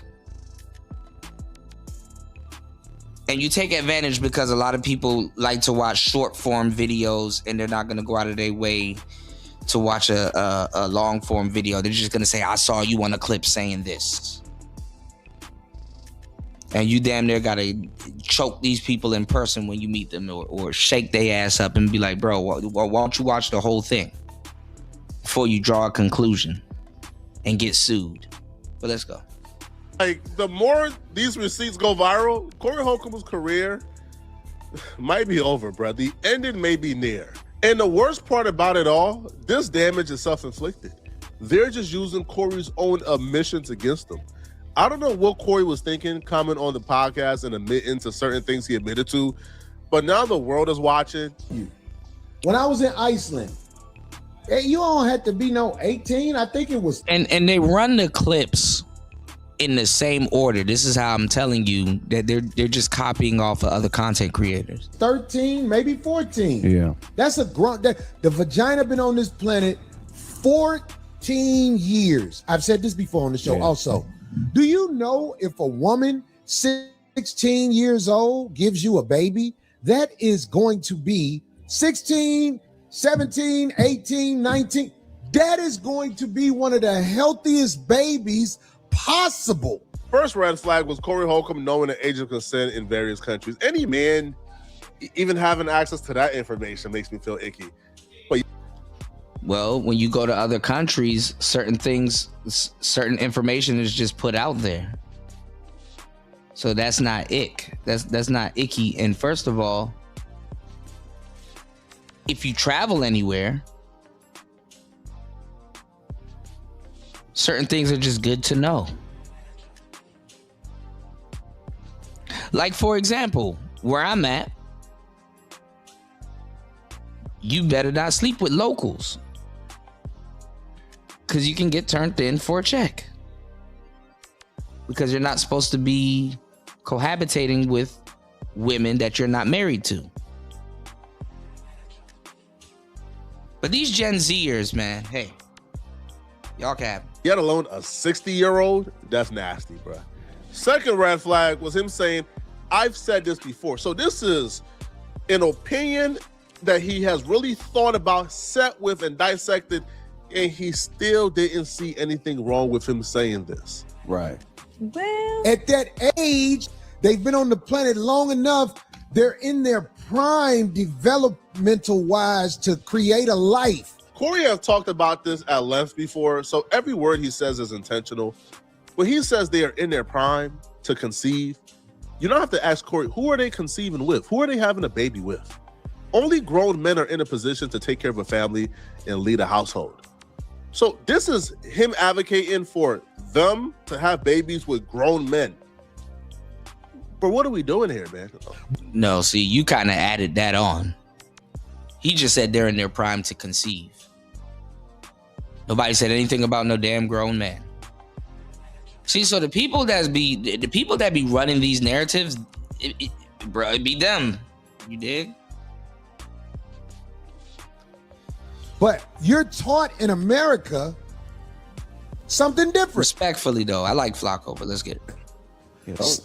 Those eggs are buoyant. You could dribble them eggs. They got bounce back. Craig Smith is almost 50. Corey Holcomb is almost 60. And they're sitting on a podcast talking about how 14-year-olds have bounced back. Yo, come on, bro. Like, yo, that's absurd. Now, to make things worse, Corey Holcomb went on another podcast and he admitted to testing out the young women in Iceland. He admitted? He admitted?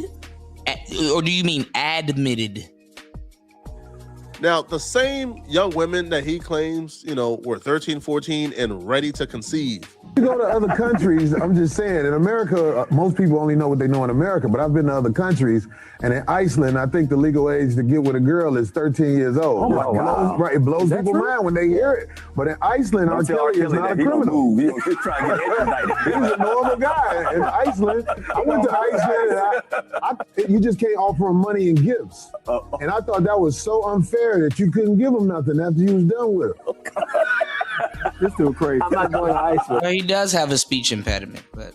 So I assume you've been to Iceland and you took advantage of the laws. Is that what you're saying? I had a great time in Iceland. Wait, we're not going to go there. The age of consent in Iceland is 13. Did you take advantage of the laws in Iceland? Man, I had a great time in Iceland. How do you know the age of consent in Iceland?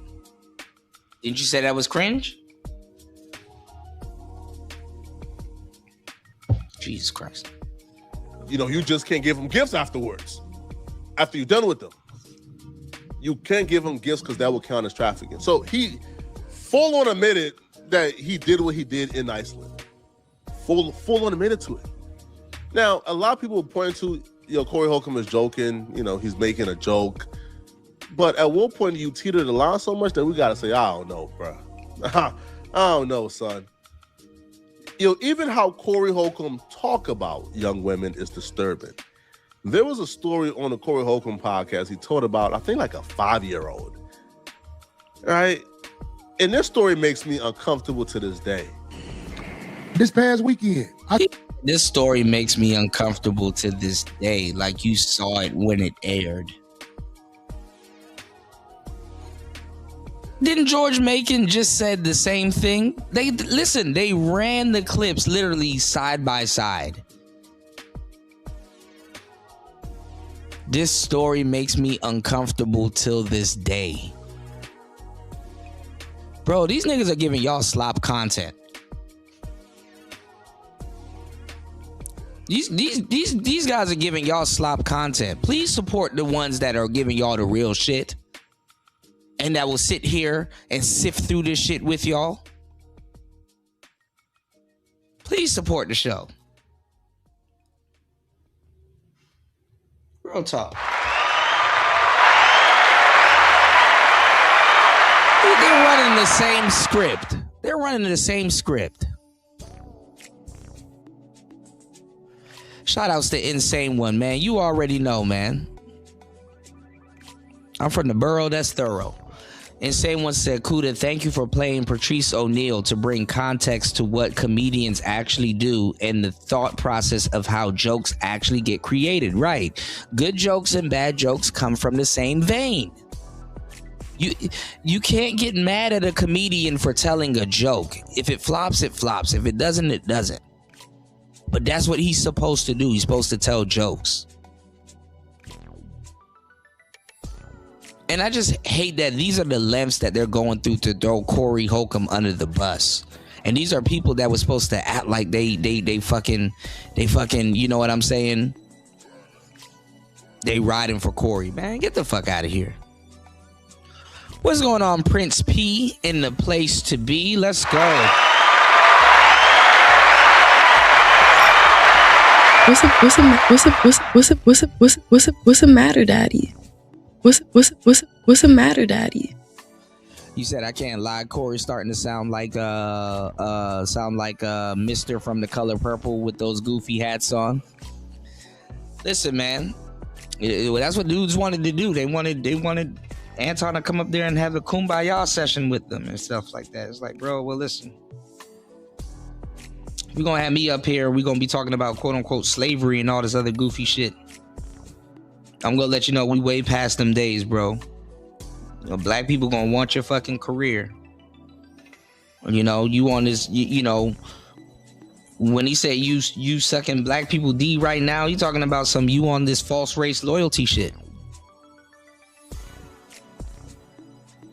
And honestly, too, man, I mean, it's fucked up, man. You know, you don't want to expose somebody like that. It's like, bro, I'm not gonna expose you, bro. I don't do exposed content. I don't do exposed content. I know you've tied this shit to your identity, bro. You're too deep into it. I'm not about to expose. Like, come on, man. I don't want to come to your podcast and fucking have to explain to you information that you should have soaked up on the days that you chose to sleep in and not give a damn about your own damn community to do your research on shit. Like, I'm not about to do that to you. You know? Oh my God, I can't. Yo, y'all don't read Devontae Jones' post. He said Flacco hands is like hamburger helper. I saw this little girl. She had a Welch's grape juice bottle in her mouth. And she was about 5. Shout outs to Prince P in the place to be. Let's go.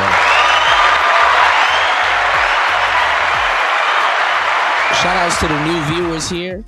Let me know how you found the show, and make sure you subscribe and make sure you support the show. Get your name added to the train below. Let's get some more contributors. Please hit the Cash App. Please hit the PayPal. Let's go. Good morning, everybody. It's Player Talk. She had the whole bottle as far as it'll go, just sucking on it, walking with her mouth. Somebody said, get that out her mouth. When they took it out her mouth, that baby said,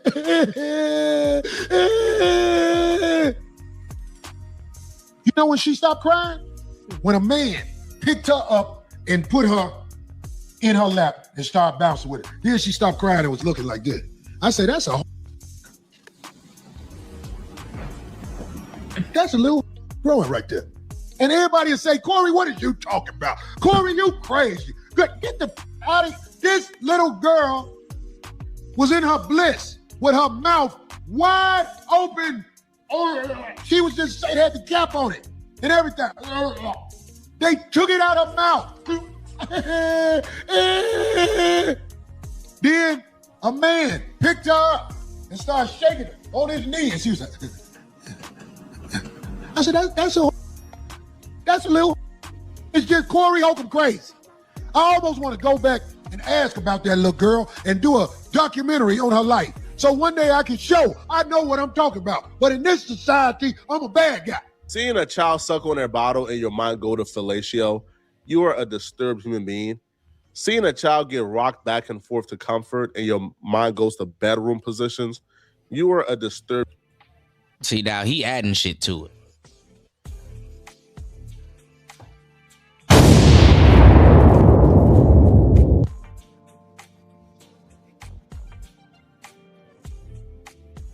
Now he adding shit to it. He didn't even say all of that, but hey. Human being. Calling a child a hoe for doing things that kids do is disturbing. You are a disturbed human being. This is not normal. And then, you know what's funny? With these goofy people today, once you put a phone in a kid's hand, they're not a kid no more. Nigga, childhood only lasts about 2 years. You don't get to be like 7 and get like this like immaculate childhood up into like 14, 13. Nigga, no, that shit about 2 years. 2. Count it if you ain't got shit to do. 2. Motherfuckers asking for tablets on Christmas and shit. Nigga, 2 years. That ain't nothing no little girl do unless she has the urge to do things like that. She has the urge to be satisfied. But ain't nobody gonna pick the Corey bad. Corey bad. Everybody, Corey, did you hear what Corey said? The little girl took the bottle out of her mouth and he said she gonna be a yes. And if it was more men in the house, the little daughters wouldn't be walking around with things preparing their jaw for hustle. Her jaw is being prepared for hustle. And this was a little girl. Her teeth aren't. Baby Goobler. Yeah, look at D making jokes also. Look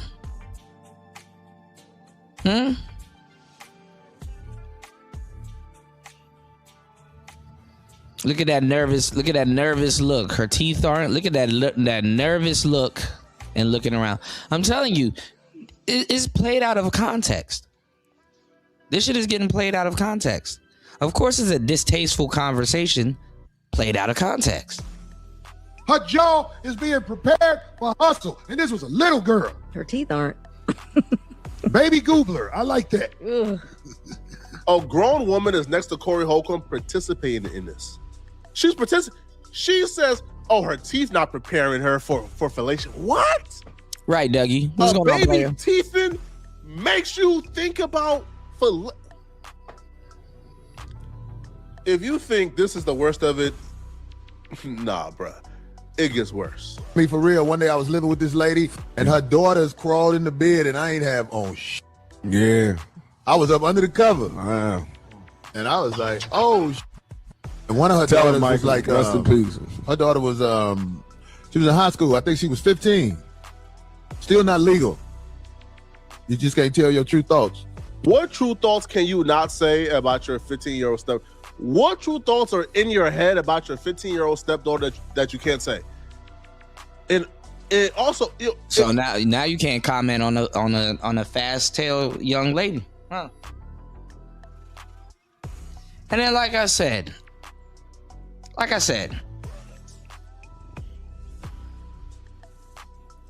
me 1 second, y'all. Okay, give me 1 second. Yeah, like you know, it's all about free speech. You know, like I said, and this is why I played the Patrice O'Neal. This is why I played the Patrice O'Neal skit. It's like, bro, comedians are comedians. You don't know when they're cutting that shit on or cutting that shit off. You know what I'm saying?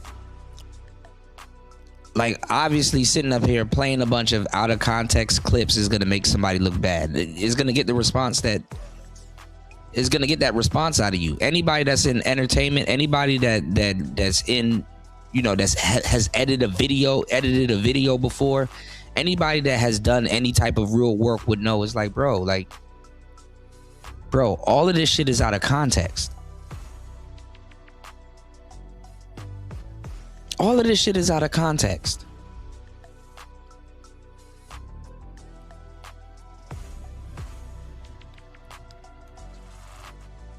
And the fact that you'll go out of your way to do this to another nigga, that's funny. But then again, hey, listen, this happens in the middle of Corey trying to bully somebody else. That's why I say he needs to go call Anton. They need to piece it up and turn the faucet off. With these goofy niggas making these videos, man. If you were naked under the covers, why did you allow her to crawl up under the covers? Well, wouldn't hey, yo, wait, we about to put on clothes, chill. Wouldn't that have sufficed? But hey, yo, we about to put on clothes, chill. Like, do you even hear yourself?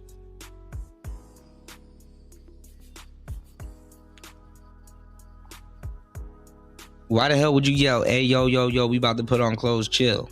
No, try to get the kid out of the room. You don't have to say you don't have no clothes on.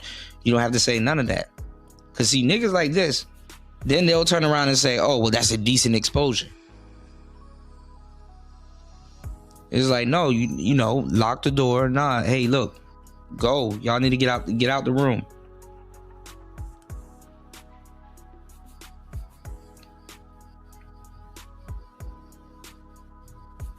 These kids don't know how to handle no real shit, man. They his mind in the gutter.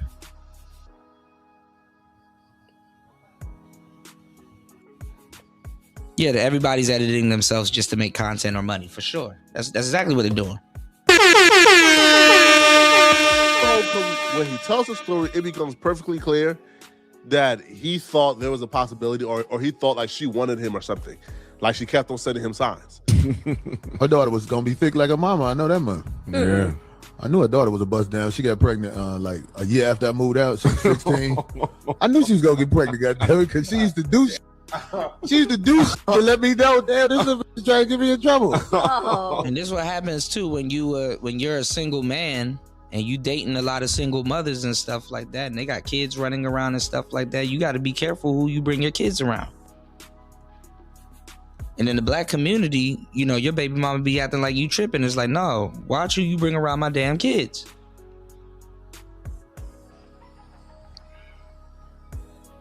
Sadly, I know what type of niggas you like to chase. And sadly, I know what them type of niggas do when they get around kids. Watch who you bring around my kids.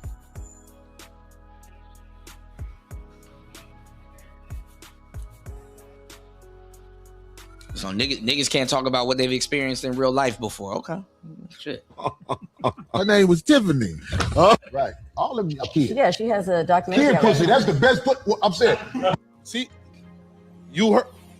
Run that back and hair from his mouth again. Right. All of you kids. Yeah, she has a documentary. Kid pussy, that's the best put. I'm saying. There are some sick dudes out there who will probably excuse this as jokes. Ain't nothing funny about saying a kid woohoo. Yeah, it is like the creepy uncle at the you know what I'm saying? But Corey knows. I mean, he looked in the camera and said, listen, you know, if they you know, come for me, I'm cooked, because he knows that he says a lot of hyperbolic, diabolical shit. And if they come and clip him, it's gonna be a media storm. It's gonna be hard for him to, you know, to fight that. And being a content creator, man, I can go clip a bunch of shit from Flacco and make it look like he's something that he's not.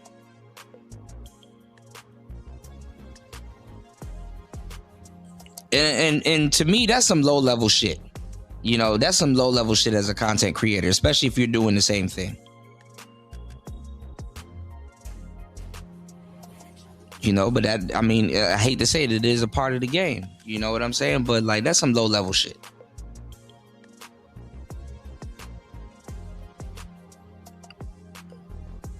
Can y'all at least say, yo, okay, that is fair. I can see how that works. That you know, Kuda, that is kind of fair. I mean, is it or not? Is it or is it not fair?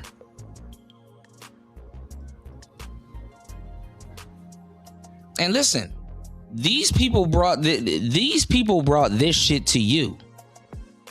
This is how y'all fall for it as the audience. These people brought this shit to you. Listen, I'm not shook by any of the stuff being said here because number one, I know who Corey Holcomb is. I'm not a bandwagon. I'm not a bandwagon. Follower of Corey Holcomb because I don't like Anton Daniels. And number two, you know what I'm saying?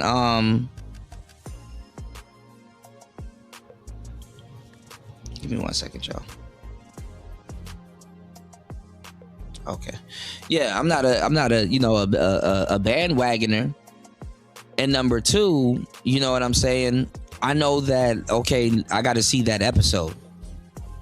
I would have to see that episode to see why they talking and doing what they, how they doing it like that. I would have to see that episode.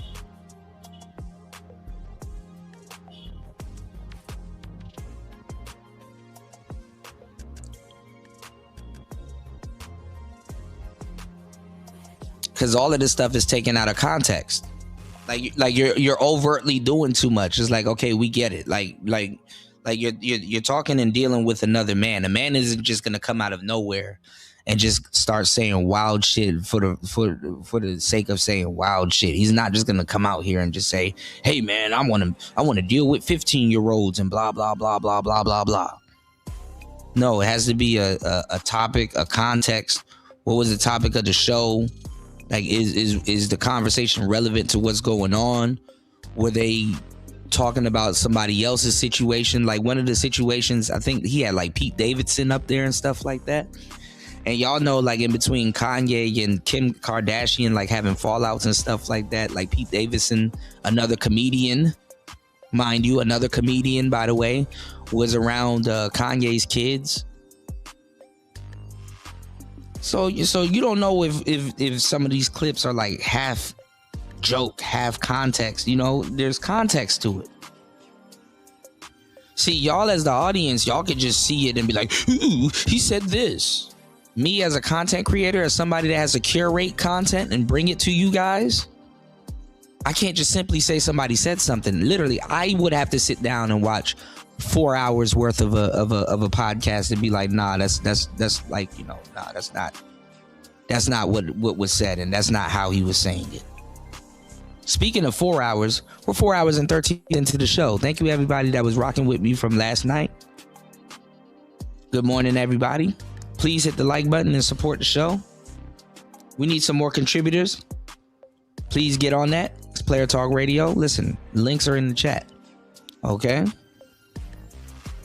He said, I've seen all of those episodes, been watching Corey when it was just him and Darlene. Then Corey, Darlene, Bobby Glanton. I stopped watching after Zoe and the Grady situation. You said Corey used to bring those conversations up randomly. Yeah, but it's still within context of the show. You know what I'm saying? Don't give me a cookie crumb and tell me it's a cookie. Don't give me a cookie crumb and tell me it's a cookie.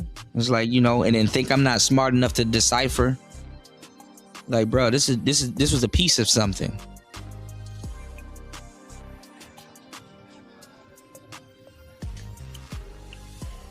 Y'all got to stop making it easy for people to put a battery in your back like that, man.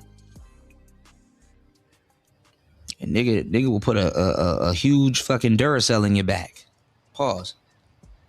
It's the best woohoo out here. A kid woohoo is better than an adult woohoo. Because one, how would you know?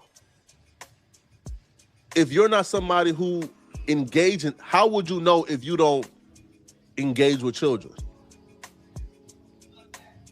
But it's all jokes, right? And content creators, listen, I like Flacco, but yo, you need to put allegedly. These niggas make it worse for us. Cause niggas ain't gonna sit around and try to tell the difference. These niggas make it worse for us and shit like that. Nigga, content creators need to start putting allegedly.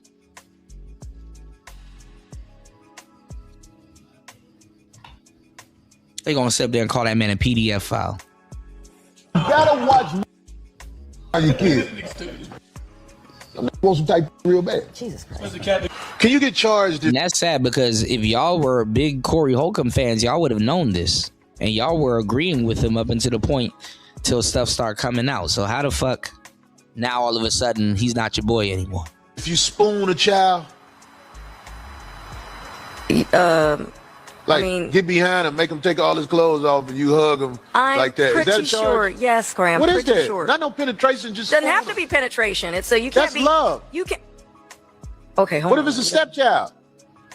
Okay, I don't know where we're going with this, but I'm just asking. These charges. I'm trying to see what the charges gonna be. The wedding ring. Somebody called me Corey Kelly because I said spoon. Oh, good one. I would never Or Corey Epstein. spoon a child. I'm asking. Then you and then you got him saying he would never do that. But that goes in one ear and out the other, huh? Let's go. What happens if you do it? It's called research. Who mind goes there? Who mind goes to, yo, bro, how much time would I get if I just spoon instead of like the full thing? Like if I just spoon, do I get a couple years off my sentence? Why are you thinking about this, bro? Yeah, it's not a lot of people's brand of comedy, but it is comedy. That's why I played that Patrice O'Neal clip. He's a comedian. Please keep this piece of tape for future references. I'm telling you now, when they go after me, they get dirt like a I'm here to tell you, if they go through my computer, they're gonna be like Corey, like what else can I put out there? Snacks. I mean, come on, big in the child. I'm gonna check my browser, goddamn. 16, 17, 18, 19, 20. See, these are all out of context clips. And George Macon ripped them. They got this clip stimulus package that all of these people are using. That woman is like at a point in her life where she is. What? It's just nobody likes to say shit like that in America because you can get in trouble. What's going on, Link? Good to see you, bro. Welcome to the show.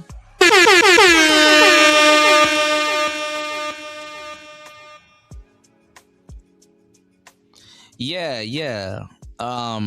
Aries Spears and Just Hilarious did get and then also too Tiffany Haddish. I think Tiffany Haddish was one too, you know. Now, I don't want no woman that's 16, 17, 18 because of the laws and because of the mental state she's in. Epstein Island, that'd be a great movie. Yeah. What was happening on Epstein Island? Children. That would be a So you telling me?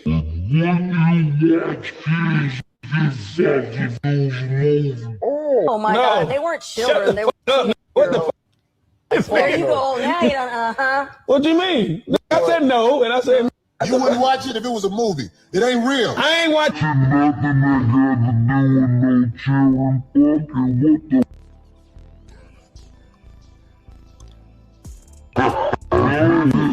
Asking you, would you watch it? No. And no. There you go. You won't watch it.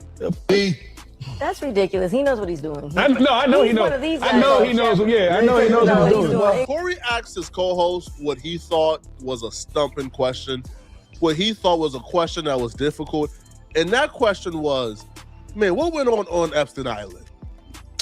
You mean to tell me that if they put out a movie of kids getting effed, you wouldn't watch it? No. No. That's not a hard... No. But in Corey head, that was like a hard question, as if like that was something enticing. No, it's not. I mean, that's cap though. People will watch it. If somebody puts something out as a file on the internet and put that shit on Facebook, niggas gonna go watch it. Enticing. You ever clicked on a link and it's like, damn, yo, you know what? It's my fault for having a phone, y'all. Give me 1 second, y'all. I'll be right back. It's player talk. Wish my baby happy 16th birthday. Hell, she ain't yours, so this is easy. She turning sweet 16 Saturday. Hey, what's up? Make sure. Hey, look, I don't know her name. Isabella. What is her name? Dita 605. Dita 605. Listen, I want to wish your daughter a happy birthday. Her sweet 16. It's a beautiful age, and you make sure you and your daughter have counseling so that if she's broke, cat daddies like me ain't in that ass by the time she's 21 through 30. And if you're a Corey Holcomb fan, that's what you can expect to hear from him, man. Like, where all these new Corey Holcomb fans come from? Because if you don't bring them up right, I'm gonna be with them on their birthday.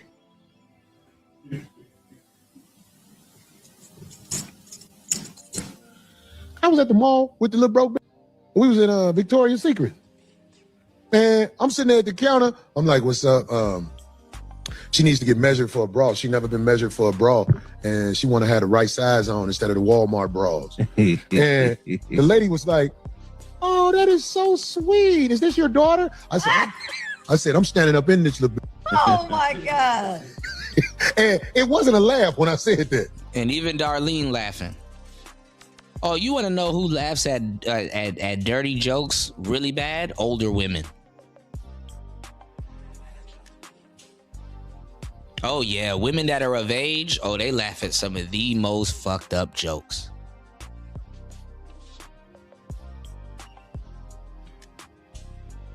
I mean, listen, I'm gonna tell you the truth, man. You know, a lot of these these black pill jokes.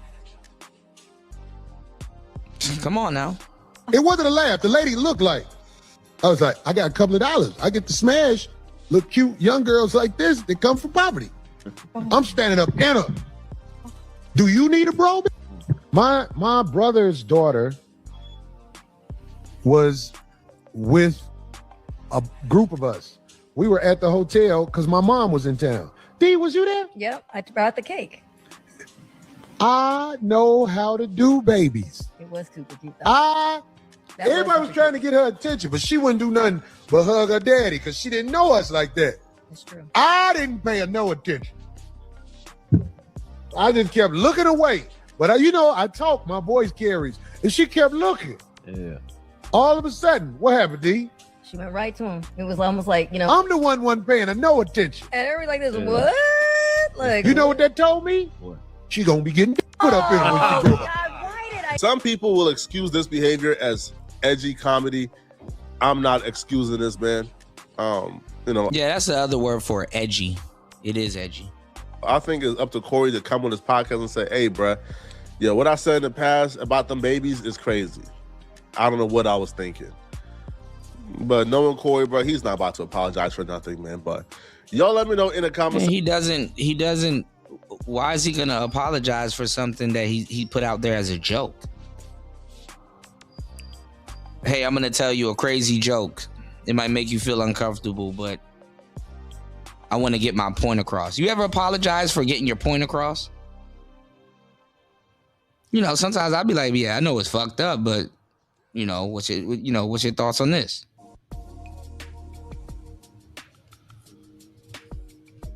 Niggas are weird, man.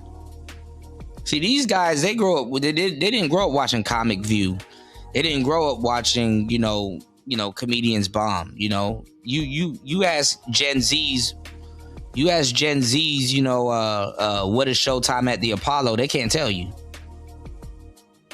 They don't listen to Showtime at the Apollo. Like, Showtime at the what?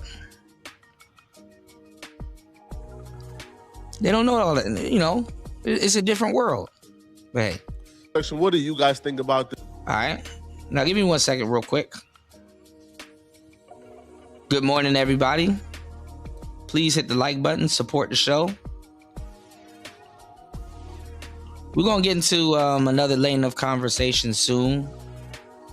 I did want to talk about what's going on. Tariq Nasheed did comment, you know what I'm saying, on give me 1 second.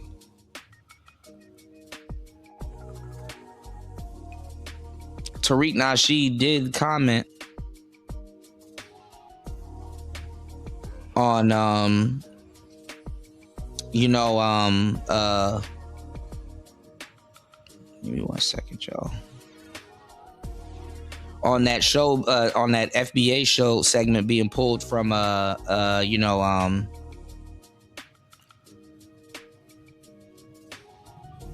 ABC. Hold on.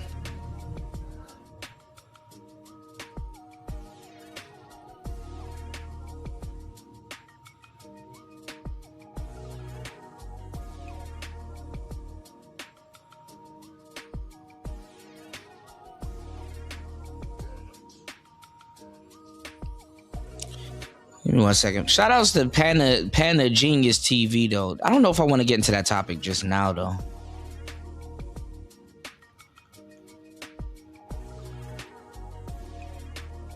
You know what? I'll get into that topic. All right, so I played a video from Panda Genius, TV, and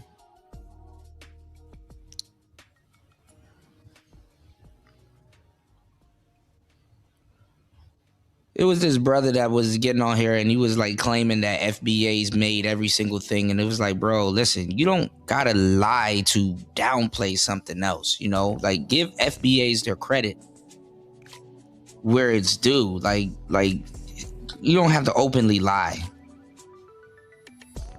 And you could tell that this is like new information to them because they're displaying it as it's new information. Like they're just finding this shit out,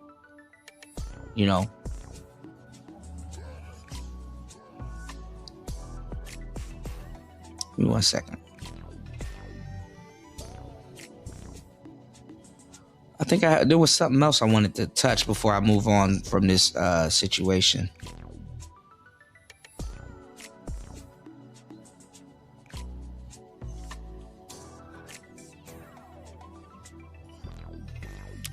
Anyway, let's get into it. I seen Phil from the Advised Show, out of all people,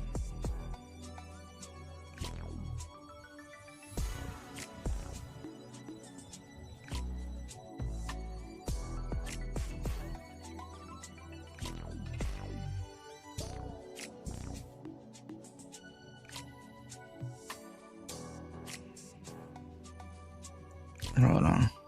Give me 1 second, y'all.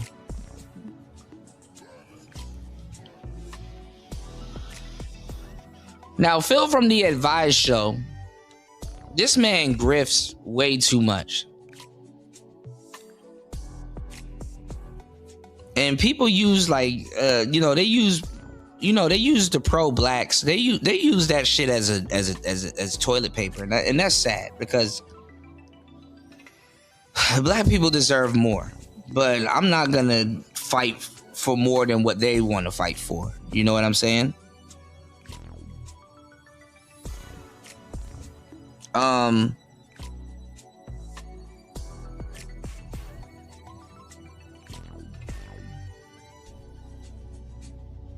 This man used to try to push Passport Bros every single fucking day when it was convenient. Him and O'Shea, they do the same thing. They flip-flop and rebrand themselves quarterly.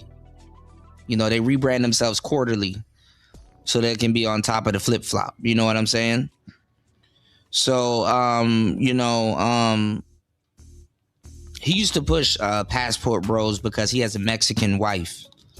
And then he's now pushing, FBA because, you know what I'm saying? Niggas, even Taz and all of them, they were making fun of him because he had a Mexican wife. You know what I'm saying?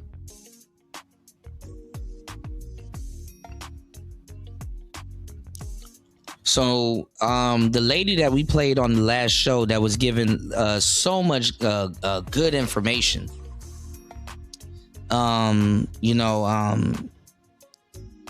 guess he's gonna go over a little bit of her video and respond to her. Like, what is there to say? But let's see this newfound delineation. Let's see this newfound knowledge at work, yo.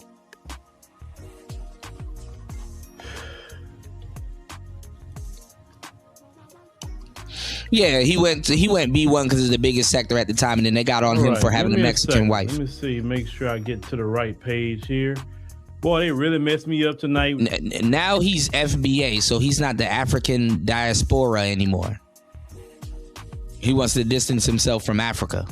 This difficulty, but that's all right. We're gonna do our thing. We're gonna do our thing like we always do. Just hit this button so I can clear my screen while people coming in.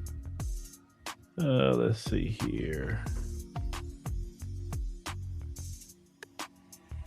All right, just give me a second here. Y'all hit the like button. Please support the show. Hit the Cash App. Hit the PayPal. I'll let y'all come on in. We should be good now.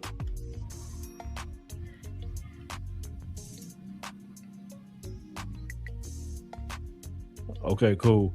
Yeah, those technical difficulties happen sometimes, ladies and gentlemen.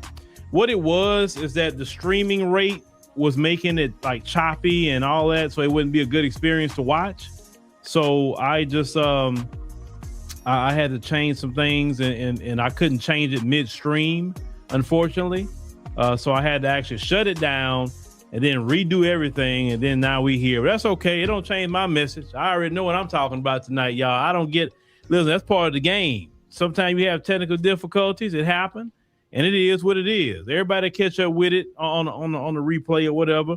But tonight we're going to talk about Miss Sandra Babu. No, hold on. Yeah, Babu Boateng. Who is she? Who is she? Well, you know, she made a piece on her platform, Panagenius TV. Now, Miss Sandra is originally from Ghana, and she's immigrated here to America.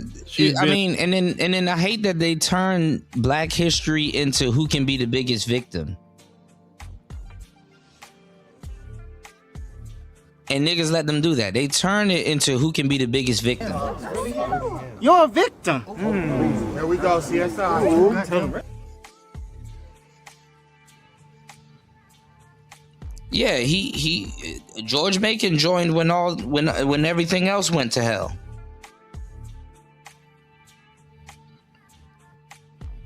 I wouldn't even be surprised if Taz and Nyla is telling you they're FBA too. Successful in her own right and everything. You know, the platform Face to Face Africa that you see, that is her platform. And she has a Panagenius TV on top of other things that she's doing. And hey, you know, shout out to her for being a success in the media space. But we got to have a conversation tonight, Sister Sandra. We got to have a conversation because you made a video on your Panagenius TV page. Yeah, he already going down the Tariq Nasheed loophole. He about to just repeat Tariq Nasheed talking points. I can just hear it now. He's doing his best Tariq Nasheed impression. Let's go. About delineation, and you mentioned FBA. Now, my particular point is going to be on just really the mirror. It's not going to be so much. Imagine defending the group of people that attacked your wife. Imagine defending the group of people that attacked your wife for being Mexican. Saying FBA this, FBA that is more so the mirror, because you don't understand. A lot of you don't understand, but you do understand actually what's going on in America with Black Americans, and you're thinking about self. You're not thinking about the group. You're thinking about self. How is delineation affecting me? Not why delineation even happened. No, you know, that never really comes up in these conversations, but it goes from, and I knew these conversations were going to come up. I told y'all during, you know, around November or so, I said, hey, the midterm's going to come up. So we are already going to expect it coming. It's like, I've been doing this too long. I know it like clockwork. Every 2 years when it's time for election time, here come the smears. Here come the hit pieces. Here come all of that. Now, I didn't expect this to come from her, though. I ain't gonna lie. I expected from the same cast of characters. But hey, you know, you got to get some new faces to say different things, right? All right. So what I want to do, let me go on and get started. Like I said, it just, you know, technical difficulties don't mess me up too much. My mind stays straight. It's straight. Let me go on and play what she says, and then let's just have a conversation. Right? It's just a conversation. Now, Sandra, you know, I'm open to have a conversation if you would like after this. This is going to be more so just a brotherly conversation. That's it. It's not nothing that's going to be nefarious. I don't get into that. That's not what I do. But you say what you said, so I think we have a right to respond to it. And that's a good thing. He says we. How do we know if he's an actual FBA? He was Pan-African 3 years ago, but let's go. We should have a conversation, right? So let's go on and play what Sandra said. Hold on. R. Watkins say, my mom doesn't believe I'm FBA because you was born in Guyana, but your dad's side of the family is from Texas and have been in this country since enslavement. I want to know if I'm FBA or not, even though I identify. I don't be the person. I'm not the gatekeeper of identification. The only thing I was saying is that, listen, your dad was born here, so hey, you know, you have some lineage here to America. That's the only thing that I'm saying, based off of what you're saying. So, you know, yeah. But let me get to what I gotta get to. I'm not that guy that's gonna be. So he don't even. Oh my God. Telling you yes or no. People, it's Black History Month here in the U.S., and I want to wish everyone a happy Black History Month. But this Black History Month cannot be business as usual. This is not the time for surface level celebration posts. It's time for us to ask deeper. Yeah, he had on a whole dashiki and everything, and a kufi. Harder questions about where we stand as a people and what type of future we're building. Because something deeply troubling is happening in Black America. There is a growing movement within the Black American community that is pushing a narrative that threatens to divide us even further if we don't challenge it head on and expose it for what it is. They call themselves foundational Black Americans. And at the core of their rhetoric is a dangerous idea that the defining origin of Black people in America is not Africa, but enslavement. They want to convince us and the world that Black American history is somehow different from Black history in general, and that it began with slavery. That Africa, its kingdoms, its knowledge systems, its intellectual and cultural foundations— You're not going to challenge that. —is secondary or irrelevant altogether. And that Africans and— He's the exact same. He's just like O'Shea, which is way more boring and don't really know what he's talking about, bro. Caribbeans who came to this country, who fought, organized, built, marched, theorized, and sacrificed right alongside Black Americans somehow do not belong to this story at all. Let's be clear. This episode is not about denying the unique and brutal history of slavery in America. That history is real. That trauma is real. And the fight for justice rooted in that experience is legitimate. But how exactly does lineage or identity begin at the point where oppression forced you to land? Who are you before the first enslaved ancestor landed on U.S. soil? Today we're breaking down this movement, what the foundational Black American ideology actually claims, why it's gaining momentum right now, why its historical framing is incomplete and false, and most importantly, why this rhetoric, if left unchallenged, puts Black unity, power, and liberation at risk. Because when a narrative tells us that Black history starts with slavery, it doesn't just distort the past, it cages the future. And worse, it teaches us to fight each other instead of the systems that trapped us. Early Africans, as part of a long African civilizational continuum with languages, cultures, technologies, and histories that existed long before they ever encountered Europeans, the FBA framework increasingly treats enslavement and resistance on American soil as the starting point of identity. And from that framing, another claim emerges. Many FBA proponents argue that they are the foundational builders of this nation. That Black Americans descended from U.S. slavery are not just central, but exclusive to the Black struggle in America. And this is where the danger deepens. Because that argument... Well, this is the thing. Black people barely know about the quote-unquote slavery in America. They refer to slavery as an event. Nigga, if you listen to how niggas refer to slavery, they refer to slavery like it's a grocery store.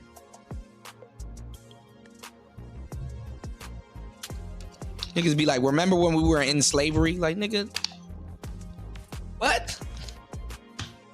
You was never in slavery. And you don't even know the intricacies of slavery. Niggas don't talk about no damn sex farms. You talking about Black history, it should be, you know, you would think you would get into the psychology of what, you know, of what's going on, but niggas don't know because they're just using it as a buffer, you know, to get or ask for something. And that's fucked up. Because tethers, which are mainly the people that's cosplaying as FBAs right now, Phil from the Advice Show,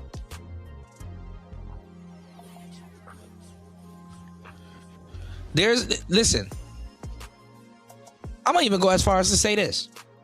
I don't even believe all of these damn FBAs on the internet. I think the majority of FBAs ain't even on the damn internet in these spaces. How about them apples?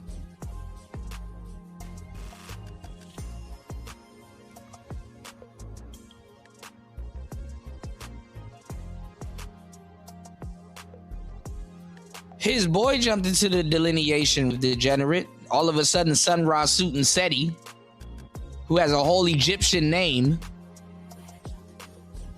that came from Africa, all of a sudden he's I'm not FBA, bruh. Man, where the real FBAs at? What's going on, Link? Oh no, I'm a what Fatty say? I'm a Tedda. No, I'm a Tedda.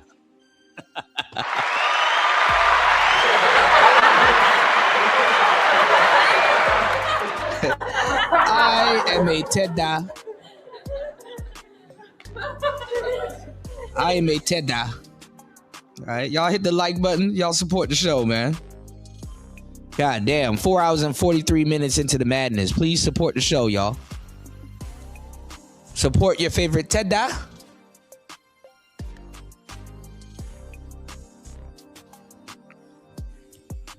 Niggas about to be a whole new ethnicity come 2030. Let's go. Document quietly ask us to forget something critical. It asks us to overlook the fact that many of the most influential figures in Black liberation, culture, and political thought were immigrants or children of immigrants of African descent, some of whom also had ancestors enslaved in the Americas. Marcus Garvey, Harry Belafonte, Kwame Ture, C.L.R. James, Louis Farrakhan, Ivan Van Sertima, Cicely Tyson, Shirley Chisholm, and countless others. Because their lineage. Now, the reason why we kind of got on this subject on the last show was because there was a FBA broadcast that aired on ABC. I think it's ABC. I keep getting ABC and NBC mixed up. And it got taken down. But, you know, people got it. You know what I'm saying? So, you know, I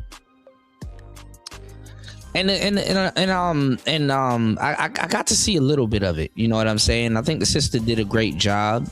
And she, you know, was talking about, you know, the inventions that foundational Black Americans made and you know, just dropping some game. You said Tariq already debunked this chick. I haven't seen that. You know, I liked what she did on her last show. You know, this show right here was actually pretty good. You know. But listen, let me tell you some crazy shit though. You know, all of the stuff that she's saying right now, this is stuff that I think Phil should have even. When is Phil gonna cut in and say something? Because this is stuff that you really can't debunk what she's saying. You know. Anyway. Anywho, I ain't gonna tell the man how to run his show.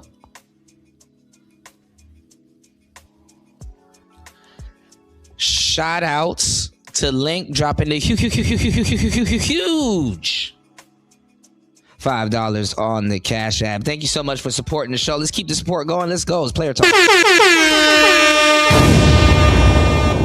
Shout outs to Link dropping the huge.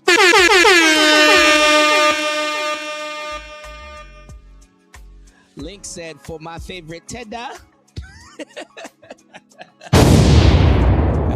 If Jesus can't save these hoes, why are you trying? What make you think you greater than Jesus?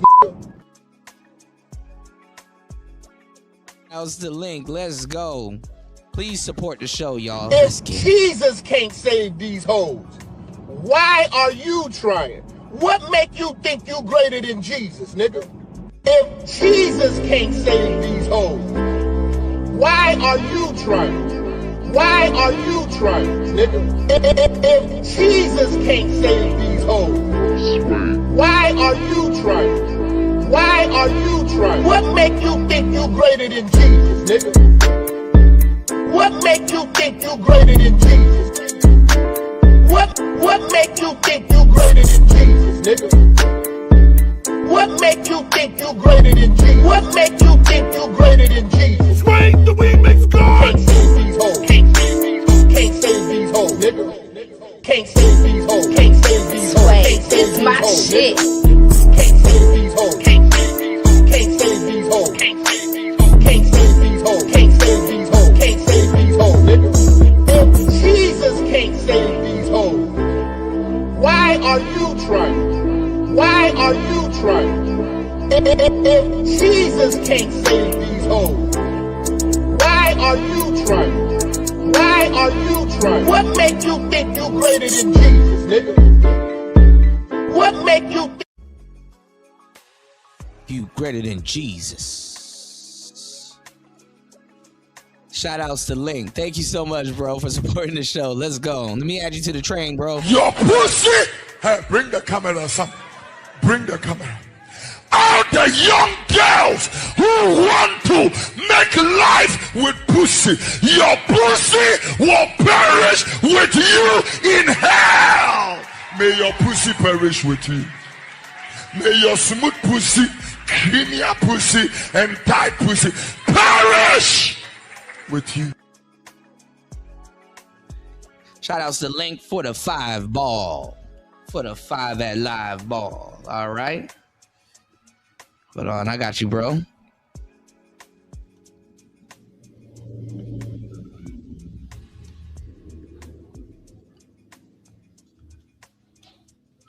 All right.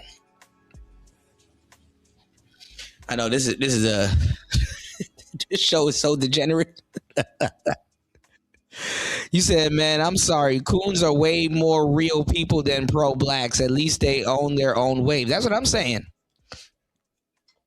Somebody tell me why they mad at Nicki Minaj right now.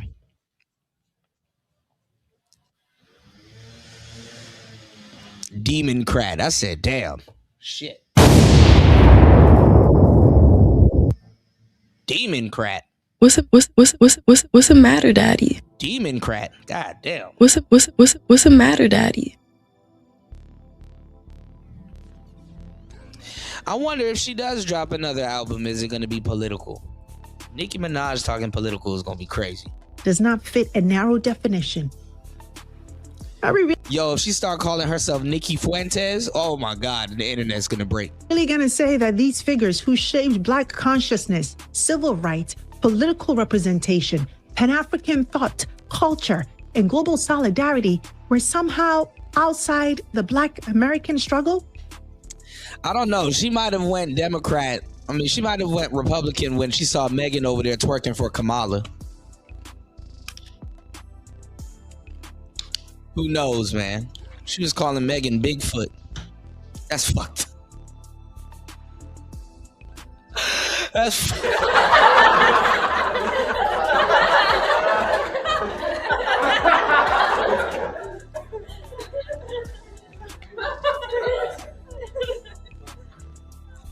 Free Tory, man. What's the matter, Daddy? Free Tory. Because history tells a very different story.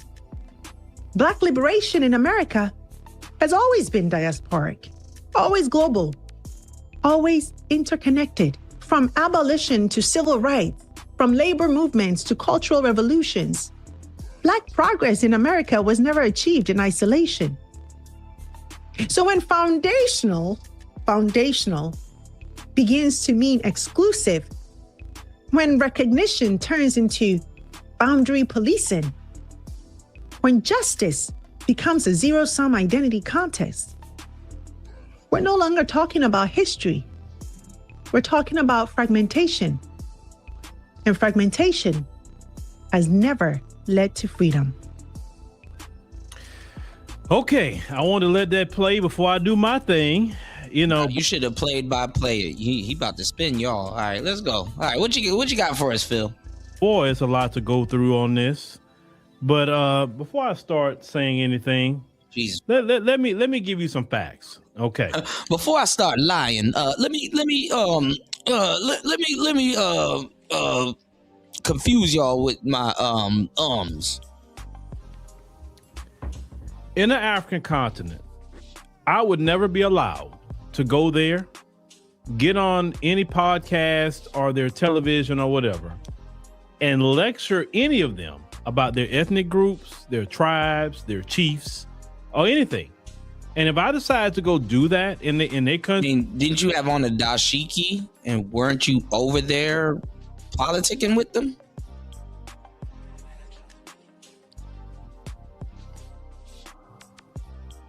IJS. It will be hell to pay real quick because they're gonna first thing gonna say, "Hey, who is that foreigner dude? Who know him? Why is he on TV talking, lecturing us like he know what's going on here? He don't know what's going on here, and she knows that." They listen. This is what gets offensive, Sandra. That what you said was really. And listen, I watched the whole episode, so I'm not taking nothing out of context. I heard everything you said. That diatribe was offensive, and I'm going to thoroughly explain to you why. So I'm going to start over that clip again. Okay, so he's offended as a foundational Black American who was literally just wearing a dashiki a couple years ago and was getting ran out of the B1 community because his wife is Mexican. And he was pro passport bro. Okay, let's go. Normally do, and then I'm going to stop it at certain points, and I'm going to just talk about some things because why don't y'all discuss your homeland when you're having these conversations at us? See, and this is a deflection. Well, why don't you talk about your homeland? That's a deflection. Let's go. Because what I'm personally tired of, and I love everybody, I really do. But what I noticed in America, bro, try to come in here and run that same play to yesterday. It's like, bro.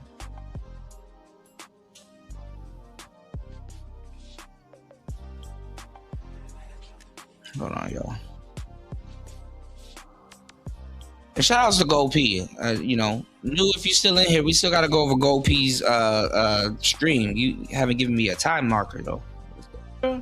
Is that we are trying to force us to hold up a one-sided Pan-Africanism and a one-sided unity, and it's not reciprocal. It's only when it benefits other people. But let me get to that because this conversation just has to be had, sister. Let me replay. It's Black History Month here in the US, and I want to wish everyone a happy Black History Month. But I mean, as far as I know, Minister Jap is FBA from what he says, but man, this Black History Month cannot be business following niggas, man, as usual. This is not the time for surface level celebration posts. It's time for us to ask deeper, harder questions about where we stand as a people and what type of future we're building. Because something deeply troubling is happening in Black America. There is a growing movement within the Black American community that is pushing a narrative that threatens to divide us even further if we don't challenge it head on and expose it for what it is. They call themselves foundational Black Americans. Okay, so you say it is troubling. What's troubling about it? I've been covering news for over a decade. And what I see personally, the delineation movement needed to happen. Going from the civil rights generation people who just did vote blue no matter who, just vote Democrat, it don't matter what they do, to this was a breath of fresh air politically for Black America. See, he cleansed this whole palette. If you say Black Americans centering ourselves, honoring our culture, making sure we protect our culture, not letting everybody just come in, just take from it or whatever. All right, now look, he cleansed a lot of his stuff on YouTube. He cleansed a lot of his stuff on YouTube. Look, y'all. 5 years ago, Philip Scott from the African Diaspora News Channel. Was it calling himself FBA? He was African Diaspora. Hold on. I believe we should take advantage of everything that we have, keep our passports to these places so we can still take advantage of certain things in these nations. I tell you that all the time. Oh yeah. Yeah, here. This is what we want. This is what we want. Yes. See? So now it's we got to keep everything home. It's FBA for life. FBA till I die. Niggas joining gangs at 60. Right here is right in the middle of his grift where he was in the passport bro grift. Take a listen to this. I believe we should take advantage of everything that we have, keep our passports to these places so we can still take advantage of certain things in these nations. I tell people that all the time. Never give up your American citizenship. Become a dual citizen. Shoot, you can be 3-4 passports. Get them. I mean, that's what a lot of rich white people do anyway. You get multiple passports. But no, he might be a tether. It ain't up for me to listen. I know I'm a Teda. I'm a Teda. So it might be up for him. Yeah, that's what I just said, Mella. That's what I'm saying. I'm like, hold on. He was pushing passport bros, and he was going in on Black people because they found out that his wife was Mexican, and it was the same people that's now claiming FBA that was giving him a hard ass time. So I'm confused. Is he African or FBA? He's confused.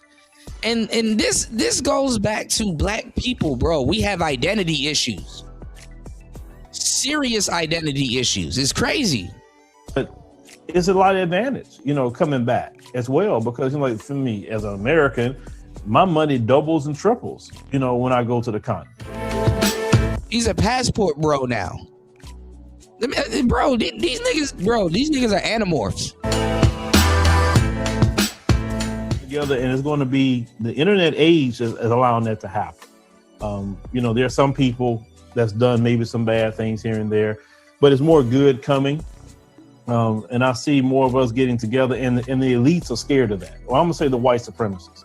They're scared of that. They want to keep us separated because if we connect, then we're powerful. They stop us from even coming over to the continent and say, well, I want to go over there with them. They hate me anyway. That's why you hear some Black Americans say Africans don't like us like that. I think it's interesting, at least my generation, my age group, who've lived abroad all want to come back. And it's interesting that when I was younger, the idea was, oh, it's great for you to go and study abroad, following the colonial legacy, to the motherland, so to speak. But now it's the opposite. It's like, we want to be in Africa. We don't want to live abroad anymore. So what do you think about the generation who now want to move back, have their children on the continent, and contribute to African society, African creativity, finance, etc., etc.? Well, I believe it's a call, it's a call from I would say from the Lord to come on back to where He originally put you, the cradle of life. Damn. So he wouldn't dare say this shit today. See, now he done swapped out all of these talking points for Tariq Nasheed talking points. I believe it's a calling for the Lord to bring you back to where He originally put you.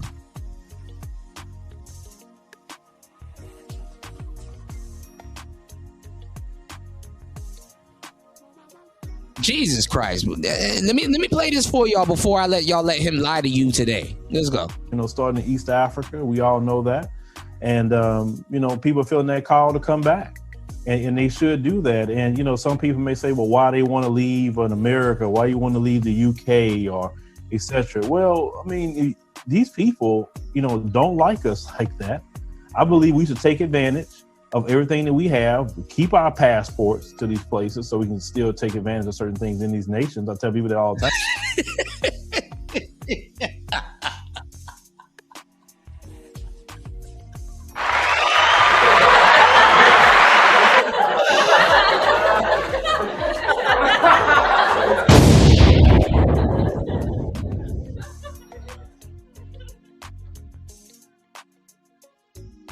Man, I'm not even gonna get no credit showing y'all how fake these people are, bro.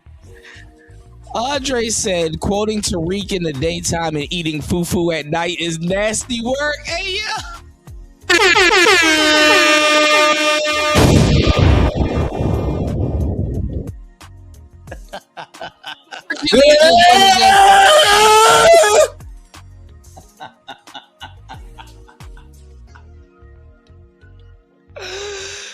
Here, you damn nigga! Bruh. Quoting Tariq in the daytime, but eating fufu at night is crazy. Eating ogbono. This man got a big plate of ogbono sitting in the damn fridge. This man got a huge plate of egusi. He got a big bowl of okra soup that his Mexican wife that made from him in the fridge. This nigga has better leaf sitting on his breath, telling y'all to be FBI. This is crazy. This is crazy, bro. How y'all let these people get away with this shit and y'all support them, man. This is crazy. Never give up your American citizenship. Become a dual citizen. Shoot, you can be 3-4 passports. Get them. I mean, that's what a lot of rich white people do anyway. You get multiple passports. But it's a lot of advantage, coming back. It's a mid-passport bro grift. As well, because like for me as an American, my money doubles and triples, when I go to the continent. That's what I'm gonna start doing. I'm gonna just start changing everything. I'm gonna cut my hair and I'm gonna just become Derek Jackson. And just call it what it is. So it's an advantage to go back. And everybody listen, if everybody leaves the continent, then all it do is the Chinese and everybody else gonna take it over. So more people seeing that. They say, wait a minute, if it's so bad, why everybody else keep coming over here? I mean, it's just a logical, thought process. So I believe the youth is going to turn that continent around. And the biggest problem that you have on a continent for me, and also even in America, is that older baby boomer generation.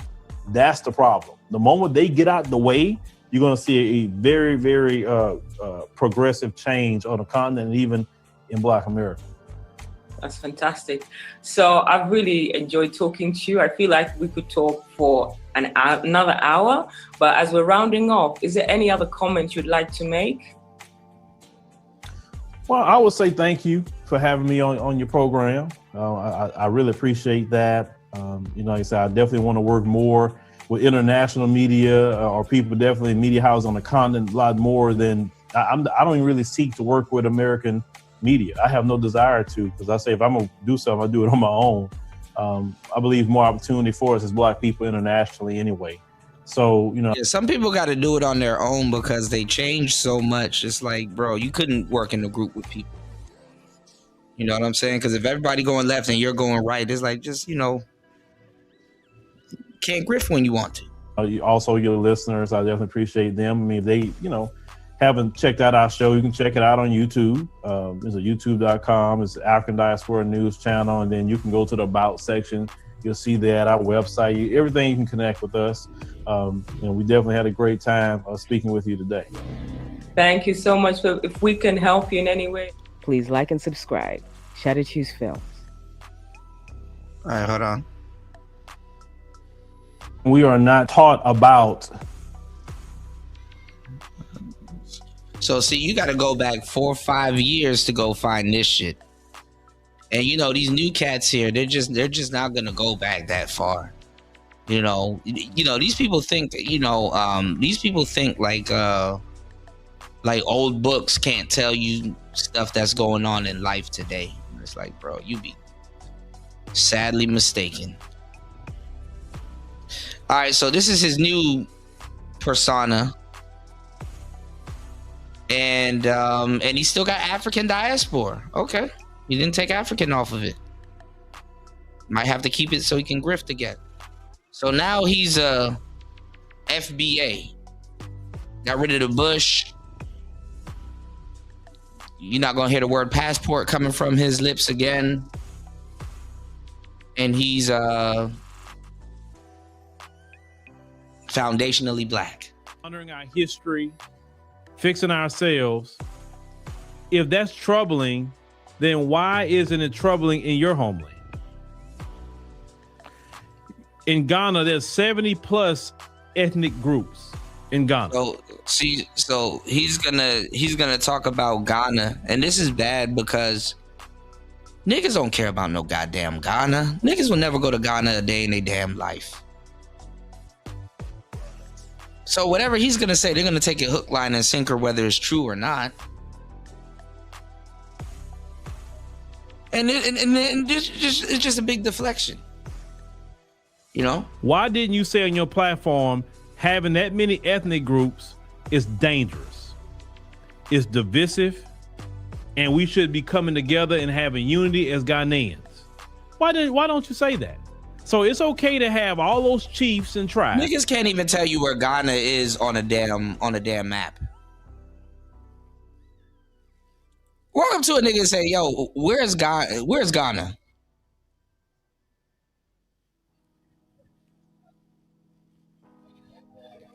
This is crazy. Over there in Ghana. But yeah, Black Americans wouldn't go to Ghana even if it was free. Can say, hey, we just want to just, do what we need to do for our community. That's dangerous. You cannot expect Black America to do something that no one is doing even in your own homeland or the African continent. And sister, I haven't been to Ghana, but I've been on a continent and it has the same ideas about tribalism, borders, right? Y'all have borders. Y'all don't practice Pan-Africanism. Prime example, sister. Y'all was protesting for the Nigerians to get out. That's not Pan-Africanism. Now, have some Nigerians did some things that's wrong in Ghana? Yes. So you get those now. He's talking about Ghana. Why is he talking about Ghana and he's not? You know what? Never mind. Nigerians. Not all Nigerians did anything bad in Ghana, right? But yet you were protesting in the street saying that Nigerians must go. That's not Pan-Africanism. Matter of fact, having borders that was drawn, colonial borders, that was drawn by the white man, the British white man in your case. The colonial borders is still there. The white man is not telling any of you right now, the white British man, the white French man, the white Spanish, the white Portuguese, nobody's telling you keep these borders in these countries right now. Nobody is stopping Pan-Africanism from happening on the African continent today. You are independent, and yet you sit here and keep the same colonial borders, but you won't say nothing about the homeland. So he just changed the whole topic. It's like, bro, what is he talking about? He just changed the whole topic right now. Didn't address anything she said. He's sitting here talking to y'all about Guyana. All right. Oh, Ghana. Not practicing Pan-African. What's going on, Drip? Good to see you, player. How you been, man? Happy New Year's, bro. Hold on. I got you, bro. Hold up. That's my brother Drip, man. Where you been at, man? Shouts to Drip.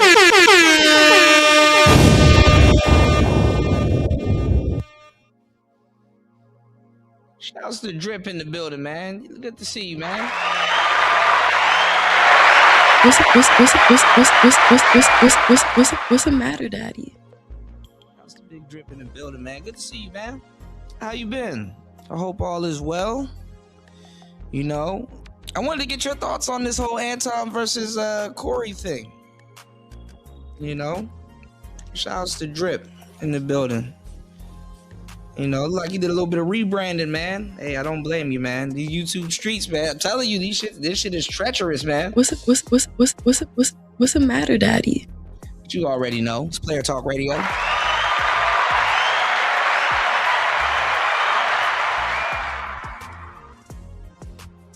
One second, guys. 2, 3, 4, 5. All right, we here. All right, give me 1 second. Let's get back into this. Then when Julius Malema talked about we shouldn't have no borders. Shout outs to Star P. Wild workout here. I'm telling you, man.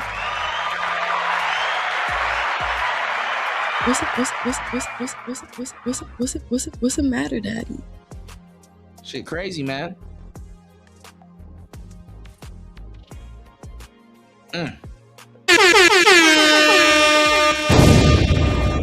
We all Africans. And people like, oh, hell no. And South Africa was even saying that. No. We want these colonial borders that's set up by these white folk. And it's just not South Africa. It's all of you. You're not practicing Pan-Africanism. How you going to expect us to carry the whole diaspora on our back, but y'all not doing it in the homeland? Come on now. Come on. That is the truth. If you want to show me some Pan-Africanism, remove them borders. All Africans can travel freely through the continent. It don't matter where they come from. It don't matter about no tribe. This is the dumbest thing you could ever say.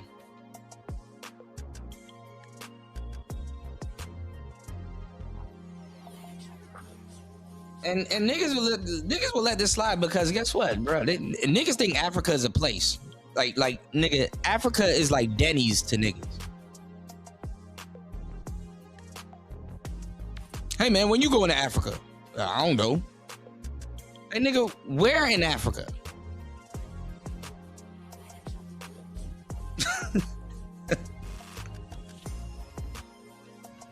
Phil ain't spitting, man. Come on, Larry.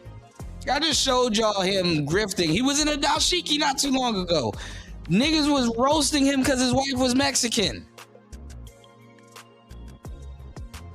Let's go. He got some empanadas chilling in the fridge waiting for him. Right beside his iguzi.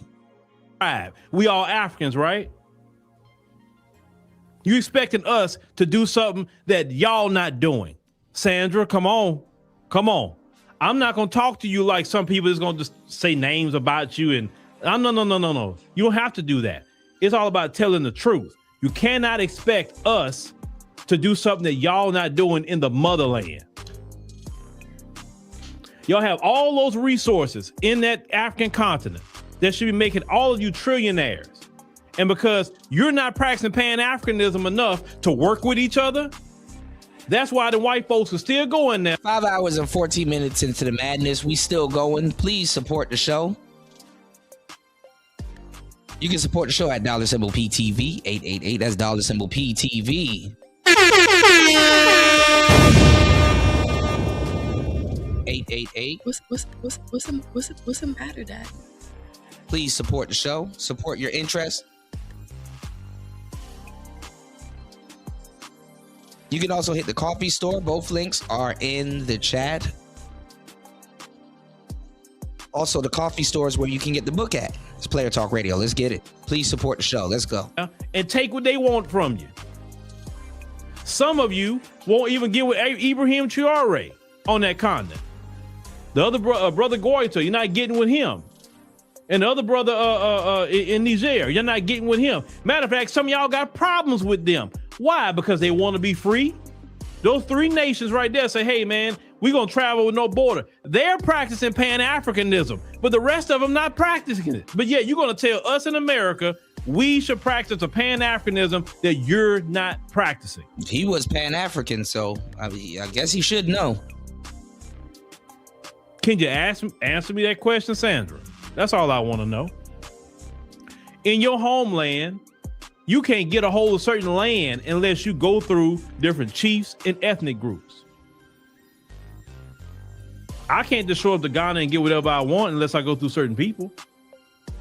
That's not practicing Pan-Africanism. Matter of fact, Ghana has been very open with the diaspora, more than most, and I'll always give Ghana that praise.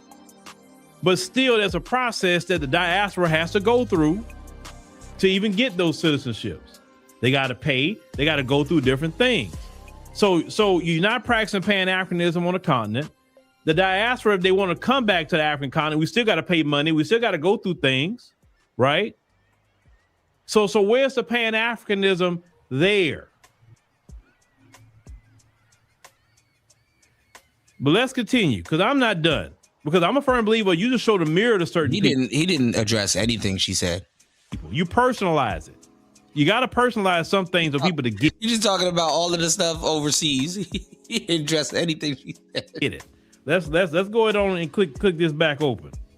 And at the core of their rhetoric is a dangerous idea that the defining origin of Black people in America is not Africa, but enslavement. Okay, Sandra, we've been here hundreds and hundreds of years, Sandra. Matter of fact, it was known that the Dahomey would make people walk around the tree of forgetfulness before a lot of us would be coming here to the America to be enslaved. Some people completely forgot. After about one generation, how they gonna still have a connection to the African continent, Sandra? It doesn't even make sense. That lets you know that you have no clue about slavery and what really happened during slavery. They could not keep their African languages. They could not keep any customs or traditions or anything from the African continent. They was forced to speak English. They were forced to speak in this land, or at least in the Americas. They was forced to speak Spanish because, yes, Spanish. They had slaves in Mexico and all of Latin America. They were forced to speak Portuguese. They were not allowed to speak their African languages. At that point, they lost the African languages that they had. Okay? So they that's not true, because if you go to the north, they spoke a different language. If you go to the south, they spoke a different language. You know what I'm saying? And Africans by nature are bilingual or trilingual or quadlingual. You know, you could say. You know, so it's not rare to run into a African that you can bring to France with you that know French, or, you know, and stuff like that shit. You know, even where I'm at right now, there's a couple of there's a lot of Asian people that know French. You know, what's going on, LT, man? Shout outs to you. Here you go.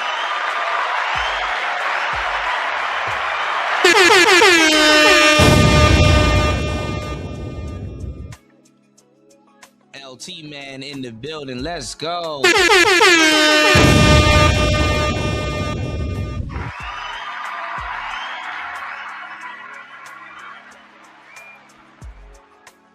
Yeah, man. I was gonna say, man. I was like, man, LT man, this Bitcoin, man. I think now's the time, y'all, to buy Bitcoin. You know, of course, Bitcoin is going down. I think it's gonna jump up. I think this is what we were talking about last year, LT man. 1,000%. You know. Hey, listen, man. Get on it like a hornet, LT man. Shout out to LT man in the building.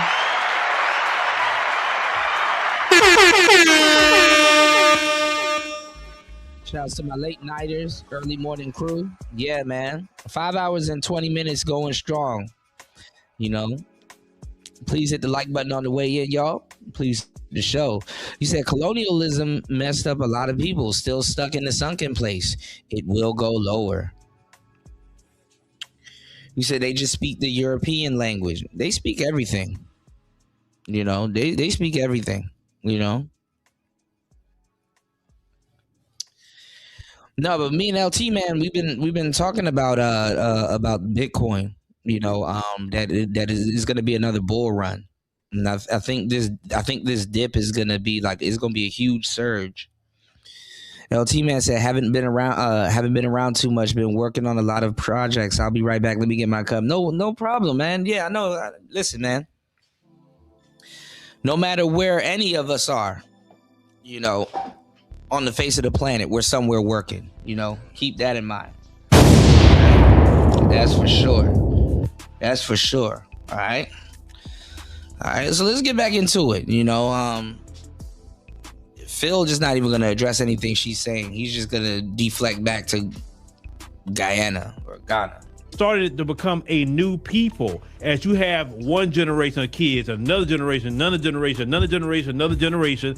They will not know nothing from the African continent. They're not going to have nobody in their family that come from the African continent. That time is gone. And if you talk about the time of that person in that particular land, their story is going to start in slavery, whether it's us here. It's not going to start in slavery. But that's how they want you to look at it. Let me tell y'all something. You do know racist white men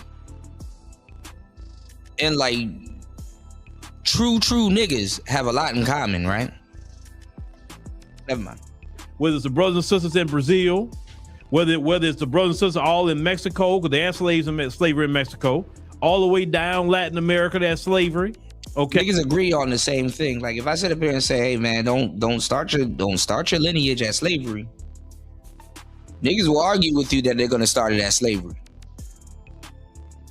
Then tell you, "Oh man, but see, they want to trick us into starting it at slavery." It's like, bro, okay, you know what? Hey, how you gonna tell all of us who are enslaved to about a time that we have no knowledge of, and that we have to regain that knowledge, Sandra? Sandra, you're being dismissive of our story, dismissive of slavery in that. Bro, what's going on, Tyrone? And half these people don't even know what the hell happened during slavery. Manner, telling us it's based on your history starts before then. In the grand scheme of things, yes, but we're talking about our history in this nation. Sandra, do you know what country that I'm supposed to go to? What about all other Black Americans? You know what country we're supposed to go to? And we show up to these countries.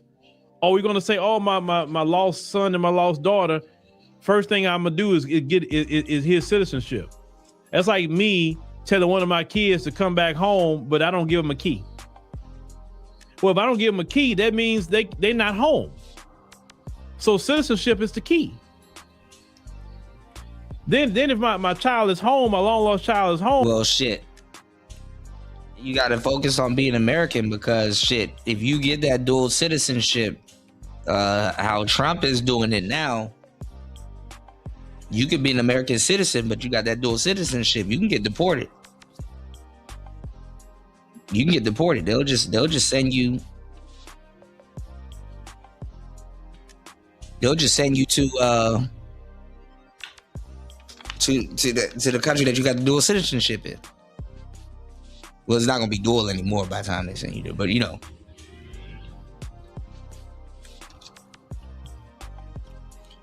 And people will be like, "Well, Kuda, why would you get multiple citizenships? Because sometimes it's easier to get into another country with a different visa and a different passport. You don't have to stay at customs."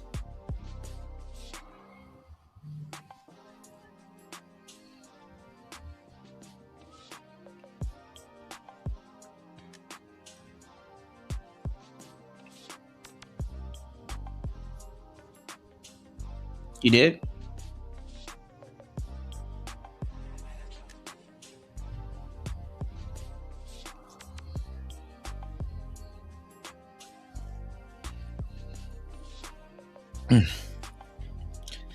Shout out to everybody here. It's Player Talk Radio.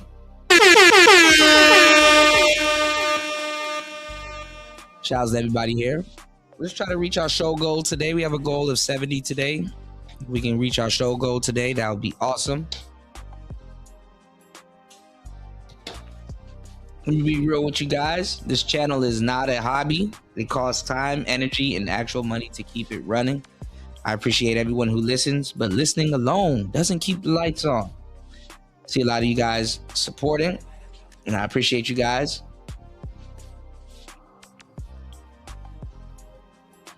But this channel, if the channel brings you value and you rock with me, that support has to show up too. If you could please support the channel and support the show.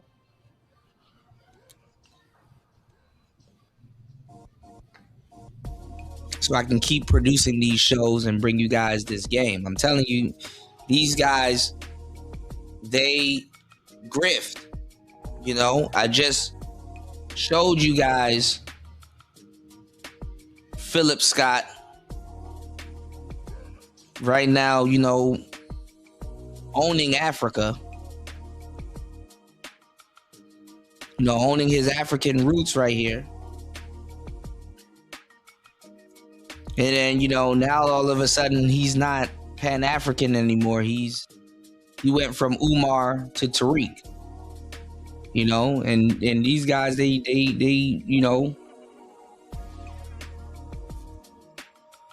they help feed into the identity problems and identity politics that we have in Black America.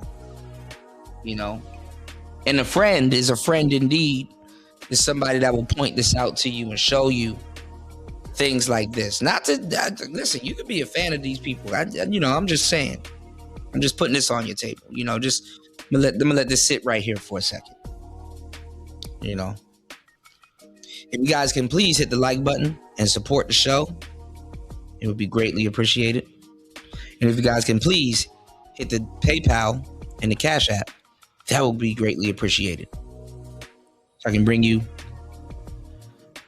some more of this madness. We got some other topics we're gonna get into, but let's comb this out because we're gonna get into what Tariq Nasheed had to say about that ABC special that got taken off of air. You know. All right, let's go. And I got extra land. I'm saying, hey, look, I got some land for you too. I just want to make sure you're good back home. We don't. Shout outs to Dougie. Dougie said Trump says the stock market will double in 3 years. Buy the dip and make sure your margin depth isn't crazy. Shout outs to LT Man. This is what LT Man was saying. LT Man been saying this for the longest time. He says, okay, I'm back. Yes, I think there will be a bull run soon. Cryptocurrency, absolutely. Don't get that. We got to go through all these different processes. No different than you and white people got to go through, Sandra. So, Sandra, you don't know what you're talking about. This is not really your territory. You're speaking from a immigrant story that has benefited off of what we have done. And that's fine. You made a success for yourself. I'm not tripping about that. But I have an issue when you're trying to tell a whole lineage of people that your story don't matter. It matters prior to what happened to you. And really, none of us don't even know those stories. And but let me continue, Sandra. Let me continue because I want to make sure to do this right. They want to convince us and the world that Black American history is somehow different from Black history in general. It is. Our story is different. The Jamaicans and all of them story in the Caribbean is different. All the Arab people in Latin America who was enslaved was different. History on the African continent is different. Everybody has different stories in their history.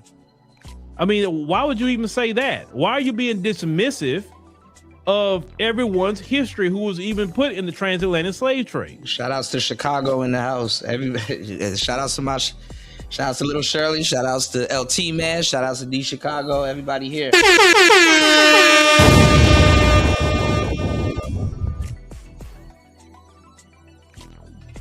Shouts to the Chi-Town. What's the matter, Daddy? Shouts to the Chi-Town. Legends in the house. Let's go. You realize like what you're saying, and you kind of speaking in a guise of a slight superiority, a little bit. How you being dismissive of our history and dismissive of what we even went through. Yeah, he goes back to, I don't like your tone. Well, I try to say, yeah. Your history don't start there. It starts over here. You can't dismiss people's history. And that's what people are talking about. When they say you're being disrespectful, when some, not all, some immigrants come to this country being disrespectful and wagging your tongue when you immigrated here. You immigrated. How you gonna come over here a couple of years ago and now you're gonna tell the people who've been here hundreds of years about their history and what they should be doing, about their lineage? Come on now. Well, I would never. Well, a couple of years ago, you was telling us to go to Guyana and date her and be passport bros. Right alongside with O'Shea.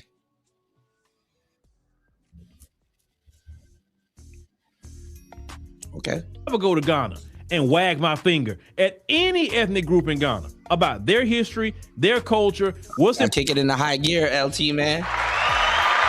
Important to them. I'm not gonna tell them anything like that because I respect Ghanaian culture, or any culture for that matter. I don't have to just be Ghanaian. We was raised with respect. I don't know where that comes from, but I don't know if the institutions that y'all get education from and told y'all to talk that way. I don't know, because y'all all cherry picked at the U.S. Embassy. But let me continue. And that it began with slavery. That Africa, its kingdoms, its knowledge systems, its intellectual and cultural foundations is secondary or irrelevant altogether. And that Africans and Caribbeans who came to this country, who fought, organized, built, marched, theorized, and sacrificed right alongside Black Americans somehow do not belong to this story at all. Let's be clear. This episode is not about denying the unique and brutal history of slavery in America. That history is real. That trauma is real. And the fight for justice rooted in that experience is legitimate. But how exactly does lineage or identity begin at the point where oppression forced you to land?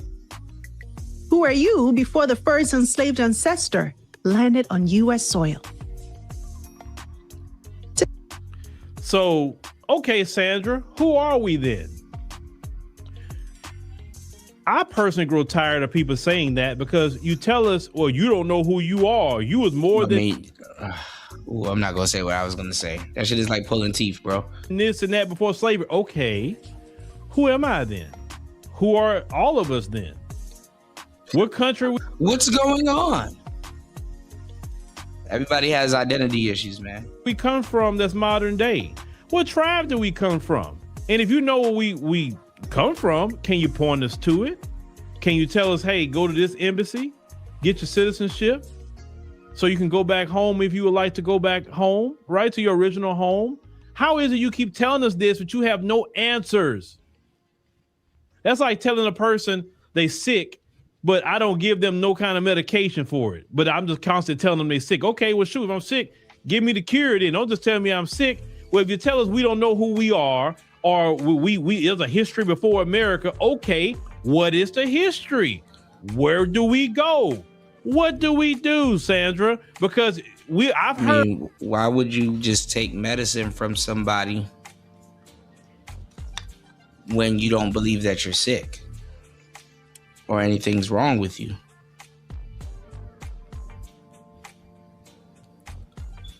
Would you just take medicine from some random person and be like, hey man, this person said I'm sick and he gave me these capsules. What you gonna do? I'm gonna eat them.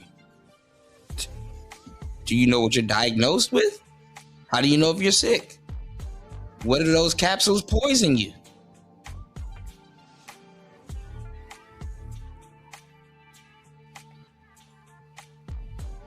It's a dumb analogy, but let's go. heard many over the years say, well, we know where we from. Y'all don't even know where y'all from.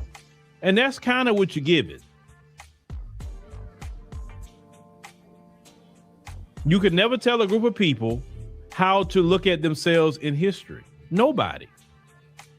Nobody tells the Jewish community, Asian community about don't identify themselves from certain traumatic events in their history. You're more than that. You were this before that. No, nobody else hear that. Nobody else hear that but Black Americans. And you wonder why some people have, incendiary comments, Sandra. That's why, because you're being very dismissive and people understand and hear what you're doing, and it becomes very offensive to people. And that's not Pan-Africanism, offending each other. That's not unity. Unity means we all respect each other. We try to learn from each other, try to grow from each other. That's not Pan-Africanism, Sandra. Sorry, that's not. It's not unity. But let's continue. Today we're breaking down this movement, what the foundational Black American ideology actually claims, why it's gaining momentum right now, why its historical framing is incomplete and false, and most importantly, I want to know what's false, because listen, if something's false, I'm going to address it right here on this microphone. I will do it. I don't care if Black Americans doing it, whoever. If it's false, we're going to get it right. Philip, you know what? I was going to say you're false, but anyway. And I'm all about the history and making sure the history that we speak about here is correct. What is false? That's what I want to know. And I heard the whole piece you done. You didn't really show.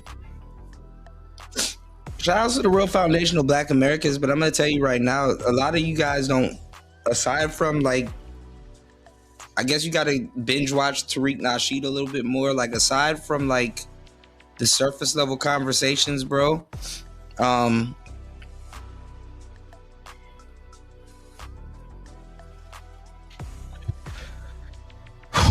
I understand why Tariq says what he says, but y'all do have to do y'all history on your own lineage. You can't just feed off of his talking points forever, bro.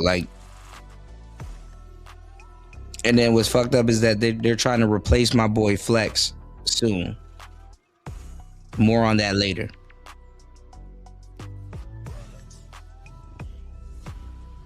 Y'all gotta, there's really no end game, honestly. Oh my God, UFO. Come on, man.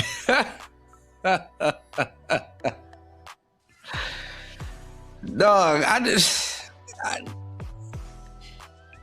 I felt bad, but I don't feel bad now in hindsight, because I did it was back in the day, I did curse Phil out on Nyla's show because he was being fake then. And then a couple years ago, he was a passport bro. And then before that, he was B1. And then before that, they were getting on him for being B1 because his wife was Mexican. And then he kind of leaned into the passport bro thing too, because it's well, yeah, I have a Mexican wife. So, yeah, brothers, get your passports and blah, blah, blah. F the Keishas and blah, blah, blah. And then now he's foundational Black American. Man, you niggas evolve like Pokemon, man. I can't do this, bro. I'm one of them Pokemon that's fixed. It's like damn, there's no up or down for me. It's just that. There's no Pichu, there's no Raichu, there's no, there's no cuter version than me. I'm just a Magmar or some shit. Cultural shapeshifters. Basically, man.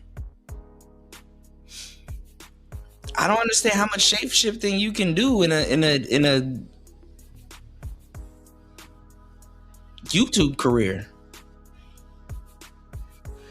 The old Obsidian Chiseler switcheroo. Shout outs to the old man. I saw something recently. I think he's using his studio. I don't know if he learned how to work his studio yet. You know, niggas don't want to reach out to me. I don't know what's up with people's pride, man. But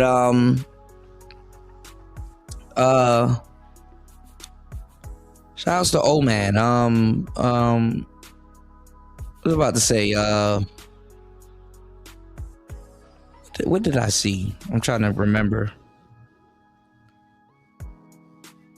What I saw recently. He was talking about how black women don't. Old man is still on YouTube. I thought he was working with that guy that they were trying to bring into the space. And it's funny because he's like so well educated, but he's about to throw all of his education down the fucking. He got kicked off of YouTube again. I thought he had a third channel. I guess he's on Rumble though. You said shout outs to a loser? Damn. Y'all got bad blood, new. But he was saying that black women don't understand economics. And he was like quoting Thomas Sowell. And this was like a day or two ago, or like yesterday. You know, you said, had these fake niggas tried to shame or clown me for being what I've always claimed to be. Had these fake niggas tried to shame or clown me for being what I've always claimed to be. Hilarious. I'm not gonna lie. I mean, I'm just speaking from the perspective of somebody that just stand on what they've always stood on. You know, of course, you know, if you need, you know, of course, as a man, if you need to make, you know, change or corrections, or, you know, it's like, you know, with new presented information, you should already have a sense of direction that you're going into. You shouldn't have to like grift. Like you shouldn't, like, it shouldn't be a drastic change. You know, it should be in more of a alignment with what you thought. I'm not saying men can't grow. I'm not saying men can't learn or men can't change with new presented information, but it's like, bro, these dudes like hard right, hard left. Like it's like Crip today, blood tomorrow, and then it's like West Coast, East Coast. You know, it's like, damn. You know?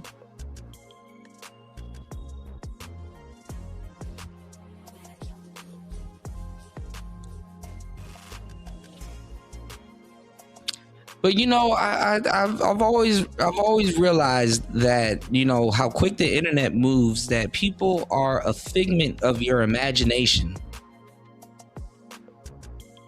Not even nostalgia. It's like, oh, I remember Phil from The Advised Show. What is he doing now?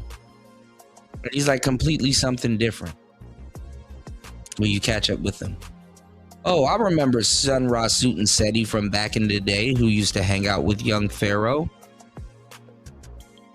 What is he on now? Oh, he's a foundational Black American.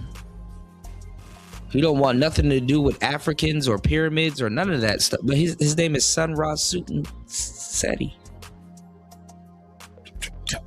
Okay. He has a... he has King Tut tatted on his balls, like pause. You know, it's like he got King Tut tatted on his balls. It's like, I guess you got to get that removed. Okay. Hey, niggas was ass deep in this Egyptian shit. Like, bro, black people need to sit down and just be like, yo, we're going through a fucking identity crisis. Just go into like solitude for a long time and then figure out what you are personally, and then just, because there's no way that this much FBAs are on Al Gore's internet or have YouTube access. Most FBAs I know, they're not even on the internet like that. Larry Legend said Tariq went from a pimp. He never was a pimp. Shout out to Tariq. He was a player, but they're going to label him as a pimp, and they're going to try to finesse FBA from him. I've been saying this for years. Nobody believes me, but okay. I'm telling y'all what's going to happen. Nobody never believes me until it happens. Everything that I said that was going to happen is happening right now. You said Tariq went from a pimp to a dating coach to a Pan-African to a FBA. This is standard practice for sure, Larry. Yep. And you know, they didn't really want to give Tariq the crown for a long time. The only time they gave him the crown was when Cynthia G went AWOL, and Tariq got into it with Yvette Carnell in Tone Talks, and he got into it with Michi X. And once he washed them, people wasn't giving a damn about ADOS anymore. So now everybody's calling themselves FBAs. So, but the women are trying to punk him. At some point, the women are going to try to punk him out of his own delineation. You know, out of the ownership. Watch what I tell you. They're going to give his family scrutiny and stuff like that. But see, he got the money and everything like that. You know what I'm saying? Usually when black people attack each other, it's on the way up. It's the crabs in the barrel mentality. They get you before you become successful. You know what I'm saying? Usually they get you when you don't have the money to go to war or the money to do something back and stuff like that. So we're going to see how that plays out, you know. And, you know, peace be upon Tariq, you know. Blessings to Flex, you know. Shouts to my real LA cats, you know.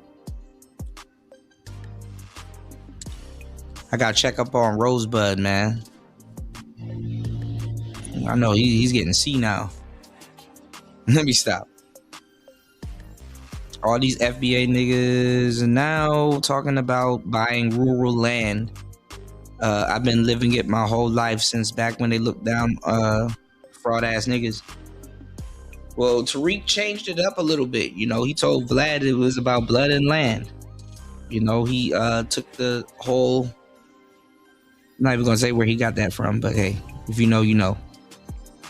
Obsidian been back on YouTube, but it you know,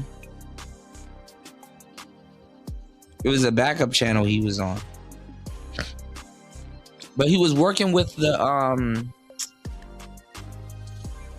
what's his name? Jeremy B or something like that. What's the therapist guy name? That nigga, that's what I said. That nigga, he a whole therapist. But once he got to this sector and he realized, he's like, damn my degree. Damn my degree. And there's cats already here that done trailblaze shit that I done went to school for. And it's like, bro, they already getting it in. We hold it in the real court. You know? We've been doing it here. Unfortunately, guys like myself, we ain't gonna get recognized. So it's like, damn, niggas went to school to repeat. Me. Ain't that a bitch? Ain't that about a bitch? God damn. Give me 1 second, y'all. Catch up on y'all comments. I can't believe Phil done took on like 3 different patinas after 2020.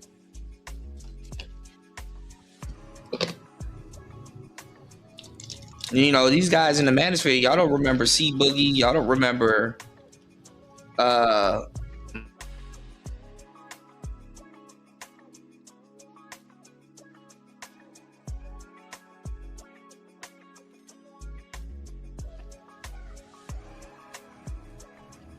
what the hell? This thing going in and out. Where's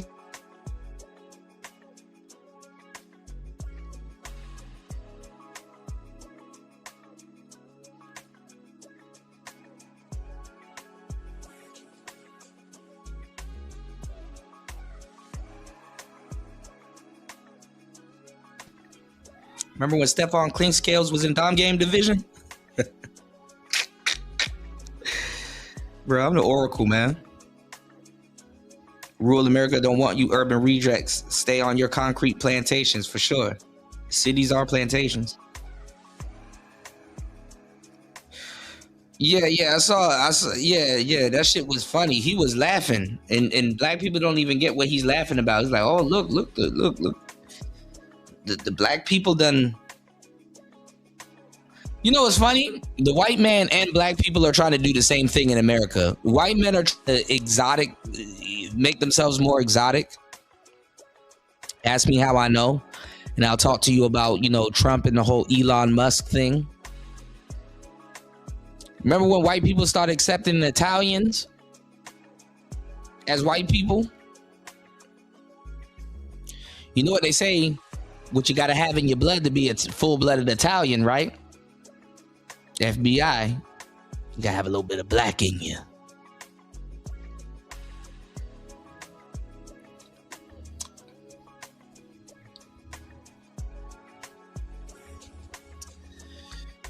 What do you think they're doing with South Americans now? Well, South Africans, my bad. South Africans.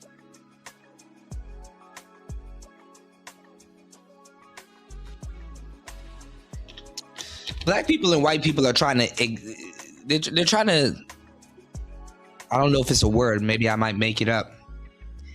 Exoticize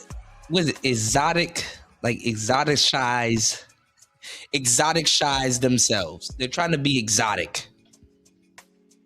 Go look on Time Magazine. I keep showing y'all what they said, what they want the average American to look like in 2030 or some shit like that, like from Sicily or some shit like that. It was on Time Magazine. They want Americans to look exotic. We need to have a particular type of look. Like people can look at them and be like, they're American, because Americans all look the same. They don't all look the same, but we don't have a real particular look. We have a demeanor. Our demeanor accompanies our look, but we don't. You can't look at somebody and be like, oh, that person's American, unless you see them in their demeanor. It's weird. But Tucker Carlson was up there, sitting up there laughing, because it's like, oh, look at the blacks. They're trying to,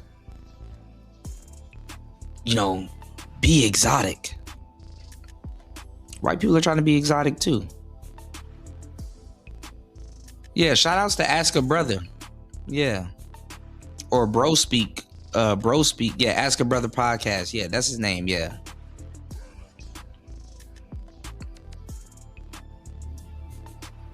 Talking about FBAs with Tether Wi-Fi. Yeah, Tether Wireless.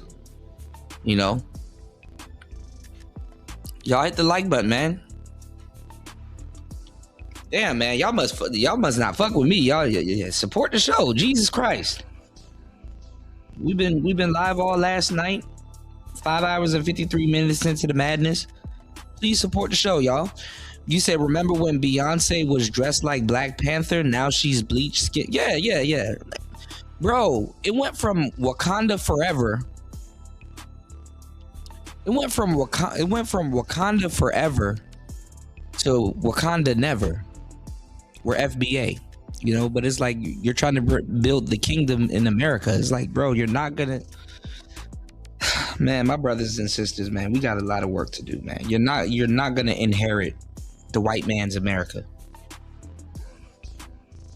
I hate to break it to you, bro. You're not gonna get the nukes. You're not gonna inherit the economy. I don't even understand.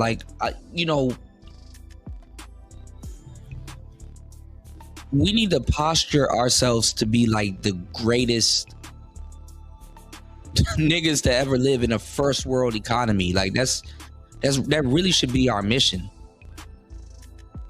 Just living fine. Like just as we do. Black people, we be living fine. Like we just fine shit. Like fly shit. Just do fly shit. That's really all we had at the end of the day. Just live and do fly shit. That's all. Take care of your own. Don't. Take care of your peoples. Don't perish over no bullshit. I don't know. We kind of lost that. We kind of lost that, and then we have this goofy disposition. Like, oh, they want us to lose that, and they want, bro. I will 1000% tell you, other races and people are not paying attention to you long enough to try to stop you from being what you are. It's easier to cop that plea. It's easier to cop that plea than to say I don't know what the hell I am. And it's fucked up because, you know, the identity issues is crazy in the West, you know? You said, I think that applies to the Sicilians and the Calabrese. You know, the rest of Italy wasn't affected by the Moors. No, if you go look at that Time magazine, let me see if I can find it. I always look for it and I can never find it. Hold on. Let me see. Time. It looked like, literally, Americans look like Sicilians. Olive skinned, golden eyes, you know.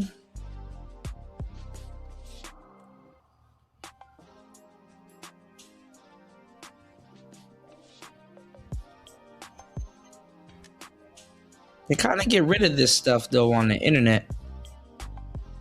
See, look, now that I look at Time Magazine 2030, they got Trump on here. See, they got rid of the you know.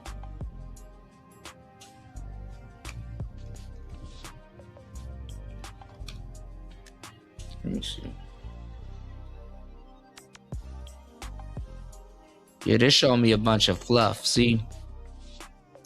That's what I hate about the internet now. Now you got to be super specific because AI is even coming in with its own fluff.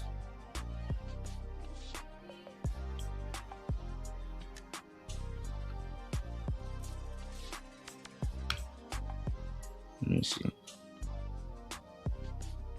And it knows what I'm looking for, but it's going out of its way not to look, you know, not to show me.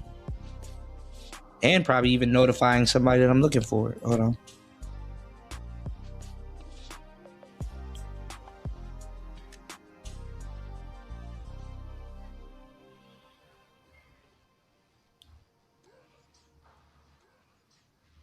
They got Kamala on here. What the fuck? Americans want to look exotic. We like really. It's crazy. Like we have an obsession with exotic. God damn it, exoticism. I ain't gonna sever my tongue to fucking say that word. But anyway, give me 1 second. We have an obsession with exotics.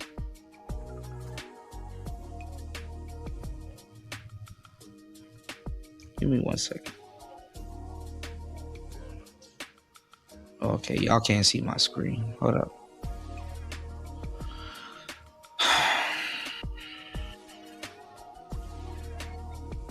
Let me see.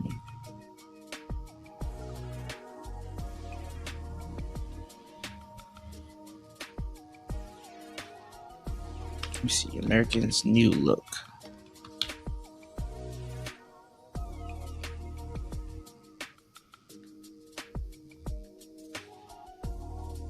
Yeah, I gotta go find that article. They're playing games with on Google.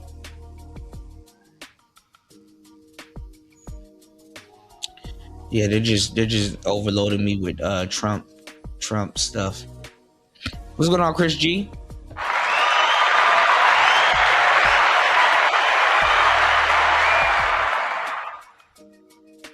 All right, let's get back into this real quick. Let's finish this off. Oh, what was false? You just saying this. You said, I know plenty of niggas that have been Christians, Muslims, and are now claiming to be original Jews. Tell me you're lost without telling me you're lost. Well, look, Kanye, you know, tried to tell y'all some shit. And shout outs to LT Man, because LT Man,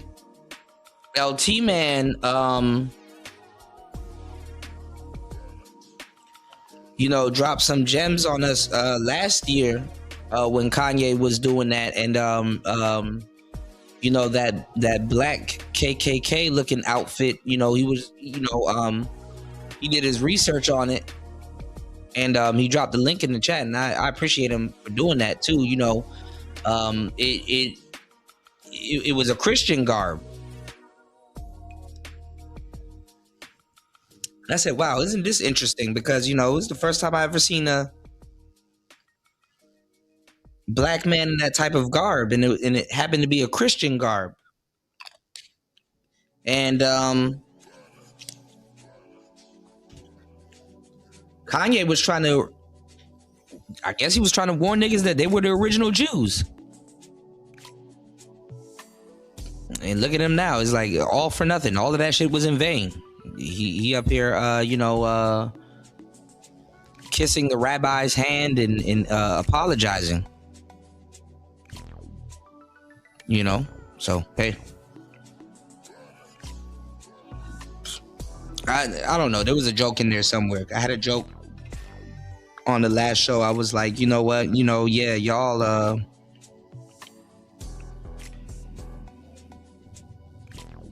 I was like, yeah, you know, I was like, the way I see Negroes getting treated around this motherfucker. Yeah, you know,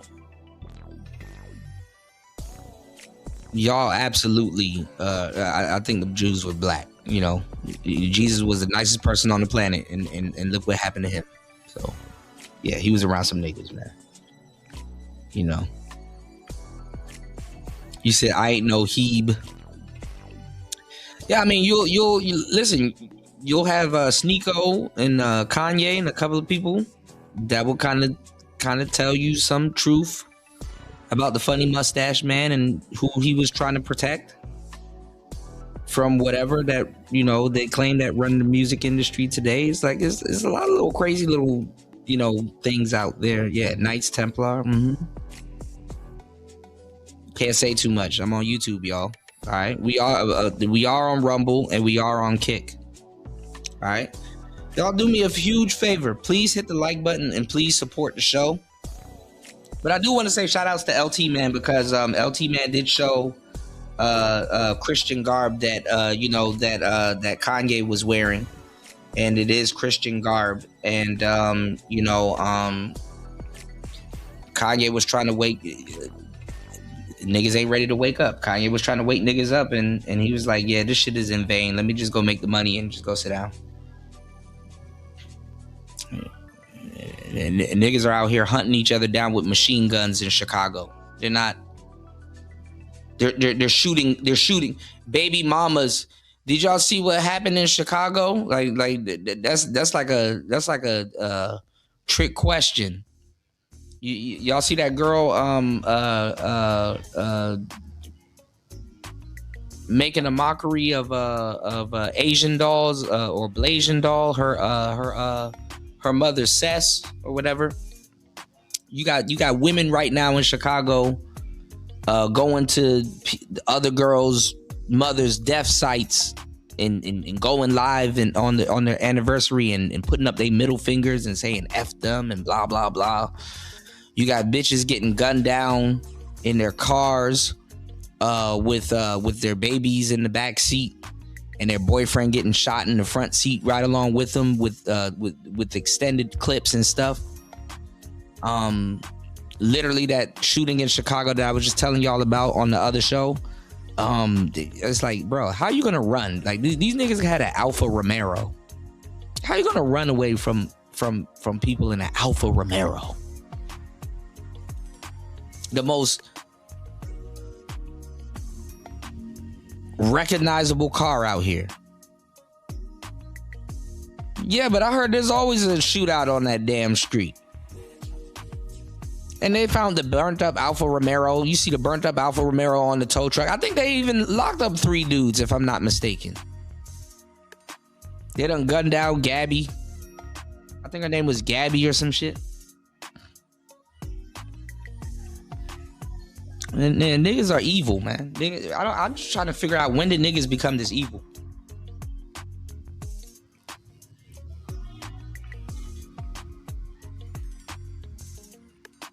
So anyway.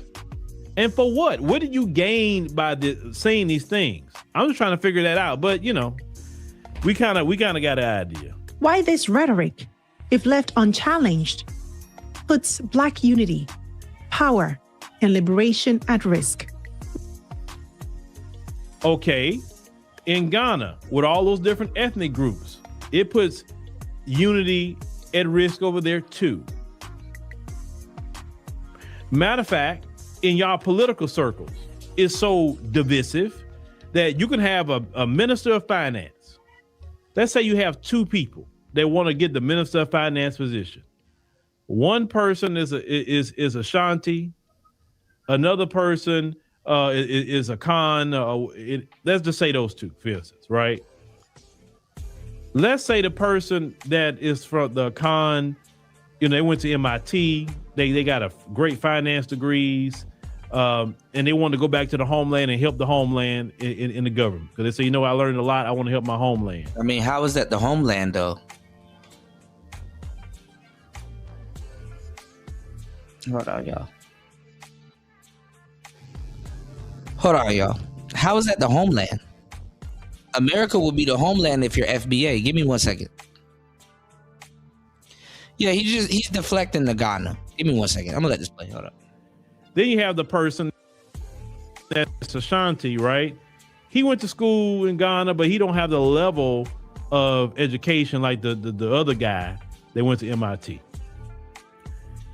What happens in y'all politics, and it's just not in Ghana, it's all over. You will vote for your tribe over the education. This guy from another tribe, all right, we should could be the guy that really helps the country because he got the education, the know-how, etc. He's proven to be helpful. But you say you would dismiss this guy over here because he's not part of your tribe. I'm gonna go with this guy because he's part of my tribe. And y'all have put, and we've seen it, incompetent people in government positions just because they're part of your tribe, not because they're smart or they're going to do great for the country, right? Just because they're part of your tribe. That doesn't make sense. Do you call that divisive? That's actually dangerous for the country. Do you call any of that? How are you going to... Bruh, see?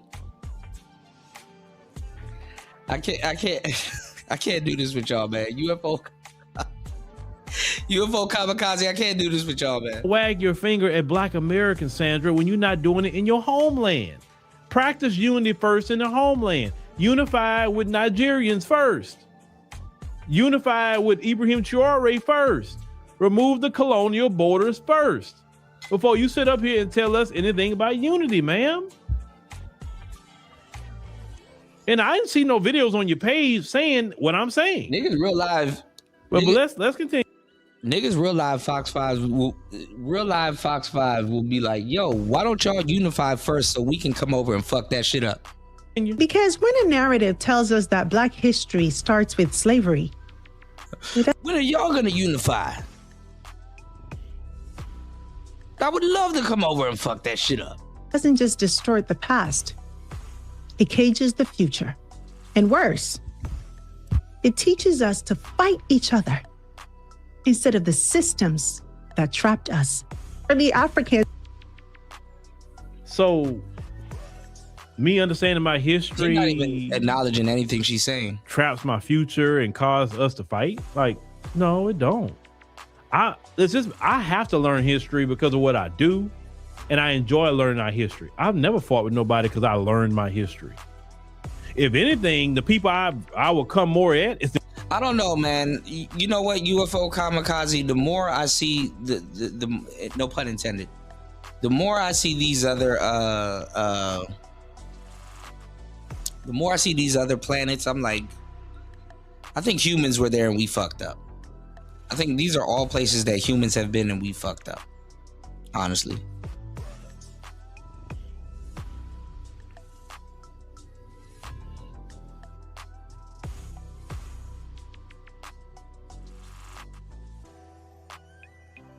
Mars looked like a place humans have been and fucked it up. Hell, even the moon looked like a place that humans have been and have fucked it up. So, you know. And folks, but I have never looked at another Black person because I learned my history and I'm like, ooh. And then see how we know how to live as human beings. Let's just say if we go from planet to planet, do you know we will be parasites of the universe? Because if we're destroying Earth, we will be a cancer. Anyway. I can't stand Black people. Give an example. The movie Roots. If you're old enough to see the very first Roots when you was a kid, After you watch Roots, who are you upset with? After you watch Roots, those of you who saw that movie, who you pissed off at? Tell me who you were pissed off at in the chat. Who you were so pissed off with when you first saw that movie? Who you pissed off with? Out of schools and stuff.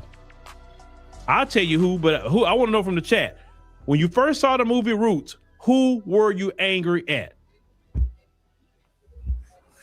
I'll wait too.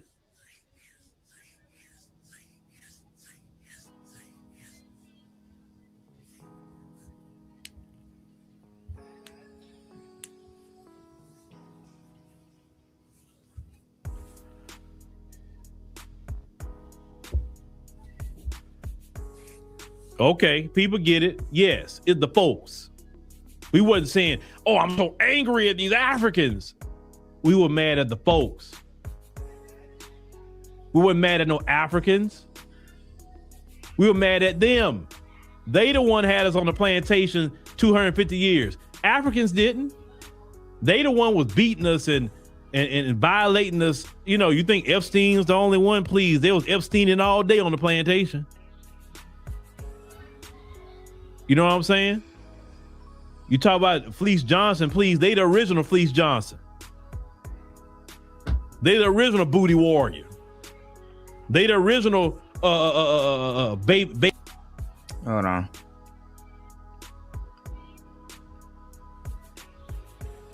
Baby daddy, leaving kids all over the place. Anything you can think of bad, they the originators of it.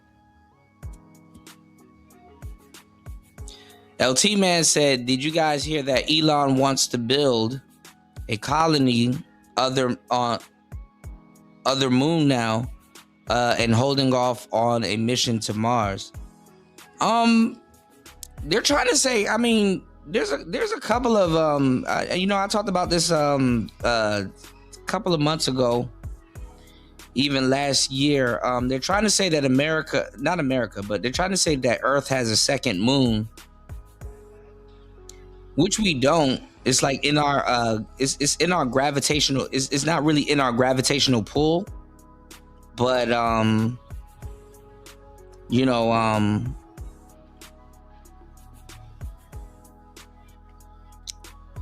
like I said, he would be the one to do it. I mean, guys like Elon Musk,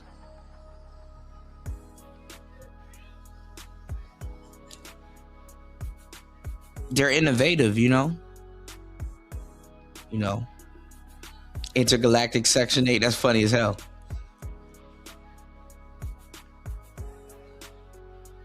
But yeah, I was saying shout outs to LT Man because if you guys don't know, LT Man is in the chat. He was showing, he showed us the Christian garb. And they thought that Kanye West was trying to do like a black KKK thing, and it's like, no, that's actually a Christian garb, and I appreciate LT Man for setting the record straight on that, but I guess somebody spoke to I guess somebody spoke to Kanye, I guess somebody spoke to Kanye and they're like, hey man, we knew what you were trying to do, but all that shit was in vain. Even Jewish people wanted to speak to Kanye because they knew what he was talking about. I was like, damn, that's crazy. How they want to speak to you before your own people fucking wake up. But it is what it is, Don't look too deep into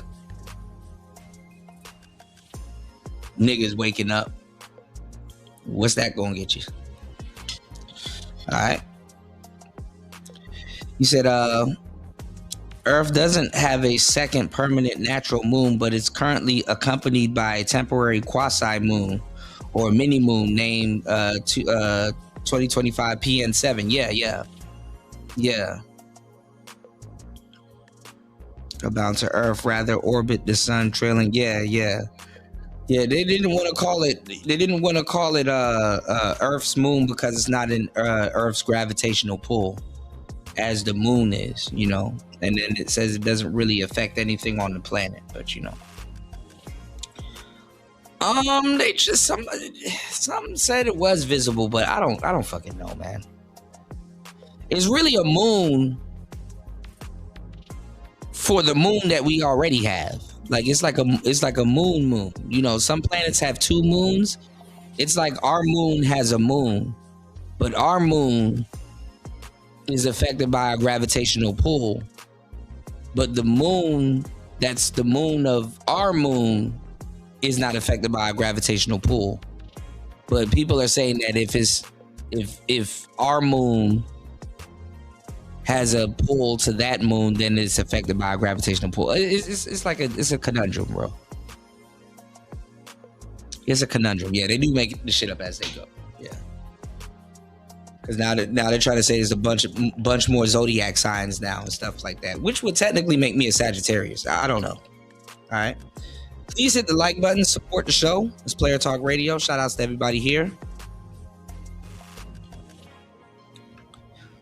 We are in the month of February, Black History Month, and all kinds of history months going on now.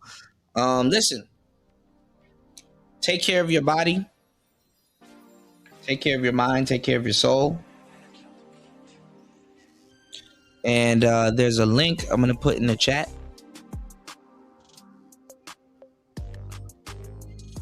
for you guys to be able to do all of that.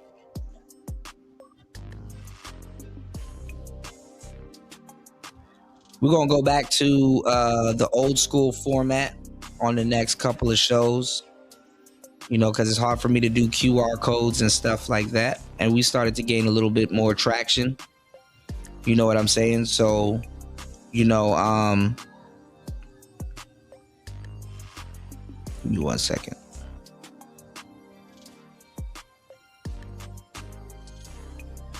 I want you guys to head over to hempforfitness.com. Head over to hempforfitness.com. Shout outs to everybody watching on Vertical. So we're streaming in like 4 or 5 places. On YouTube, we're vertical and we're horizontal. If you're on vertical, please make your way over to the horizontal. Okay, now it's having a connection issue. Hold on. But there it is right there in the chat.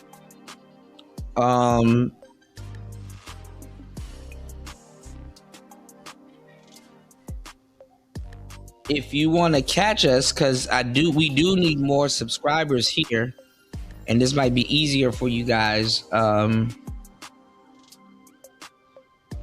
don't know, it's not letting me do it, but I want to put the link in the chat. But you can follow us on Rumble. Streaming on Rumble, and we're also streaming on Kick. So we're on YouTube in 2 places. We're on Rumble and we're on Kick. 6 hours and 18 minutes into the madness. This is dedication. UFO says niggas have become nothing more than loud distractions from progress at this point. Tragic. Well, listen, I did say the only thing that's distracting niggas from not realizing their situation is their phones. And I mean that. But,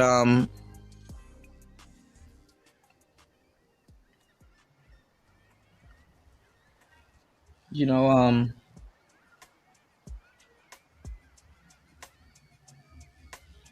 I'm doing all I can, y'all. You know. With what I got, you know. All right, please hit the like button, support the show. Give me 1 second. I got a lot of stuff going on here real quick. Get back into this real quick. And we know it. We know how horrible things were for us in this country that we had to fight for and get out of. And you're not going to sit up here and tell me to dismiss my family and dismiss my history. Listen, a lot of people came before me to get me here to this day. I am not going to dismiss my family to talk about some people that I don't even know of. And nobody even claiming me either. You act like you got a bunch of people claiming and say, hey, that's my long lost cousin right there. You act like that's happening, Sandra. Come on now. If you're gonna talk, sister, at least know what you're talking about. Well, let's go ahead and get back to that. As part of a long African civilizational continuum with languages, cultures, technologies, and histories that existed long before they ever encountered Europeans, the FBA framework increasingly treats enslavement and resistance on American soil as the starting point of identity. And yes, it is our identity. It is. And if it wouldn't been for us fighting back against white supremacy, your homelands would not be free of independence. It's quite funny how we fought, we got the civil rights movement popping, and we got headway, and y'all could just look it up. Don't believe me, just look it up. Right around that time period, and right after the civil rights bill, all of a sudden, these African countries started becoming independent, minus South Africa, and maybe Zimbabwe. But all the other countries started becoming independent, right? And guess what? When Robert Mugabe and them was fighting to get free of Ian Smith and all them in Rhodesia, they were like, hey, they fought back against these people. We can fight back too. Nelson Mandela and them, they looked at our fight too. And even when they jailed Mandela, you talk about some Pan-Africanism, we were the ones talking about, hey, y'all got to free Mandela. I remember the Free Mandela campaign. Mandela was a hero to a lot of us in Black America because we understand what they went through based on their history, because it literally mirrors the same. Hey, we're going to do that boycott South Africa movement, divest from South Africa because that apartheid government is wicked. We were still in the fight for Africa. So what I will say is that, he was over there. I wouldn't say he was over there, but Phil from the Advice Show, he was grifting as a Pan-African, to a certain degree during that time. Yeah, Mandela dying in prison. Yeah. This is just confusing me now because now he's like this. He's FBA, but at the time he was dashiki'd up. What happened to the dashiki? Africa, even when that was going on, ma'am, what are you talking about?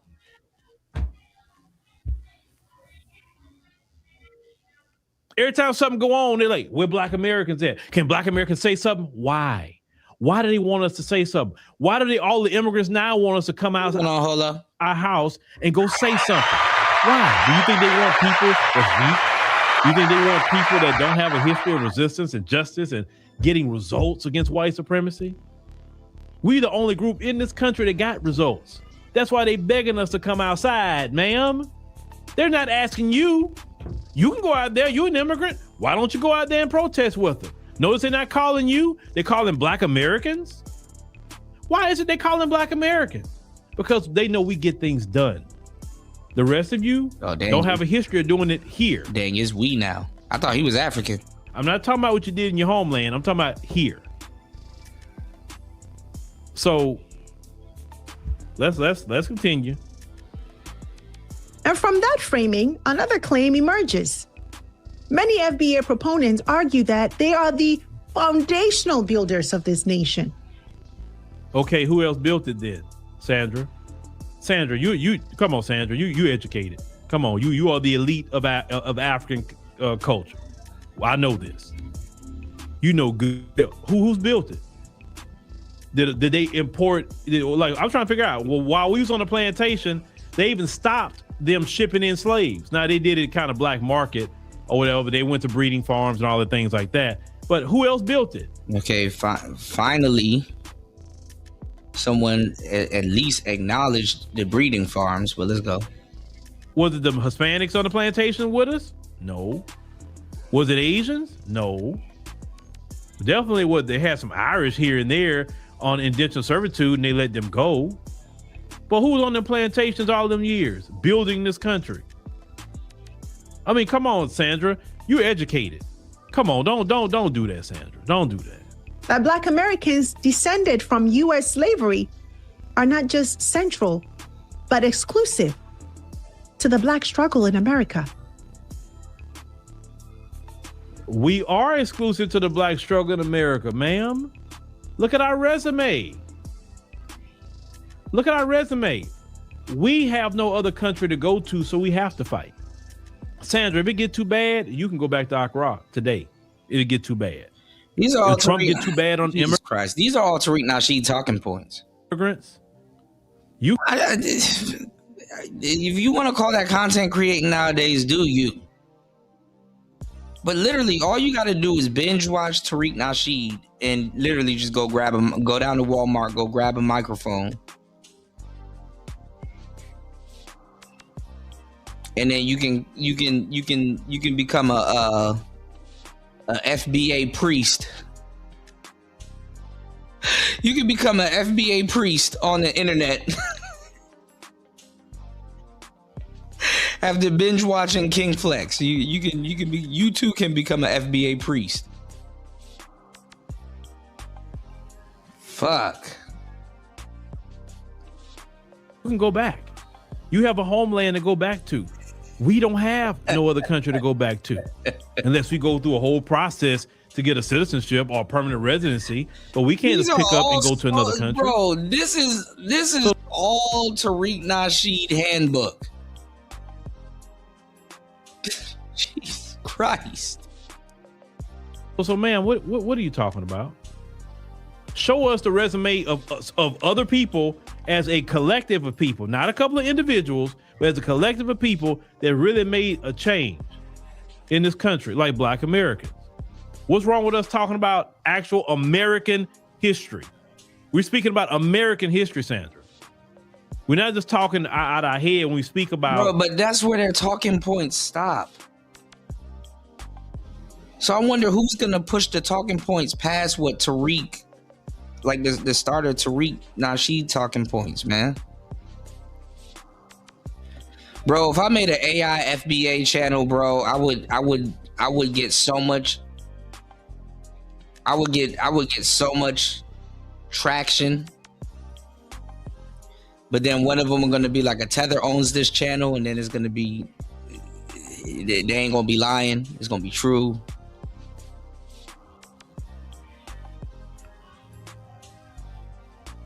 I'm gonna get ran off the internet, y'all.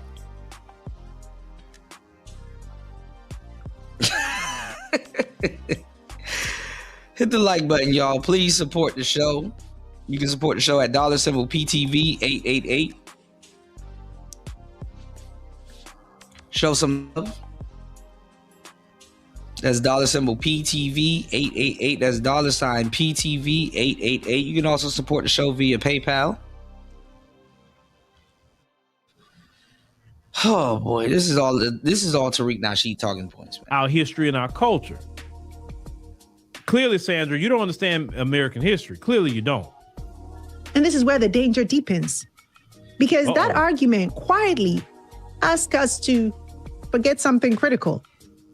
It asks us to overlook the fact that many of the most influential figures in Black liberation, culture, and political thought were immigrants or children of immigrants of African descent, some of whom also had ancestors enslaved in the Americas. Marcus Garvey, Harry Belafonte. Marcus Garvey got his start here with the UNIA. He was supported here in America. Let's get that straight. Garvey didn't do it by himself. Black Americans believed in what he was talking about.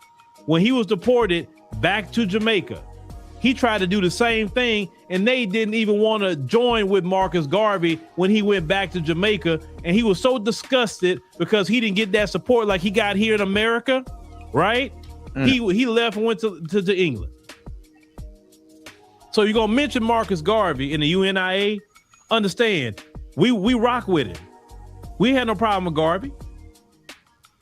So don't throw Garvey like we had nothing to do with Garvey. You mentioned Harry Belafonte. He was a rider. If you ride for Black America and we all listen, you ride for us, we all ride for each other. We ain't got no problem with supporting you. We don't care where you come from. But when you get on this, I'm better or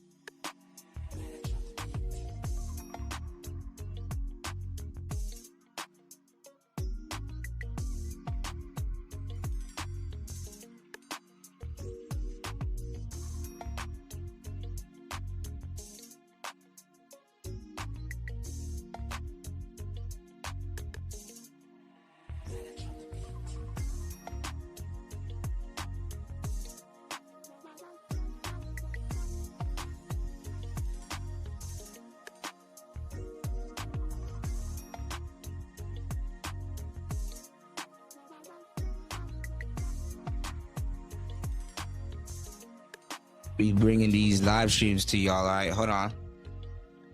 All right. Give me 1 second. Let's get back into it.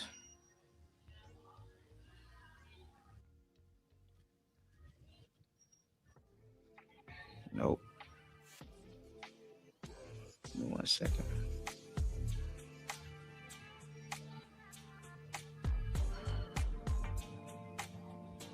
And we're at 441. Hold on.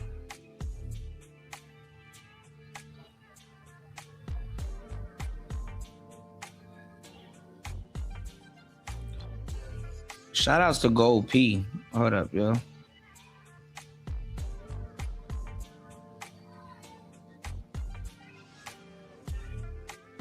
This is where we was. Okay. All right, we're gonna pick up where we left off. Hold up. You gonna mention Marcus Garvey in the UNIA? Understand, we rock with him. We had no problem with Garvey. So don't throw Garvey like we had nothing to do with Garvey. You mentioned Harry Belafonte. He was a rider. If you ride for Black America and you ride for us, we all ride for each other. We ain't got no problem with supporting you. We don't care where you come from. But when you get on this, I'm better or whatever the case may be, we gonna say something about it. Nobody talks against Harry Belafonte. Who does that? He funded a lot of the civil rights movement. People. Again, like I said, this is a Tariq Nasheed talking point. With his money. I don't know nobody in Black America that speaks ill of Harry Belafonte. That is crazy. But let me continue. Kwame Ture. CLR James.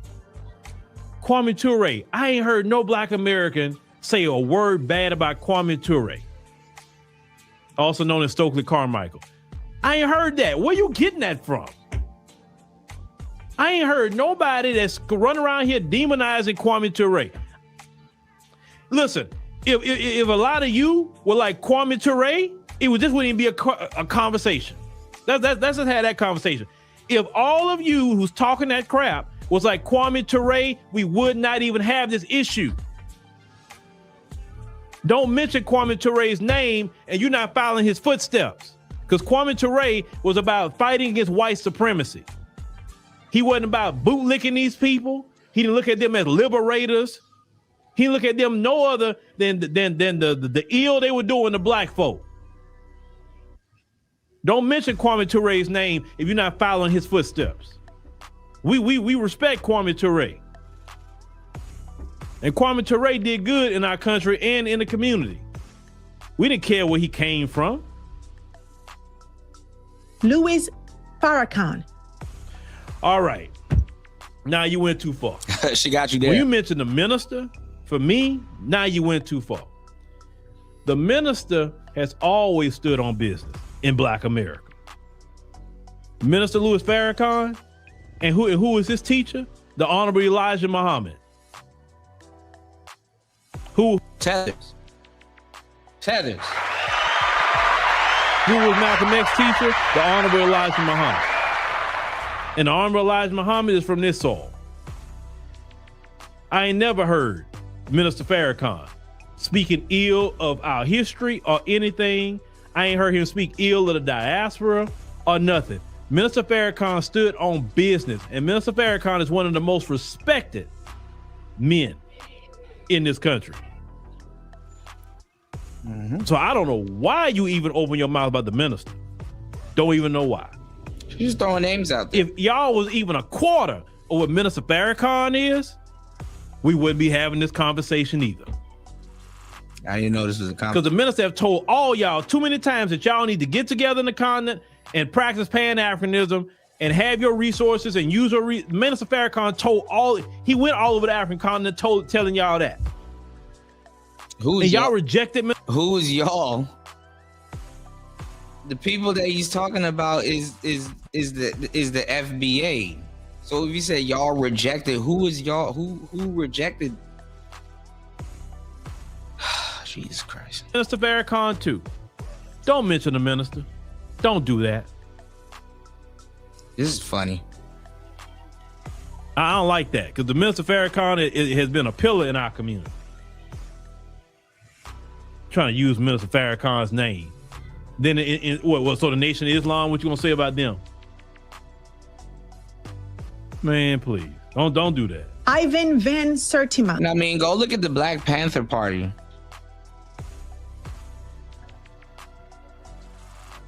That shit was crazy. They got to reword themselves like the new Black Panther. What are they calling themselves now? What are they? Ocelots now? They're not even Panthers no more. They're ocelots. Cicely Tyson, Shirley Chisholm.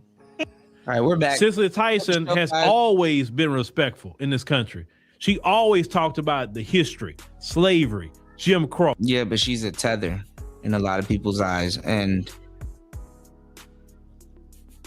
how much people are you gonna need to talk about slavery and Jim Crow, bro? Before your people listens, man. I don't know if Phil knows what side of the diaspora he's on. Because every year he's on a different side of the diaspora. I don't think he has no idea what side of the diaspora he's on. Oh. I don't know what you're mentioning her name for. Shirley Chisholm. I haven't heard her speak ill of anybody. Why was she? Why you mentioning them? Nobody's dismissing them. I don't hear Black Americans talking bad about Cicely Tyson. Cicely Tyson is one of our favorite and beloved actresses. We love Cicely Tyson. Always have. She was always a respectful woman. You understand what I'm saying? So what are you talking about? What are you talking about? You just, ma'am, come on. And countless others. Because their lineage does not fit a narrow definition. Are we really going to say that these figures who should... All these people, though, that she's naming, and I hate to say it, and maybe this is probably why she's naming them. All these people that she's naming, I've seen them get dragged on Twitter. You know what I'm saying? And shit. I ain't gonna lie, y'all. Twitter is a completely different place than YouTube, you know. Sometimes y'all gotta back up and be like, bro, this YouTube shit ain't real. But it is, but it's not. But it is, but it's not. But it is, but it's not. But Twitter, okay. Black consciousness, civil rights, political representation, Pan-African... Yeah, white people getting mad on Twitter too because Grok was telling the truth about their history. Thought, culture, and global solidarity were somehow... Shout outs to my glacier folk, you dig? You know. I'm telling you, man, over the years, like I said, I used to watch, Imus. I used to watch, from time to time, I still catch him. What's the other guy from InfoWars? Alex Jones.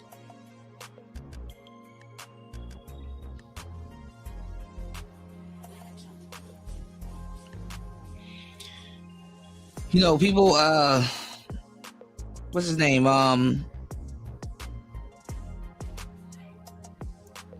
What's his name?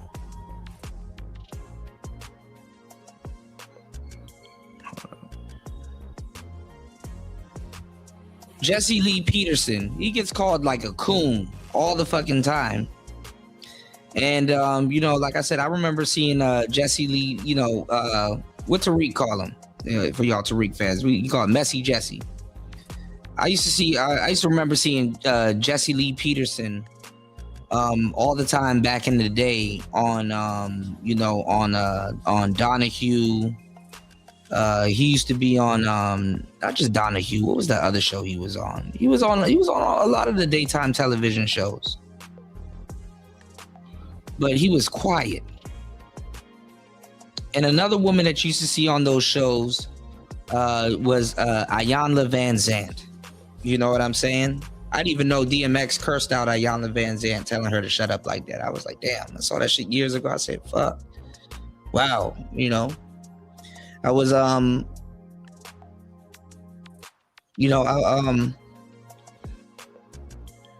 You know, and even on Player Talk Radio, even on here, we go back in the day.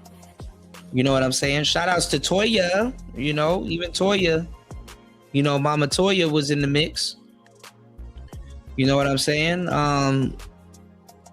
You know, back in the Ricky Lake, you know, Jenny Jones, Rachel, you know, Maury days. So, you know, kind of when I ran into Jesse Lee Peterson a little bit later on, I was like, dang, you know, yeah, you know, I mean, obviously he was definitely on some coon shit, but it's like, you know, I kind of see it was like a play. You know, I didn't take it, you know, too seriously. Plus, I find Jesse Lee Peterson extremely funny.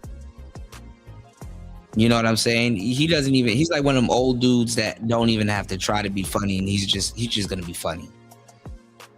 You know? And even though with certain things going on in the world, he does come off as coonish. A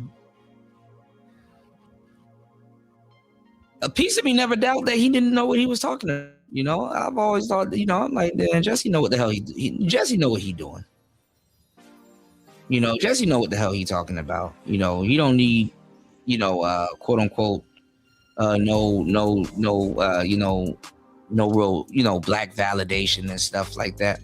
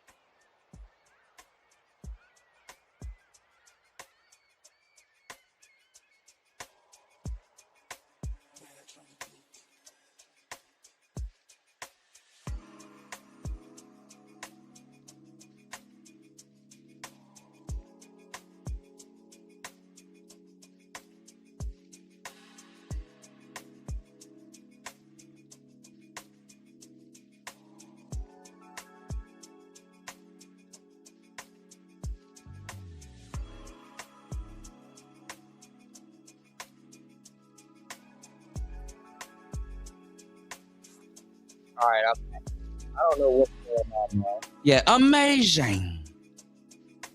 He said Jesse Lee Peterson found out the black community was a grift in the 80s. That's why he do. Yeah. It seemed like that's what he found out. Like Like, even though even though some of the stuff that he was doing, I would call it cooning, but I never once, thought like, yeah, he don't know what the hell he talking about, or he don't know what he's doing. I kind of always looked at it like, dang, I wonder, even though I know he sat around for this stuff and he knows his stuff, it's like, I wonder why he's always taking that stance, so I wasn't quick to call him a coon, but I've always wondered, like, why he take the stance that he took, that's always perplexed me. But the older I get, I'm like, damn, I kind of understand why he takes the stances that he took. All right, this Player Talk Radio. Please hit the like button, y'all. Please support the show. I'm trying my best to keep the stream going. Let me know if you guys can hear me. I'm having a little bit of technical difficulties. All right, give me 1 second. All right, 1 second, y'all.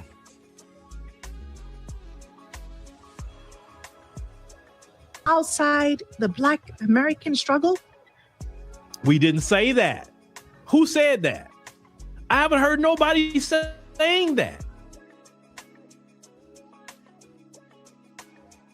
Listen, the conversation has nothing to do with the people you mentioned. Conversation is a 26 conversation, and we don't have a bunch of Stokely Carmichaels immigrating here.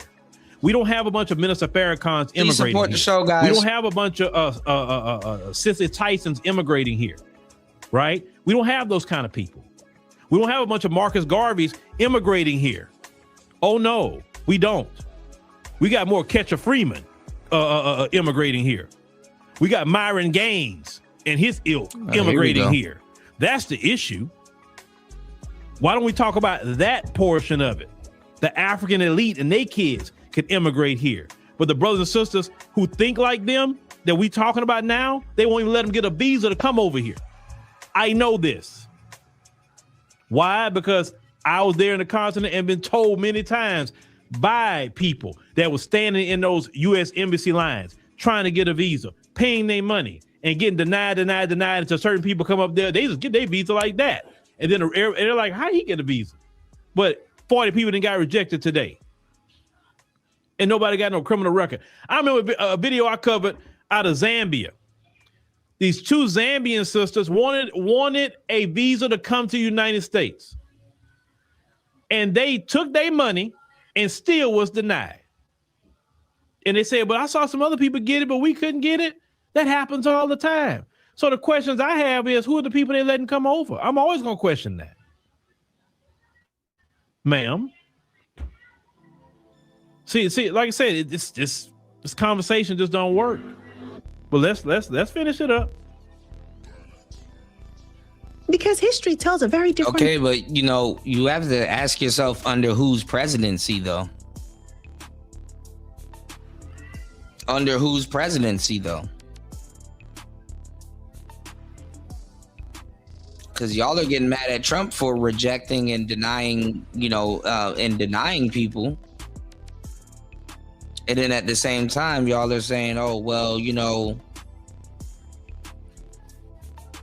I can't believe they're letting all these people over here that's undermining us.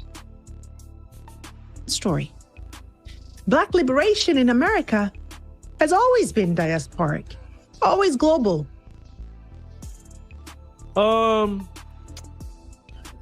We had some figures from the Caribbean that was rocking with us, for sure. It has not been global because y'all wasn't even allowed to come here until after the immigration bill that we fought for, because we wanted some of our brothers and sisters to come over here and link up with us. And if you look at the immigration numbers and who came after that bill, Africans came later. More Hispanics started showing up originally in different numbers. But what are you talking about? It hasn't been global. Always interconnected, from abolition to civil rights, from labor movements to cultural revolutions. Black progress in America was never achieved in isolation. What? So when foundational, and you see the air quotes foundational, that is dismissive. That's why she did it. Like, oh, you foundational. That's dismissive. And Sandra, that's arrogant. Why are you doing that? You don't see me around here doing air quotes about anybody's identity or lineage. I respect everybody's identity and lineage, whatever they want to be called. It's not my business. It's confusing me. Whether I agree with it or not. It's confusing to see this. That was very dismissive, Sandra, and that was not unity. That was not Black unity in Black History Month, to dismiss the concerns of millions upon millions of people. That's not even unity. That conversation is not unity. So let me finish this off, because he is fucking confusing me with this shit. Eyes come first.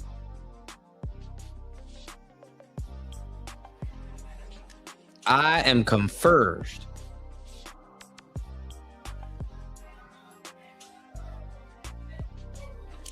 What's going on, War Master? Oh man, you should have seen what we've been talking about this whole time. Yeah, but that's the thing, New. I like Jesse Lee Peterson. I think Jesse Lee Peterson is dope, and he is talking in circles. Like, he's going between we rock with you, but we don't. Remember, he was telling y'all to be a passport bro not too long ago. What happened with that? And then, you know,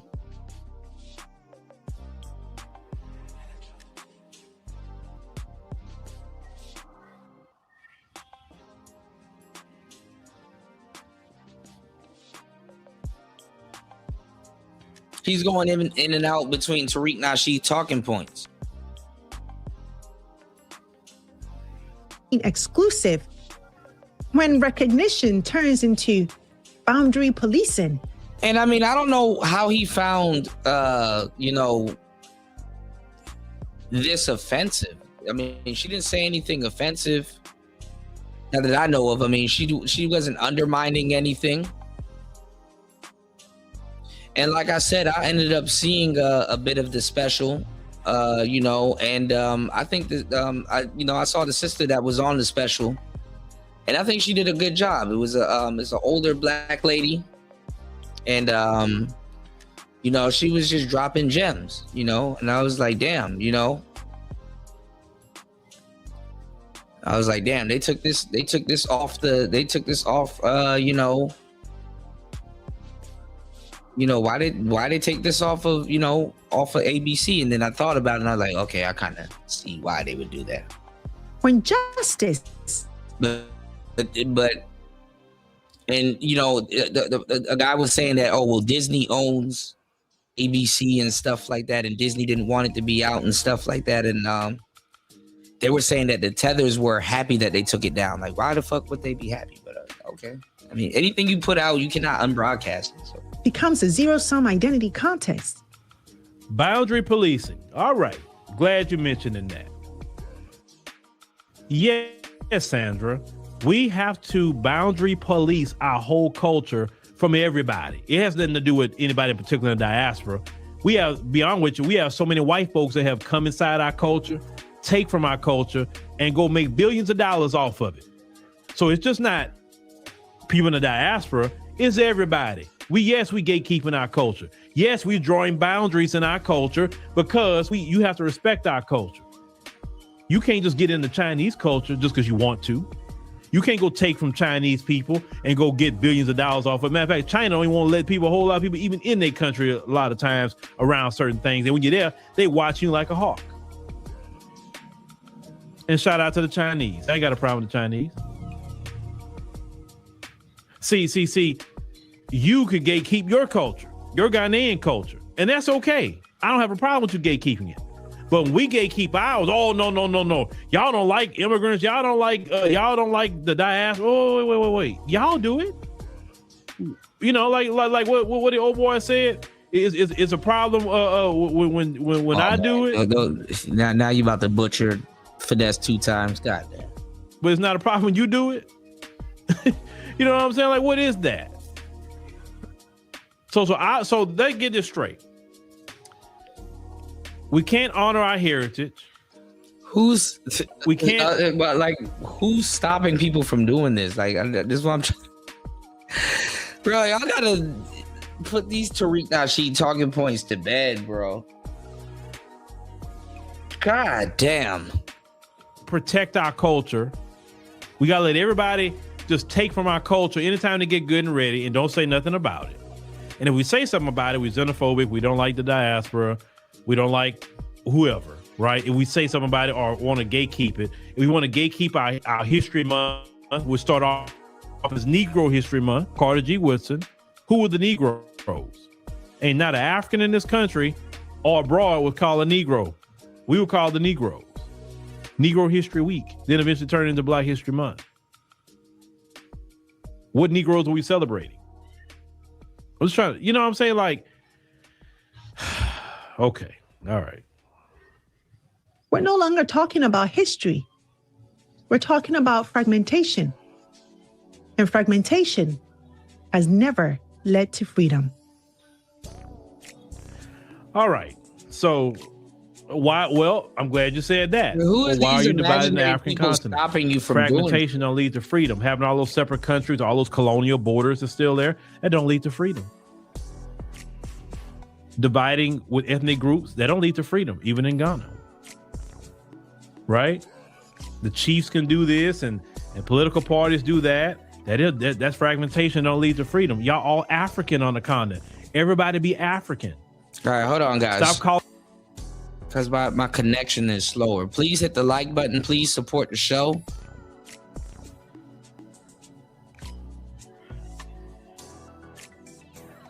Seven hours and 3 minutes into the madness.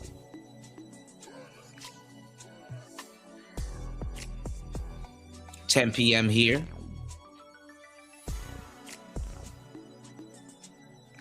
Give me 1 second. All right, let's get to the poll. We got 29 votes within the last 6 hours. Do you think the PDF file accusations about Corey Holcomb circulating online are? 14% says legit, there's truth behind it. 28% says misleading information. 28% just says just internet noise. And the majority of you guys are unsure and need more facts. Wow. Really? Interesting.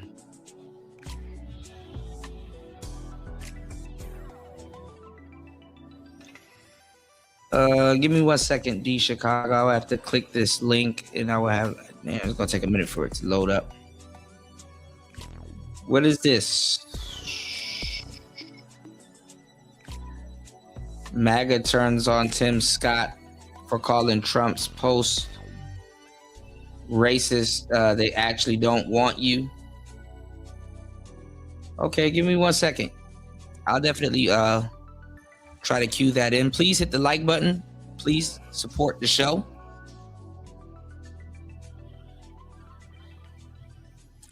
Yeah, the imaginary people stoppers. They don't want us. Who's they? Shout outs to War Master. Our culture is American, motherfucker.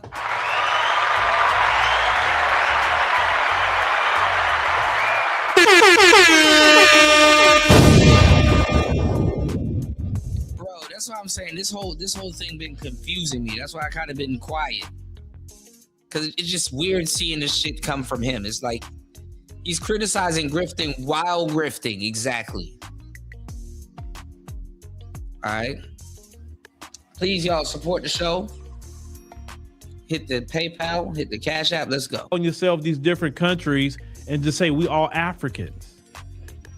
And we're gonna have just one nation called Africa. Or whatever you want to call it, a Kibalon, whatever you want to call it. We all one people, right? No borders, no division. We are one people. Y'all don't do that on the continent.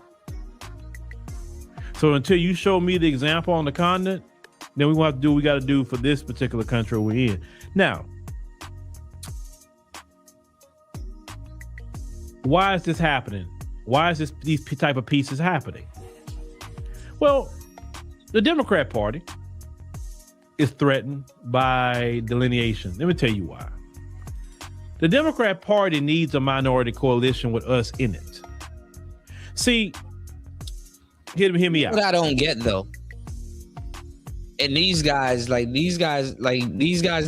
grift and then they red pill 1 minute and then they're liberals 1 minute. What am I about to say?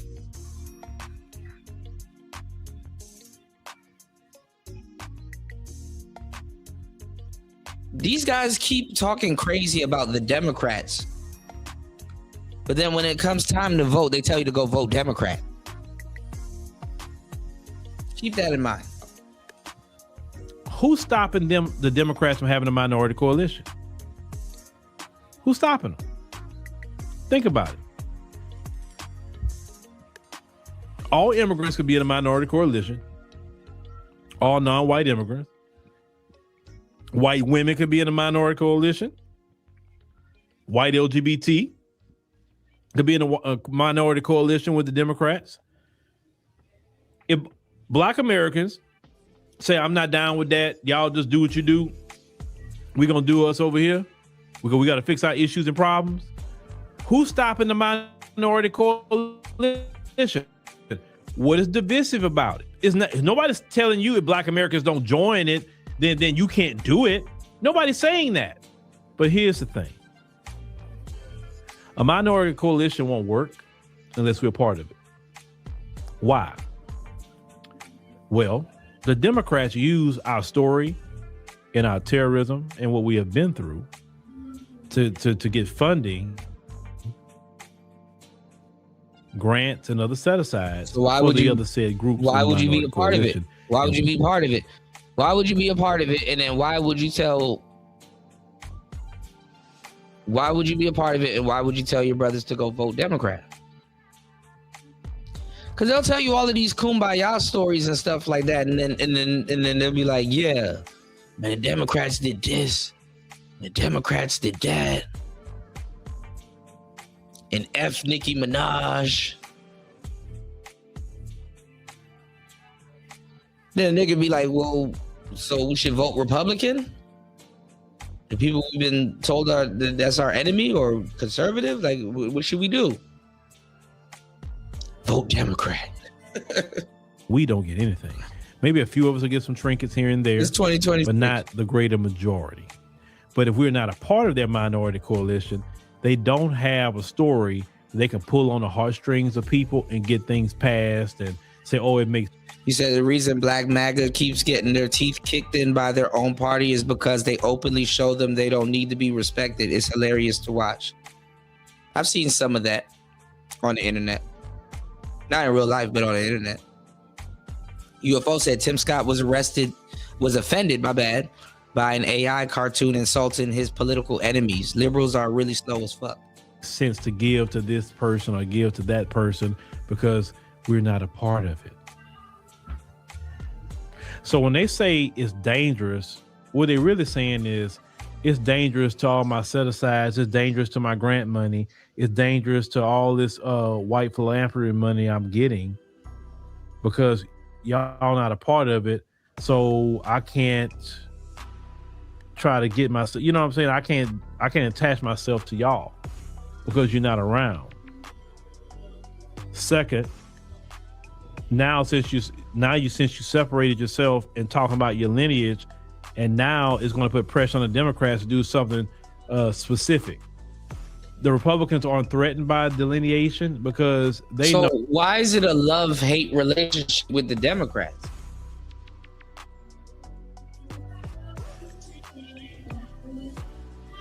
Why does he got to tell you, hey, well, you know, you're going to have to fight with the Democrats to get some shit that's already yours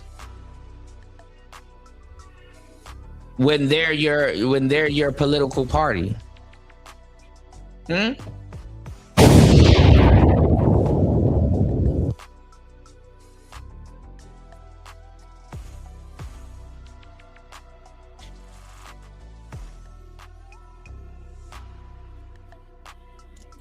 That's the shit that's crazy because it's like, you know,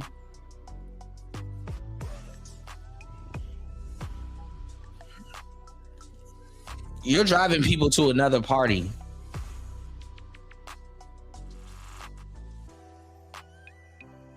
And imagine having somebody that's a Republican talk about some, man, they made me do it. Don't make me do it.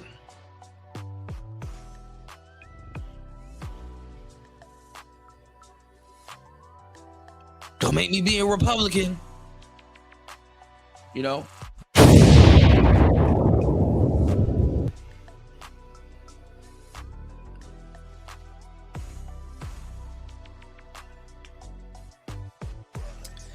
All right, man, my signal is fucked up. Hopefully you guys can hear me. Shout outs to War Master as always. I gotta update the train.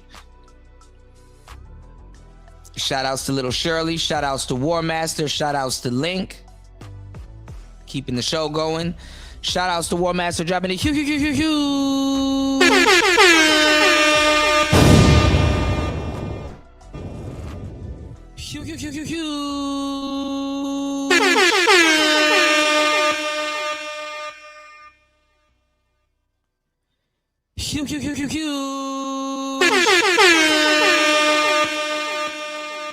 $20 on the Cash App and sponsoring today's show. It's Player Talk Radio. Give me 1 second. If Jesus can't save these hoes, why are you trying? What make you think you greater than Jesus, nigga? If Jesus can't save these hoes, why are you trying?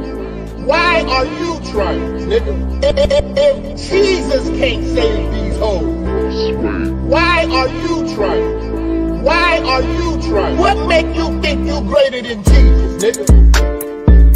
What make you think you greater than Jesus? What make you think you greater than Jesus, nigga?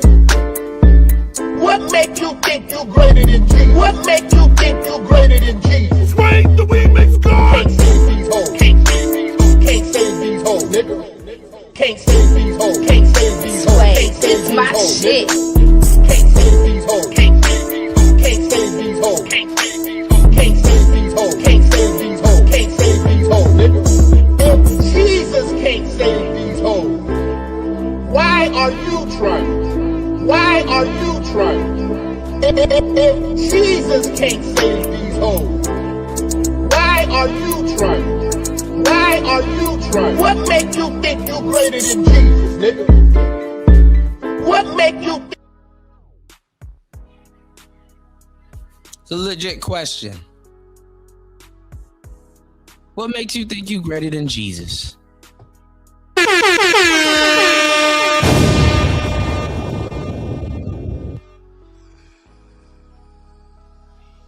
Shout outs to War Master, as always. Thank you.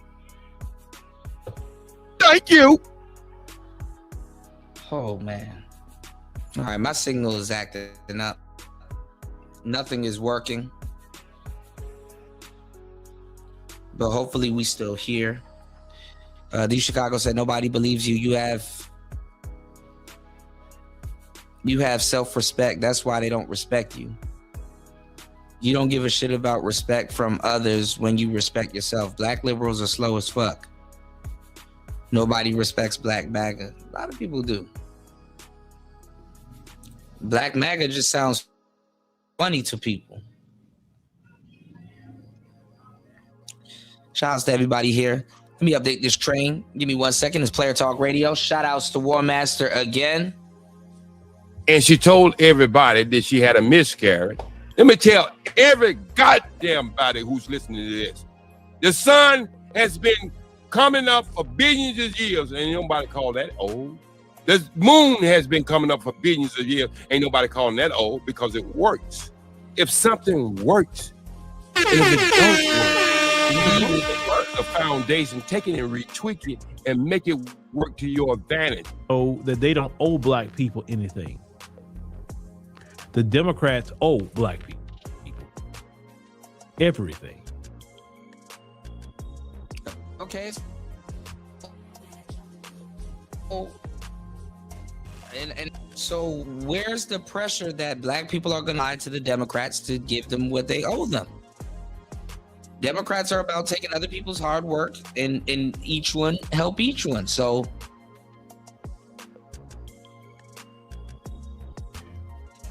and I know it sounds fucked up, but even the conservatives have showed you guys that you're probably going to get your reparations from a Republican before a Democrat.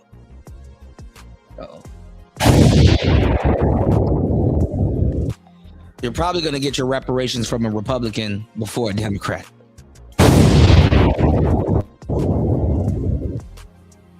And black folks are calling in the debt. So the Democrats and the Republicans be like, hey, I support that movement. That's cool. I like it. Because they know good and well we're not going to ask them for anything. We didn't vote for them for 60 plus years. But the Democrats?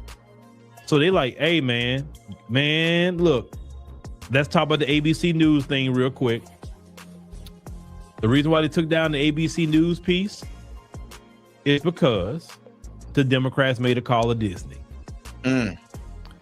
When a news story, this is coming out of y'all. This is coming from that side. They made a call to Disney. Get put up like that on any news station. Disney was like, shit. Get out of here, you damn nigga! It's the plantation. The journalists don't put up what he wants or she wants. I've talked to journalists that have done complete stories. And they told me, I did this whole story and you know, it was great. It was about discrimination, XYZ with black people. And they told me, no, can't put that up right now. It's going to kind of mess with some things locally. And you know what the person told me at the time? It was a sister. I so envy you because you can report whatever you want. Nobody's stopping you. And so I said, well, sister, why you still work with them people then if you can't report on the stuff you investigate? But on network TV was wrote down on the lower third. That goes through editors and all these supervisors. That whole piece was greenlit to go up. And the Democrats made a call to Disney and say, hey, y'all, come on, man. You putting this foundation of Black American stuff up. You're going to make it difficult for us already. They didn't seen it. Man, take that down. Now, even though it went viral, why they took it down? They took it down to say, well, we don't co-sign it, so we're going to go ahead and take it down. Well, I mean, why is your political group, with all that's going on right now, why is your political group acting crazy before giving you guys what you've slaved for? Like, why is your political group ducking the people that's voting for them? That's what that's most about. But it's already out there. Don't matter. Everybody got it. People have clipped it. People have reposted it. All of that, right? So what y'all have to understand, delineation is here. It's not going nowhere. The more you fight against it, the more you'll get people deeper into it, or you'll get people that was on the fence about it, like, you know what? I didn't really agree with that stuff, but I'm starting to get it now. Like, why are they so offended by us celebrating? You know, some people, last straw was the Black History Month situation. Some people, last straw was even that. They say, wait a minute, hold on. They trying to call out Black History Month? What are they doing? Like, the more y'all... I mean, they've been doing that, though. They want to see if we were going to even fight for it. They've been doing test runs. They've been doing that. Y'all saying things... Y'all not even... First of all, they play with your history because they don't even have the right shit in those books. And Negroes don't know their history enough to say, hey, you know, put the right shit in those books. You can't tell the difference. And I get why they do it. They try to say, oh, well, we're not trying to radicalize the kids. Nah, bro. You're not radicalizing the kids, man. More people are opening their eyes to certain things. I believe in unity. I want unity. without the diaspora. I want unity in Black America. I want unity with Black immigrants. I want unity with you, but I don't want no unity with you if you're gonna be disrespectful. And that goes for Black America or Black immigrants or the diaspora. I don't know unity with you, but if you're respectful, you cool, we can work together, then I definitely want unity with you, period. But unity is two-sided.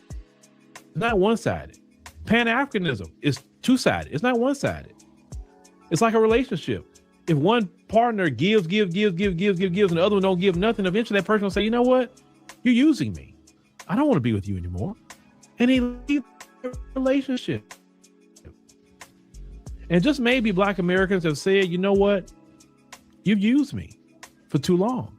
I want to leave this particular relationship. I mean, they've been saying that for years. How long do you expect them to say that? Before they reach a threshold of, okay, fuck these people. This ain't finna happen. Intelligence got played with. What are you supposed to do? You don't appreciate me. You don't thank me for nothing I ever did for you. You only come around when you need something. And then when you don't need nothing, you good. And then to add insult to injury, you go and insult us and join with our oppressor, saying we lazy and we don't have no culture. We don't know where we from. I want to say something. I want to say something so bad, but I can't. I want to say something so bad, y'all. I want to say something so bad, but I can't. You know the same terms that he's using to describe, I guess, tethers or other races of people? You know, you can use that same. Like, for a second, I thought it sounded like he was describing Black women. You know, saying that they conspire with our oppressors. You know, to, kind of rally against them. Do I need to pull that video up? All right, let's go. Saying we in a kata and Jareer and all these different things that you say on top. You say, not you, Sandra, in particular, but that has been said. I mean, come on now. If a man or a woman would leave a relationship because they've been just giving, the other person don't give nothing back, then how much more should Black America say the same thing? So maybe you should work on doing more giving than demanding to take.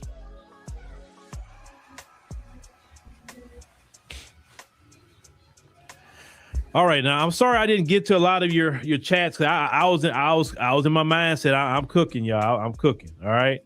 So Sneak says it's been an abusive. It's not been an abusive relationship.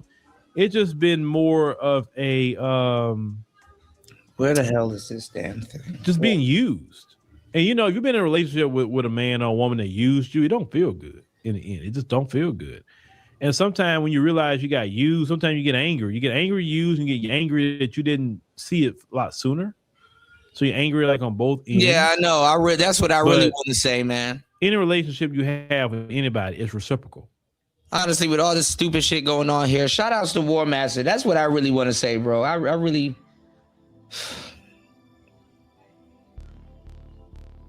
Man.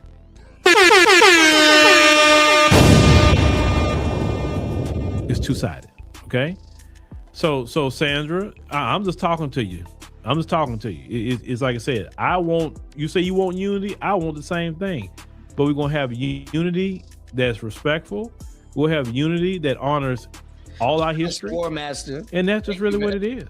It's like I said, I have nothing against Sandra, not at all. But we're just having conversations that's going to set the record straight. That's all. I love the brothers and sisters in the diaspora, just like I love my brothers and sisters here in Black America. I really do. But we're going to make sure the record is correct at all times. Okay. All right. We just listened to a whole bunch of nothing, y'all. I just realized. Hold on. Let's see. Alan was saying, please give something to Brother Phil, even if it's $1. We have to support our people that support. Well, you know, I appreciate it. But I just want to have that message. And I love conversations like this. I really do, because this is what we created our platform for, to have these engaging conversations when we're hearing things that's just not accurate to history, just not right in general, right? But like I said, we can have a conversation. We don't have to call nobody no names. We don't have to be derogatory. We don't have to say nothing ill. And I want y'all to have these type of conversations with people that disagree. You don't have to do no jabs. You don't have to do any of that. Just let truth and logic, history, and everything else be the dominating force. When someone starts name calling, you didn't win already. When someone trying to shame you, you didn't win already. There's no reason to keep talking. Okay. All right, ladies and gentlemen. Thank you for joining us tonight. We greatly appreciate it. Make sure you click the subscribe button. Make sure you click the like button. That's very, very important. I know we had some technical difficulties, but that's all right. We got it. All right. Yeah, I'm having technical difficulties right now, y'all. All right. Give me 1 second. Now, Corey Holcomb will be live tonight.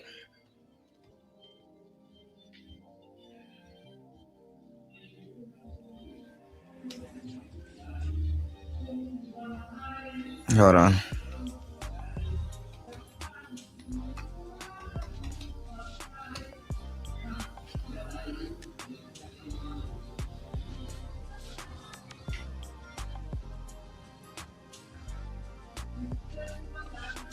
Okay, so he'll be live tonight. You know, so now you have a whole bunch of black people now running these live streams about him being a PDF file. And hopefully listening to today's show, you know, I gave you guys enough know-all and, you know, wherewithal and ammunition, you know, to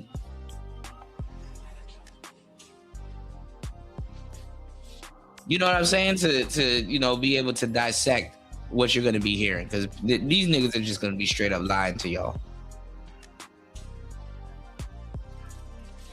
I don't even think O'Shea dropped a video on it yet.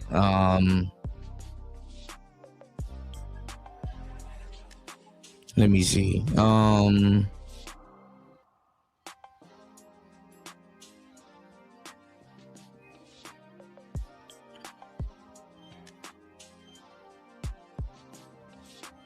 You even got Wayno speaking on this shit, and you know, Wayno and academics.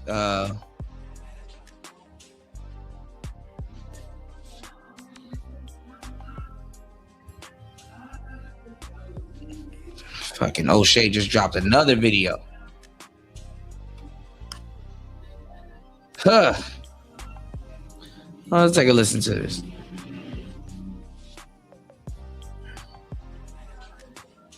Oh yeah, I forgot your video, D Chicago. My bad, bro. Give me 1 second. Listen to this, and then we're gonna go back to that. You know, hold on.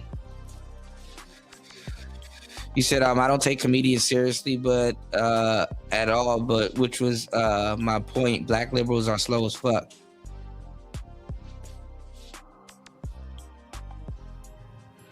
Yeah, I'm tired of it too, War Master.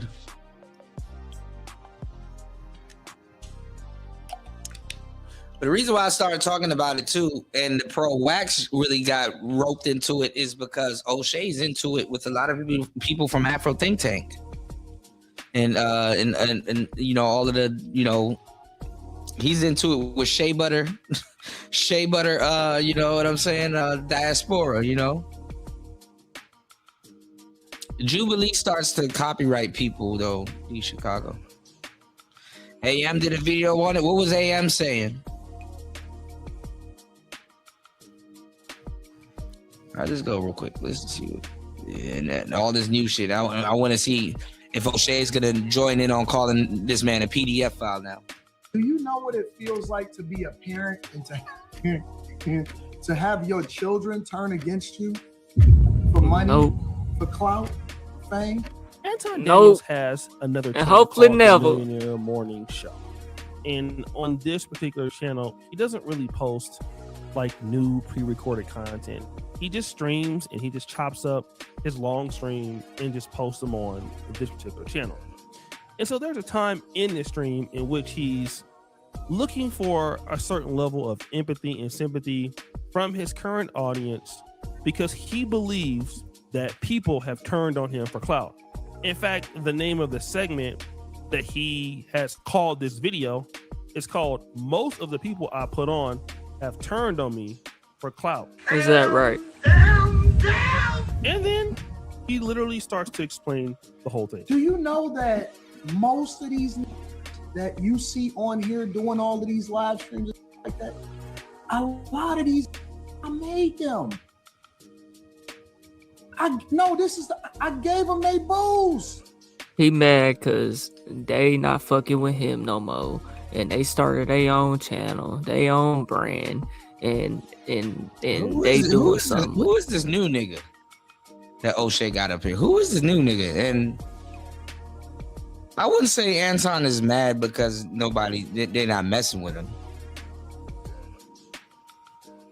He distanced himself from them. They self, you know what I'm saying? Like, that's all it is. And, you know. They came up off my platforms. We would never know these before. Bro, it's people that has been in my Patreon meetups. They introduced me to why. He's saying, okay, and it is crazy. O'Shea will give new niggas shine, but the people in this damn manosphere, you couldn't find a video of LAR movement breaking it down? Like, who's this dude? So anybody that you bring on your platform, we now know that you don't want them to be able to go do their own thing, even if y'all fall out.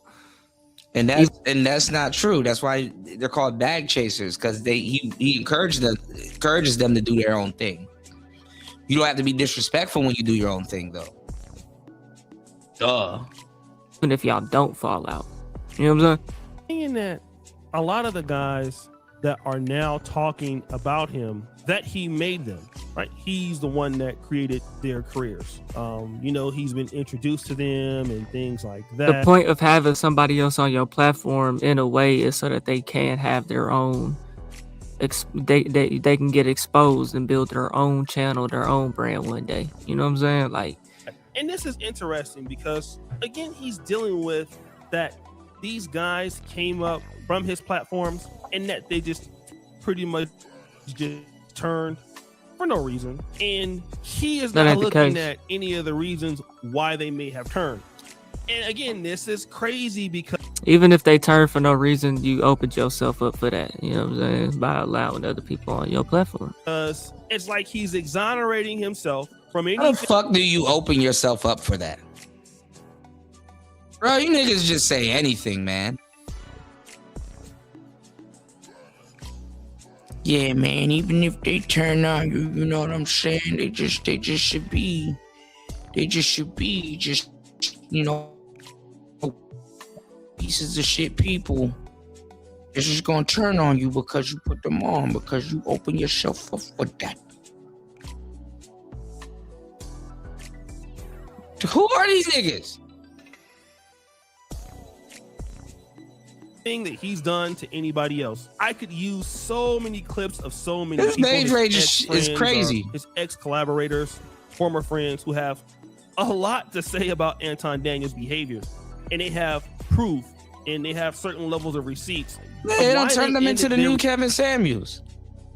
Relationship with Anton Daniels. Hold on, yeah, I need to tell him.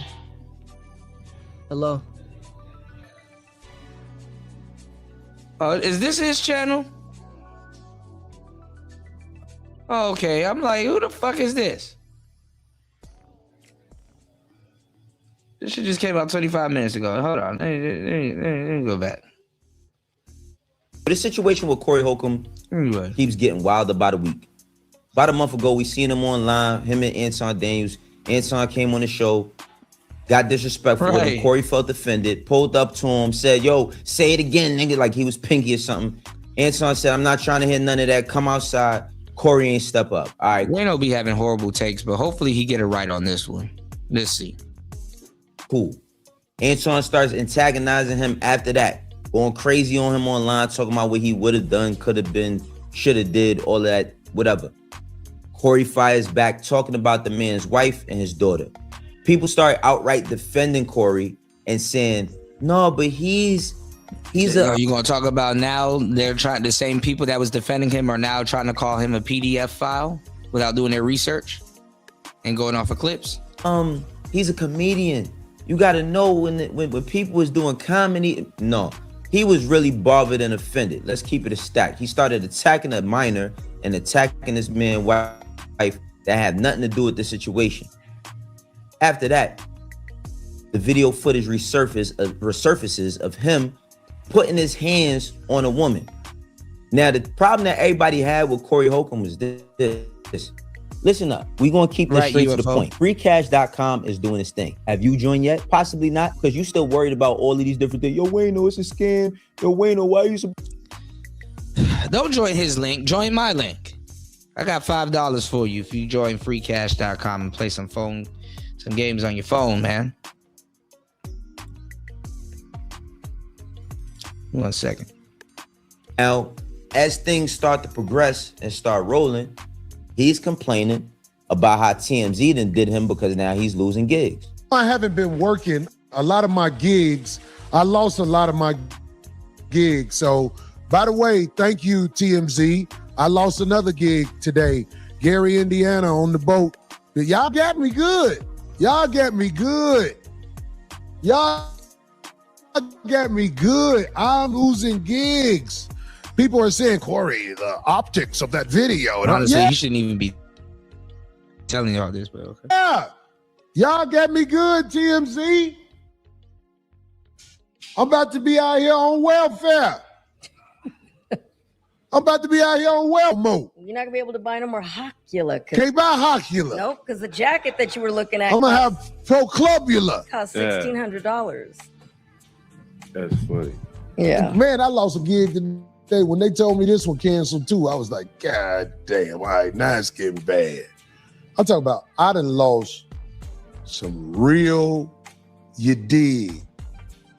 All because it's certain places that are ran by the people that will listen to a TMZ. I ain't never lost no gigs before. Like, we have people saying stuff about me all the time. But when TMZ says it, oh, it must be true about this guy.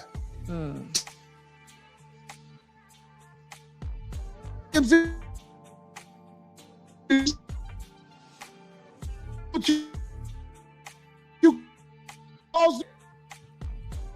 Yeah. That's why they were calling you, Corey. I know.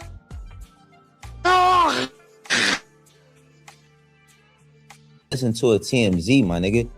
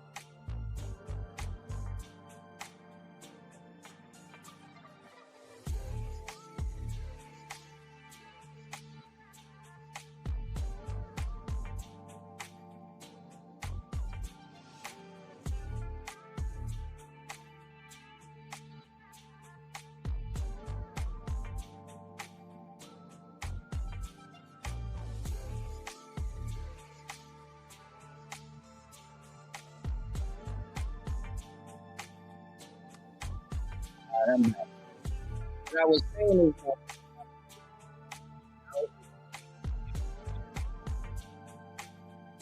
if you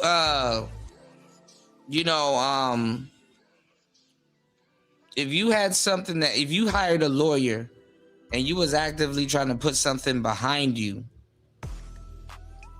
and people are digging it up and adding an extra narrative to it, you already done went to court for it and stuff like that. This is like a 2-year-old, scenario, just some old shit. You get annoyed by it too. So to act like somebody ain't human is crazy. And like I said, I hate, listen, people gonna be like, oh, well, Kuda, you on Anton's side. I'm like, look, I'm not on Anton's side. I'm not on Corey's side neither. I'm on the side of what happened. Corey tried to punk Anton. It didn't work. Niggas did some dirtbag shit.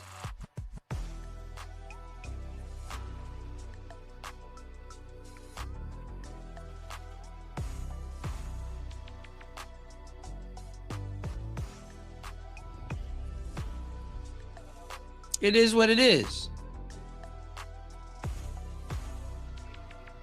But both of them human. And listen, I'm the only one that has gone on record to say, hey,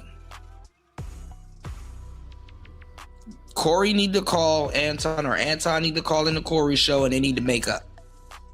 Or at least be like, yeah, let's squash this shit. Do some goofy all for the culture bullshit and turn the faucet off. These niggas left the water on. Sink overflowing. Turn the faucet off, man.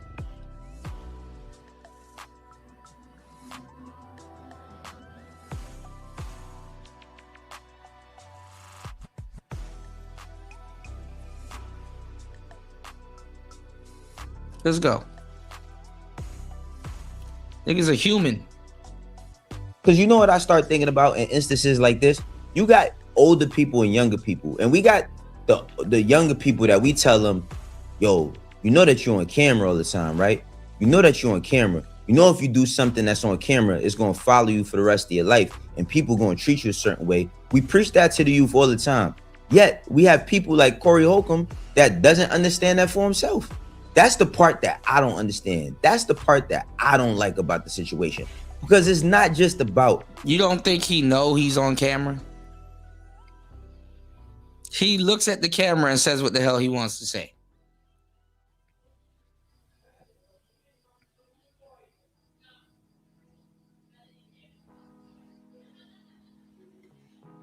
TMZ, bro. The average person don't need to watch something from TMZ to make their mind up when a man put his hands on a woman and hit her in her face on camera. He didn't hit her. Jesus Christ. And there's other men there, and he ain't really getting into it with them. And we see on your own show how a man violates. Niggas be like, yo, you know what? You got a problem with a girl. You need to go out of your way and have a problem with the other 5 men that's surrounding these girls.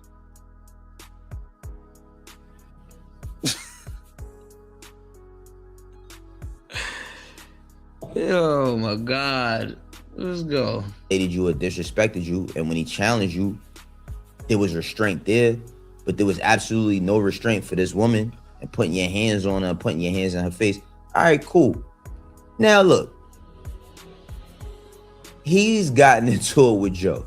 Now, one thing about Joe Budden is this. We all know that Joe is the pod father, you know what I'm saying, a cultural commentator. You know what I'm saying? Has one of the biggest, if not the biggest hip hop podcasts going right now. Does tons of numbers, has tons of influence. Don't forget that this nigga's a rapper. That there was literally a time where he had to put thoughts together on paper for him to make money. Everybody tries to regulate it just to pump it up. But if you wasn't, I mean, I get it, right? Like if you're the casual fan of Joe Budden as a podcaster, then you know nothing about the DJ Clue freestyles. You know nothing about the Monday night mixtapes. You know nothing about the mood musics and all of that. But his wittiness is always going to be there because he's a rapper first. Now, Joe gets, we going to listen to it. He goes at Corey, and then we're going to talk about how they chose to respond. What a time. In a fucking Maxima. Shout out to you fucking loser siblings out there, man. While I'm on the topic of losers I went home the other day and saw that Corey Holcomb still had my name in his mouth. I'm really so confused about that with all the controversy he's been caught up in lately. Corey Holcomb, you don't fight well enough to do this with me. Like, we have video with you. You're not smart enough, strong enough, big enough, fast enough to do none of this you're talking about with me. We saw you with the homie Anton. He asked you to walk outside and you remained stationary, Corey Holcomb. Please keep my name out of your mouth and don't take anything I'm saying as like a threat to you. I wouldn't plan on doing nothing when I see you. Actually, if I saw you and we were breathing the same airspace, I would take it as a threat to me, a threat from God, a threat from life that we even in the same fucking circumference, nigga. Corey Holcomb, your fall from disgrace has been one that should be studied, from kind of funny to kind of bummy to I'm just the dummy. You over there struggling.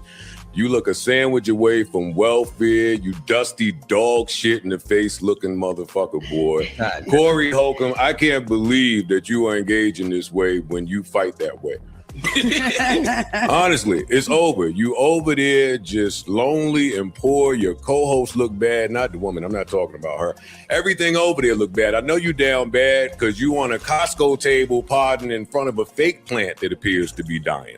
You failed at fatherhood. You hate yourself. Yeah, he does the jokes. But then again, you know, he's been hanging out with Andrew Schultz. So, hey. You hate your daughter hates you. You failed at fatherhood, finances. You failed at funny. Your pod sucks. You failed at fodder. You just a failure all around the board. And don't forget the original point. You don't fight well enough to do none of this with nobody. So prayers up to Corey Holcomb. We're not going to go back and forth in an exchange because I just don't feel the need to do that with you. I was just shocked to see that you still had a voice over there. Damn. Should have did that over the Ether beat. No. It's crazy the way rappers cook. It's crazy the way Joe cook niggas when it's time to talk about them on the pod. But listen, man. Corey Holcomb and his team responding. First off, let's watch Craig Smith. Again, if you a comedian, if y'all niggas is comedians, y'all supposed to be funny. But let's just watch what he had to say in his response to Joe Budden. Damn it, Joe Budden. You didn't beat on more women than Clarissa Shields. You the GWOAT. Damn. Hey, Joe, we changing pump it up to uppercut. I came to hit Oh, damn. the broad on Valentine's Day. Called him the GWOAT. My uppercut never felt me on Valentine's Day. It's always on time and it's never rebellious. You got too many emotional problems to be fucking with me, man. I'm a humble, sound thinking, everyday man. You a head case, Joe. You the type of nigga to hoop and foul with your mouth. I ain't no bitch, man. I'm just saying. I ain't no bitch, man. Get your weird ass up, nigga. Go pop a Percocet and prank call Joe Rogan. Uppercut. I had the better numbers, man. Fuck Spotify. And Mark Jamal Lamont Hill, whatever your name is. Ain't you a Nuwapian nigga? Ain't your leader in jail for building illegal pyramids and touching on children, nigga? Oh, hold on, man. We waiting on this. We waiting on the spaceship to free our leader, man. I'm gonna do Joe Buttons until then. He said he a thinking man. You couldn't think of nothing funny, nigga. That shit was so corny. Nah, that shit was funny. I know Joe Budden your mans, but that shit was funny.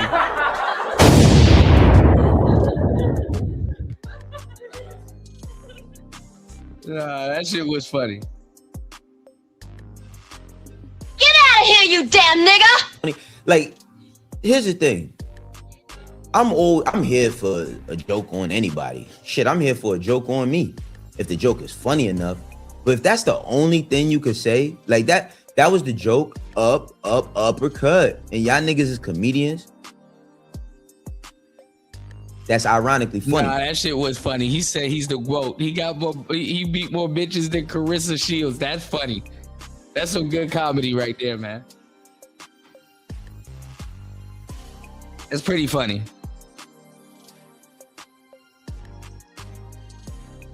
How about that? But listen, your man Corey Holcomb, he starts defending himself. He got something to say. Let's listen to him. Gotta say something. No. Do you know who I'm talking about? Fruit Booty Buttons. See, I never say their name. Yeah. As you should. I got a name for him. Fruit Booty Buttons I know you. and his crew. Fruit Booty Buttons is a serial woman beater. Fruit Booty Buttons is a serial woman beater. Was talking about how he sat. They said the girl said he sat on my stomach and made me have a miscarriage. You know what he said? I didn't sit. I sat on top of her titties or something. He said I sat on where her breast was. That's where I was sitting. Oh wow. Fruit Booty Buttons. I know you ain't talking crazy about me, homie. I know you ain't talking crazy about me, homie. I mean, most of the time, all you guys who say what you say, I don't care what you say online. I expect you to talk about me. Yeah, Fruit Booty Buttons. They know who I'm talking about. Fruit Booty Buttons. That motherfucker say, I think he said I was a bitch ass nigga or something. Yeah, I'll be a bitch ass nigga online. Online, I'm a bitch ass nigga. Man to man, I ain't no bitch ass nigga, homie. But man to man, you a serial woman beater. Everybody do the homework on Fruit Booty Buttons and all of the women that have accused him of actually beating them up. Since you want some heat, since you couldn't leave me alone. Everybody do the research on Fruit Booty Buttons and see how he is a serial woman beater. Fruit Booty Buttons. Yeah. Yeah. You and your crew talk about that since y'all need subject matter, because y'all admit y'all watch me. I don't watch y'all. It's always funny when niggas be like, I don't be watching y'all. That doesn't matter. Like, that's some little kid shit. Like, I know you are, but what am I? Like, bro, who cares who watches what? Let's talk about the fact of the matter that we seen a video of you putting your hands on a woman and then saying that it wasn't that serious, and now saying, yo, I'm losing gigs and it's because of TMZ. Niggas, stop it, brother. Stop it. Leave it alone. Fruit Booty Buttons. That is the corniest joke.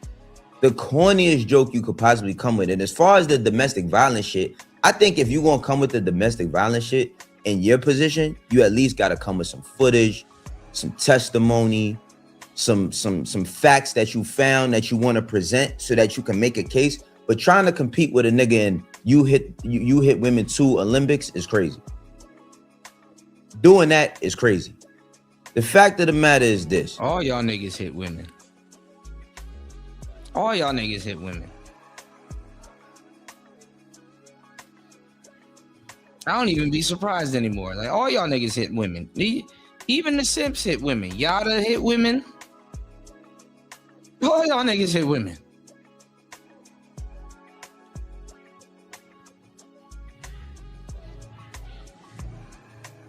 You know who they haven't found? What's going on, party? Welcome back, bro. You know who they haven't found hitting a bitch? I haven't seen Andrew Tate hit a bitch.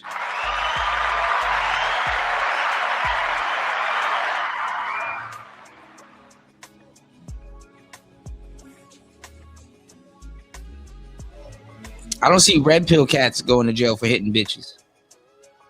And I know a lot of these people got everything to say about quote unquote red pill cats. Show me. We seen what we seen. Everybody's made their judgment. God's not your only judge, nigga. God is not the only person or the only being or the only entity. He don't even care about being biased. He's just I'm just gonna ride for my bro. He really want to be on the podcast. Remember him, Joe Budden, and DJ Academics used to have a podcast. Waiting to judge you. We all live on earth. We are judged by our actions. We are judged by the things that we say and how we conduct ourselves. And you just conducted yourself on some corn shit. That's what it really is. That's what it really is. I'm gonna keep it 100. I've never hit a woman in my life. When I was a kid, I used to fight with my cousins, my female cousins. We was little kids. It was well, let's say it was at one time it was 3 of us. We grew up together. It was 7 grandkids. I'm the only boy. What's going on, T? And I don't know about no hitting a woman in my life. You can hit a bitch on accident. It happens.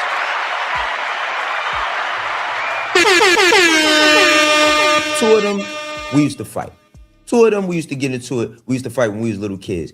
But from that being a kid, I ain't never put my hands on a woman ever. Ever in my life. Ever in my life. But I know one thing. If I crashed out and did some dumb shit, I would own up to it. And I'd be like, yo, I ain't gonna front. I did bad. This looks bad. I did bad. I should have never did that. I got out of character. I got emotional. You need to put all the blame on yourself rather than to say over or under who you picking, me or Joe Budden, when it come to hitting chicks. Then the jokes is just trash. Uppercut, and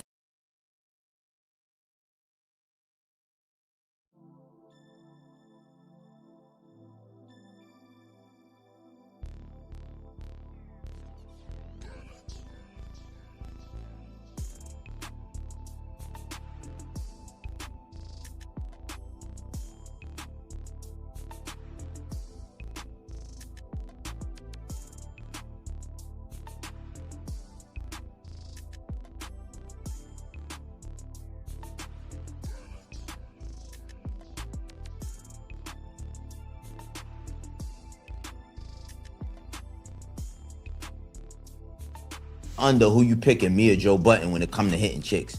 Then the jokes is just trash. And even Dana White done put his hands on his lady.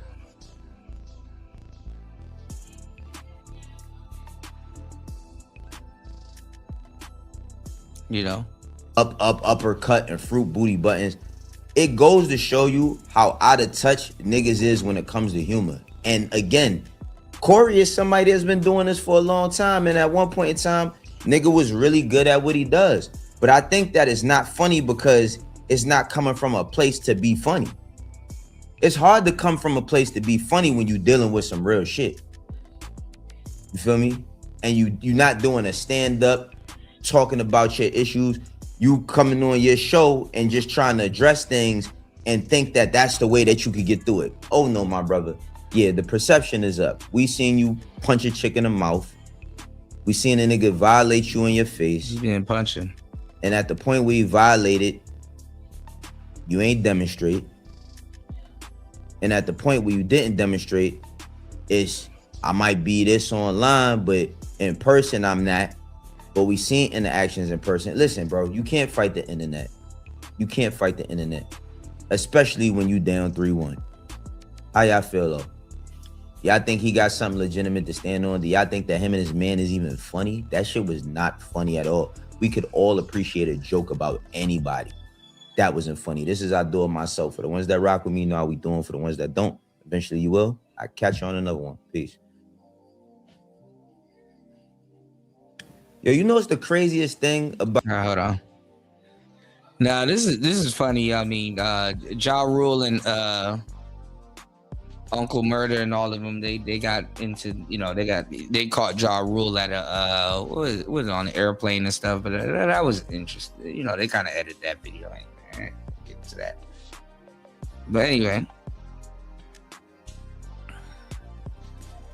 getting into an altercation with a random chick is different than constantly beating someone. I agree. Yeah, but that woman wasn't no saint. You know what I'm saying? And then honestly, the black community just wanted a reason to cancel Joe Buttons. Not Joe Buttons, but Corey Holcomb. But oh man, y'all, we just hit the 8-hour. I really wanted to get to another segment, but I really should be getting up out of here. Full shift. Let me see. Oh, let me.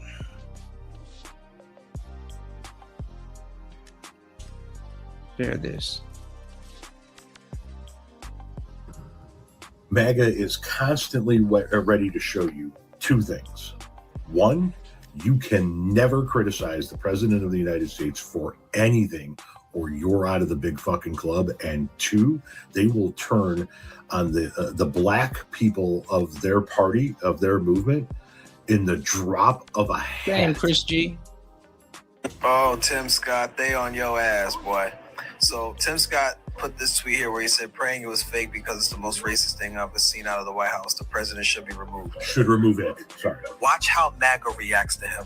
Senator Tim Scott should resign from his position as chair of the NRSC for attacking Donald Trump today as a racist over a meme he didn't even post. What Trump did post was fucking. You don't call a black man and a black woman a gorilla. You can't be white and do that. That is racist. What are we talking about? Globalist backstabber, Senator Tim Scott should resign as chair after smearing President Trump as a racist over a meme that Trump didn't even put. So all you are just using the same talking points. So you all just using the same recycled shit that the other person is saying. Man, never in my life where I thought I would see a nigga that looked like Little Uzi Vert. Try to school you on politics, but okay. That's all they have. This is a black woman whose face is digitally put on a gorilla. Yeah, they were doing that all throughout Obama. Like, where were you? Where were you? Like, why do these people act like the racism just ramped up when Trump got into office? They were calling Obama monkeys and all kinds of stuff. Niggas was just shooting niggas to see if Obama would do something.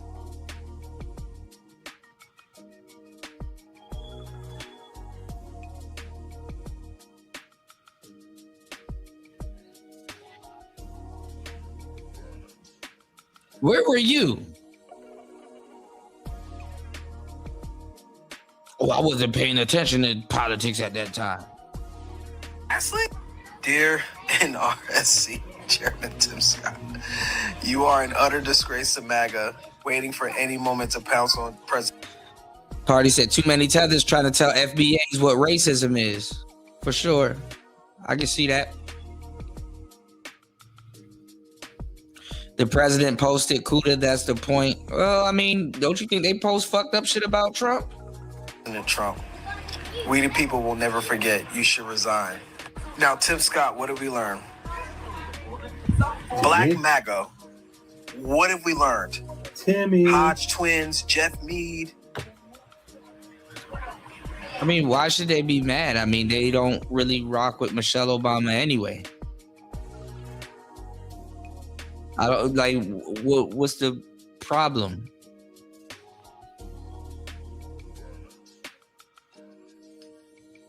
Do y'all even pay attention to y'all quote unquote enemy or like conservatives and stuff like that? You do know conservatives have a propensity to laugh at dark shit.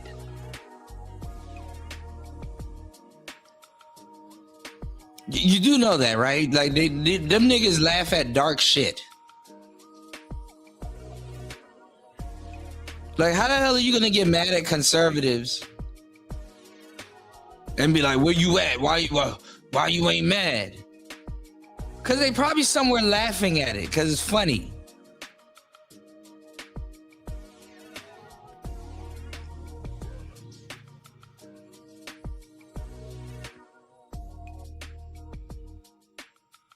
You know, I think they feel they're a part of a group where it's like, you know, somebody can post something like that, and instead of getting mad, they would laugh.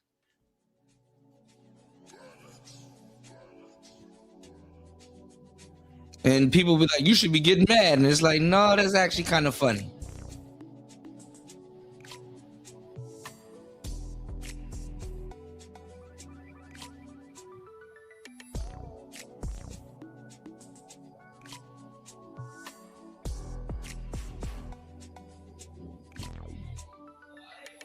I mean, respectfully.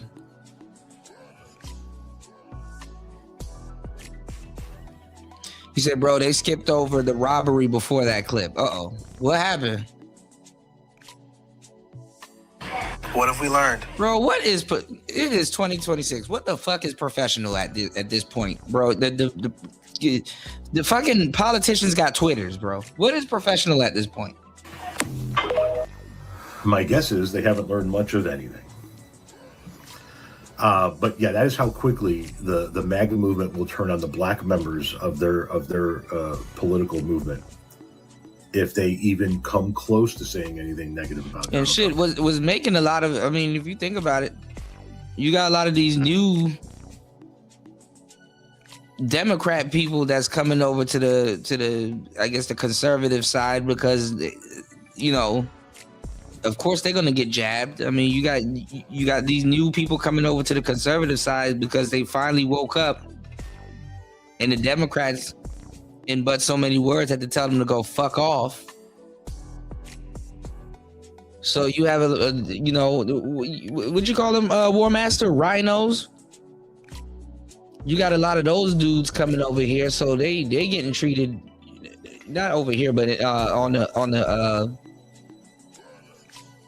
conservative and Republican side, you got a lot of them spawning out of nowhere. You think them people gonna be happy to see them people? Hell no. It's like, nah, nigga. You was talking shit about us the whole time. If they want to rib on them people, they get to rib on them people. I won't blame them. Somebody was talking shit about you the whole time, and then it took your own party to pry you off with a set of pliers before you come to your senses.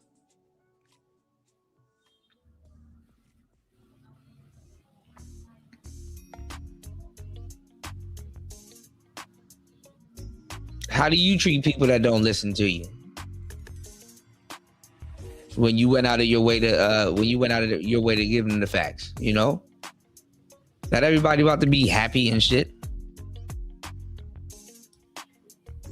Ooh, I feel like I'm a Republicans now because they just won't give me my reparations. You know. So you can't get mad at them.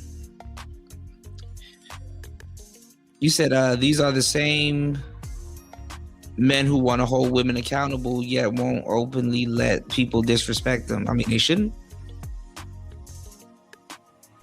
Yeah, they've been calling Trump an orangutan. Yeah, and making fun of his hair and shit. Like, what the fuck?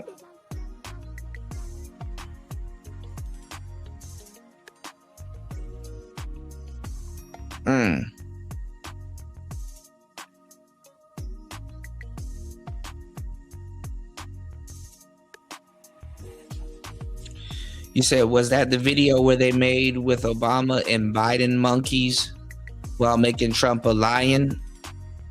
I don't know, but I mean, you know, they've always called Obama a monkey.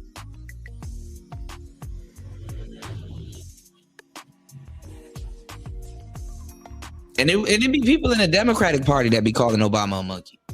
And all Tim Scott said, which in my opinion wasn't even enough, was if he posted this, he should take it down because it's racist. And he did post it. Now, Laura Loomer and those other people are trying to say that Trump didn't post it because they're trying to use the excuse that a staffer posted it. But that's not true. That's not what happened. Trump himself said that he saw the video. And then he says he sent it to a staffer to post. He approved it. I think he posted it himself. That post was done in the middle of the night. It was like 1 o'clock in the morning. So here we go. We have one black man in the MAGA movement coming out and saying, hey, this is not good. Because it's not good. And bro, all the racism was they were turning up when Obama was in office. All the racists were turning up when Obama was in office, and they dared him to say something. They want to see if he'd really do something or say something. You know. And MAGA instantly jumping all over him. He should resign. He's a disgrace. He's this, he's that, because that's Party said, that's why I say these people calling racism tethers, they learned about it in college in secondhand. They positioning themselves to knock FBA out the co-pilot chair via illegal immigration. What they think of you. They need you for that photo op. They need you to pull in a few votes. But at the end of the day, I think you missed a segment though. We did a whole segment earlier, Party. I think I gave you a shout out earlier, but you probably was I know you probably was knocked because it was overnight. But Philip Scott, Phil from the Advised Show,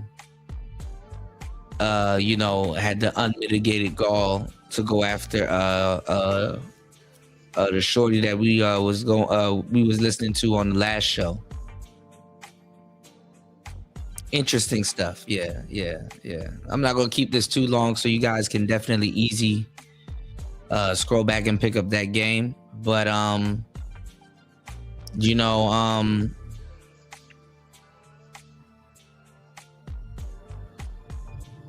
Philip Scott was like, he was African for a good minute, I was like, what the fuck?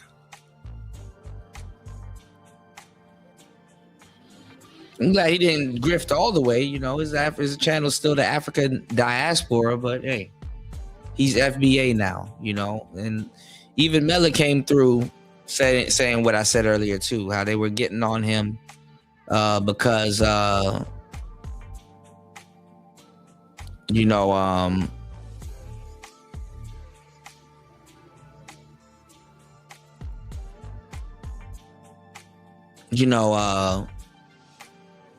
they were getting on him because he had a Mexican wife, and they outed him. They ousted him from the black community. But hey, it is what it is. Let's go. They don't really want you in their country club, Timmy. They don't really want you in their tent. They just need you when it serves them.